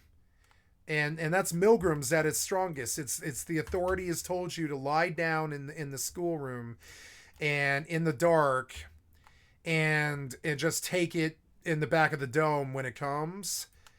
And that's Milgram's at its worst. No, you have to go at the fucking problem and fight the motherfucker if they come. And that was my problem with Century 16. This is my problem with, you know how capable 15-year-olds actually are? They're like fairly capable. They're like young raptors. They can't do things like life choices so well because they have no life experience. But in terms of physicality, I would say 10, 15-year-olds is actually really scary. Like really scary. If 10, 15-year-olds were to mob you as a live shooter, you're probably going down. You might get 1 or 2 of them, but the other 13 are going to stomp your ass to death. You understand? Even 15-year-olds or even 5-year-olds are kind of capable like that. You get enough of them together. If you get you get 15, 25-year-olds together, they will mob you and take you down like literal fucking like Lord of the Flies. And that aspect of humanity is essentially like sort of, I don't know, suppressed by society, but you cannot ever let go of that primal desire to survive. And my suggestion is to you to go at the problem head on. And so that's what this doomsday prep shit is about, is to go at the problem head on. I actually respect it a lot, but the problem is you don't ever have a doomsday prep thing if anybody knows about it, and everybody always knows about it. You can't build a fucking nuclear silo unless you're mega rich without somebody finding out. You've got to pay contractors for their silence. You know, it's impossible to do any of this without other people finding out, including your family. And if your family knows, everybody else knows, then you don't have a goddamn doomsday prepper thing. And so I would say I just now disproved doomsday prepping as a sustainable fucking method to deal with the apocalypse. Because once somebody else knows that you have a doomsday prep thing, they come and take it from you. It's the same exact thing as what happens in the real world with war and resources and stuff. Once somebody knows that you have oil and they don't, they're going to come take it from you. It's just, that's how it works. It sucks, but that's how mankind is. It's why we have wars and all this other stuff. And so, you know, once somebody knows that you have doomsday prep, and if you're doomsday prepping, they know. It makes the whole entire fucking thing basically fucking dumb. I wouldn't say it's unwise. I would say it's dumb. You can't get away with it in a way where when the apocalypse hits, everybody in your fucking neighborhood doesn't swarm you and comes and takes that from you. That's how humanity works. We call it the Horde, you know? I'm on the Horde right now. The Horde will come and take your doomsday prep from you. You can't get away from it. The contractors who built it for you will remember that they built it for you, and they will show up there when the fucking apocalypse starts, and you will be torn apart by stronger people than you, because if you had to hire contractors to make your doomsday prep thing, then those contractors are stronger than you. And so when the doomsday prep comes, those people who are stronger than you are going to threaten and attack you. And you probably had a peaceful life. You probably don't want violence and stuff, right? Okay. But honestly, the contractor has probably been in some bar brawls. It doesn't care. So, you know, so honestly, the minute that you ever contract labor to do the doomsday prep, you don't have doomsday prep anymore. You have people that know about your doomsday prep who are going to come jack you the minute that it's time to, right? This is why the entire premise is goddamn stupid. I'll disprove it I'll disprove it. I'll beat you in a court of law. Like, the whole premise of it is stupid. The other element of it is stupid from a fiscal conservative reptard level of retard, right? Fiscal conservativeness is not good because all you're doing is planning for a winter that never comes. And then that stuff, ask anybody what actually happens to government cheese. It rots. All your doomsday prep, it rots. It gathers dust and mold over the ages, and you constantly have to keep the food cycled in and out or it rots. And yeah, and dust and decay and rust and dust and ashes to ashes and dust to dust is inevitable with all doomsday prep, and it's one of the dumber things you can do, not spending the resources that you have in this lifetime. It's one of the dumbest things you can do. Sticking it in a bank account, putting it away for years and years until it rots and rots away, gets mites and stuff. That stuff, it's cool. You can do that if you're a government, you're expected to do that. But as a private citizen, I would say age and dust and decay are actually the solution to you trying to doomsday prep for all of eternity. You can't. Eventually it'll end up in your grandkids' hands and they'll fucking squalor it away. Trust me, you can't. It's all fleeting. You can't take it with you. Everything is borrowed. If there's anything I ever taught you on this stream, the most powerfully strong thing I can ever teach you, there's like two things, right? One is that I don't know. I just don't know. All I know is that I don't know. I don't know anything about anything. I don't know anything about video games. I don't know anything about doomsday prep. I don't know anything about anything. And that's the one thing that I do know. And that's a very powerful thing for you to understand. The next powerful thing I can teach you is that you are an insignificant speck of dust flying on an insignificant speck of dust. And then finally, the third thing is you can't take it with you. Everything is borrowed. Those are three major things you must understand that completely destroy the doomsday prepper fucking premise entirely. You understand? And I'll defeat you in a court of law if I ever have to, too. I can defeat it in a court of law. Doomsday prep and fiscal conservativeness is the fastest way to ruin. It's like, I can prove it scientifically, basically. The minute that you fucking stockpile your shit away to gather dust instead of use it, you pretty much have lost that stuff. To the ages, to dust, to rust, to mites, to mothball, to moth and mothballs and stuff. You might be able to hold on to it for a couple of generations and stuff. But no, eventually, even the knowledge of using the item is going to pass on to the ages. And you can't take it with you, and everything is borrowed. So fuck doomsday prepping. happens, right? For example, the Church of the Latter-day Saints believe that the end times are nigh since the dawn of So do the Mormons. So do the Mormons. So they keep an entire year of fucking perishable food goods in their house. Every single Mormon who's worth their salt keeps a year of full-blown food perishable goods. Do you know what that food could do for Africa? It is literally purely Satan at its worst from the 7th level of hell. That kind of level of fiscal conservativeness. Do you have any idea of how fucking deeply shitty kill us evil it actually is? It's from the 7th fucking layer of hell. It actually is. Dante's Inferno couldn't do justice to the level of fiscal conservative death that the retard fucking conservatives in this world have engaged in, from their bank accounts to their fucking theft, to their fucking to their Cayman bank accounts, to all of their shit, to their Bitcoin, all of that stuff. They just stockpile that money away while humanity starves to death. And it is to the highest level of evil that evil goes to. It's like the 7th level of hell. That kind of fiscal conservativeness, where they're doomsday prepping and living off McDonald's cheeseburgers when they have $3 billion, like Warren Buffett. It is the worst evil you can ever see a human fucking engage in. It's far worse than rape or murder or genocide or anything like that. That fiscal conservativeness, where they raise the price of inflation to the point where it chokes to death the entirety of everybody in the lower and the middle class, while they stuff those bank accounts full and rob humanity of its own legacy, is the worst evil you will ever fucking witness. And doomsday prep is right at the fucking center of that. Don't get it twisted. Don't get it twisted. Fiscal conservative wants to make sure that the money stays in his house instead of the community. You know? And it only stays in his family. And it doesn't ever make sure that everybody can eat or any of that stuff. It's just fiscal conservative wants you to starve while he sticks it away in his Scrooge McDuck bank account and, you know, veritably swims around in the coins.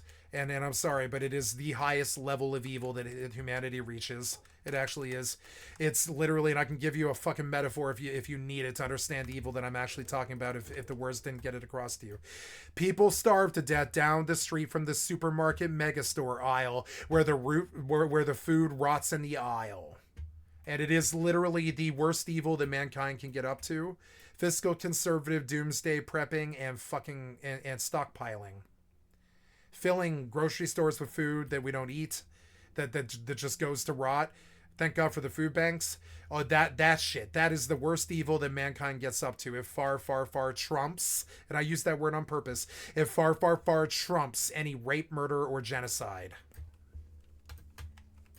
To have 3 to 12 months of supplies at all times. When it comes to doomsday prepping, the goal is to have enough supplies to last you. So right down the road from the apocalypse is doomsday prepping for the apocalypse that never comes. You understand? Right down the road from it. It's inside your bunker when the world goes to shit. AKA when shit hits. Sleep is the cousin of death.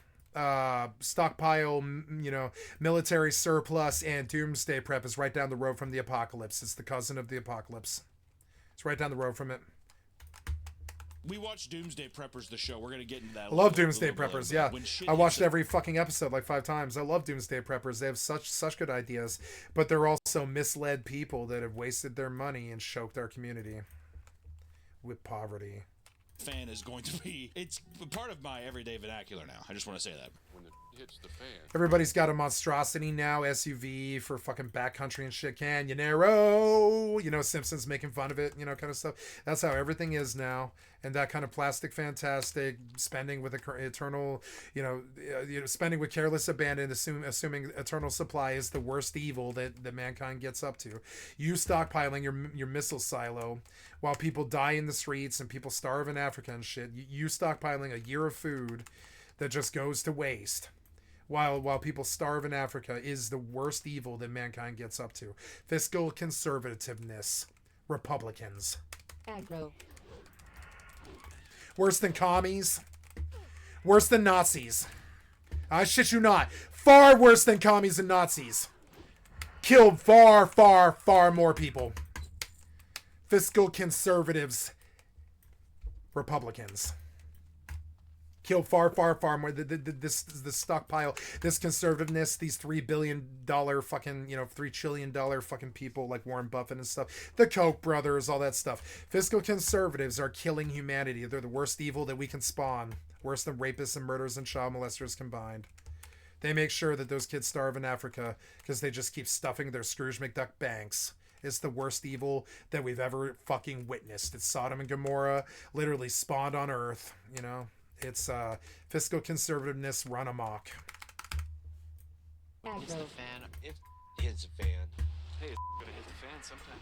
Hits the fan in 5 years, I'll probably be okay. If you can survive in your little bunker while everyone else is fighting for resources outside, then within a few months, 90% of the population will die out, and you can emerge from your bunker as a goddamn survivor. Which we've already seen some of this, ladies and gentlemen. Does anyone remember toilet paper? Does anyone remember toilet paper during the pandemic? Yes. Hello? Oh, yeah. As soon as shit starts hitting the fan, The people virus. hoard stuff like mother... The virus, right? We're gonna go watch The Virus because it's short and it's sweet. But everybody should see The Virus. If they haven't seen The Virus, it's a piece of internet fucking like mega history, right? The virus strikes back. The virus strikes back. Buck. Sorry, the virus strikes Buck. Here we go. Thank you, Internet Historian, for the chef kiss perfect fucking shit for my stream. Perfect. The virus strikes Buck.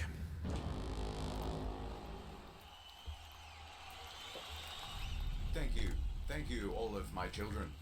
All of my children. We're here today to test the launch of my new cyber rocket.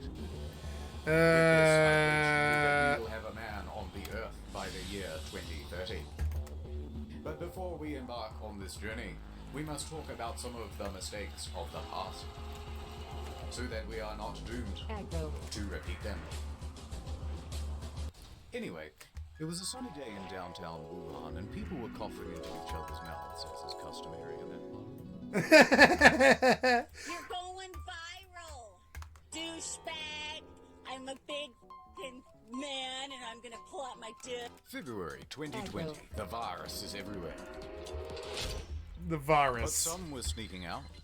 Others not taking it seriously at all. Cough directly in your face. People were outside, going about their normal lives. Get drunk before everything closes. Get drunk before everything closes. So, the mayors and governors from around the world gathered together with a solution to the problem of sneaking out while grounded. Snitching hotlines. Snitches get rewards. Rewards. Simply take a picture of someone and text it to the official Snitches snitch get line rewards. to put those rule breakers in their place. What's up, boys? Over here at Wendy's. Instant justice. Some people need to get the message. Send a photo and we will make sure that enforcement comes right away. But naturally, many New Yorkers did not take very kindly to this idea. So, they decided to text the hotline as well. Text after text came rolling in. What a success. Let's What a open the first success. one. Surprise. Turns out people weren't just sending in tips. They were sending the whole shaft. Oh, Jesus. Next one. Next. Aww. Next. Just close it.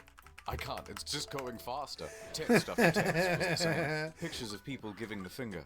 Dick pics. Edgy Blasio memes. This isn't helping at all. Sir, our servers can't handle this amount of erotica all at once. Save some of the tasteful memes on the side to show how. This But the amount of snitches erotica forgot all the at first once. rule. Snitching. Snitches get unmasked. Unmasked. By state sunshine laws. By state sunshine In Missouri, laws. they have them. 2 weeks after their Missouri, own they have snitching 'em. program went live, turned out it was all subject to public record by anyone who requested it. So Oh, I not don't only need is all these? of this I information don't. not anonymous or private, what do I it's need? published indefinitely Herpy on a Lieutenant government ring. website with zero redaction. Ugh. Oh dear. Of course, I'm not going to put any of those details here. But if you live in Missouri and you're a bit curious, Oh, here we Links, go. as Which always, one's are in the there? description down below. in Washington and Louisiana, people were unmasked too. In Frisco, Texas, they made an app for snitching as well. But there was backlash and it was terminated. In LA, the mayor's infamous Snitches get rewards statement was walked back. In Victoria, a couple was fined $1,500 each for going on a drive to Lake's entrance and posting photos on social media. You there, sir? I certainly hope you've got a license. Warned that if they do it again, they would be arrested. Except the photos were from a year ago. We're not going to get everything right all the time, and we will make mistakes. But worst of all was the UK. 9 coppers for one lad. Well, you relax. Ridiculous. 194,000 calls in a single month had been made regarding people leaving their homes without a license, and tens of thousands of fines had been issued.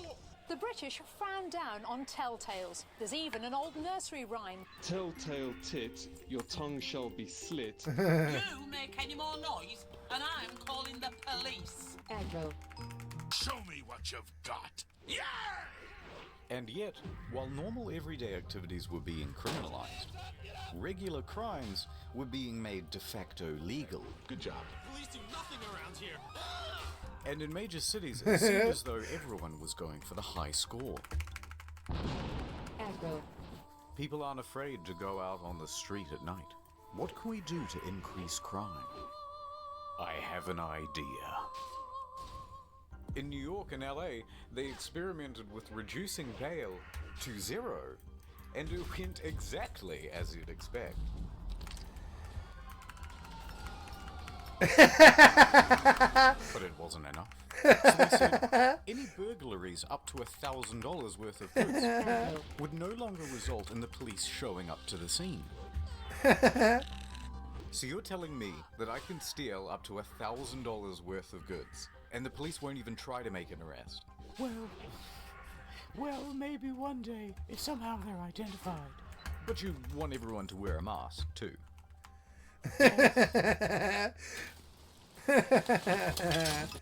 Yes. So people walked up to the buffet and had their fill.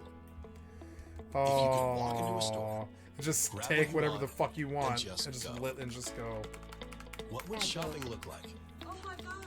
Call the police! Welcome Call the police, to Amazon Go. Just go. Just go. Pieces of shit. Hope you overdose. Take whatever you like. Sometimes when I call 911, nobody answers.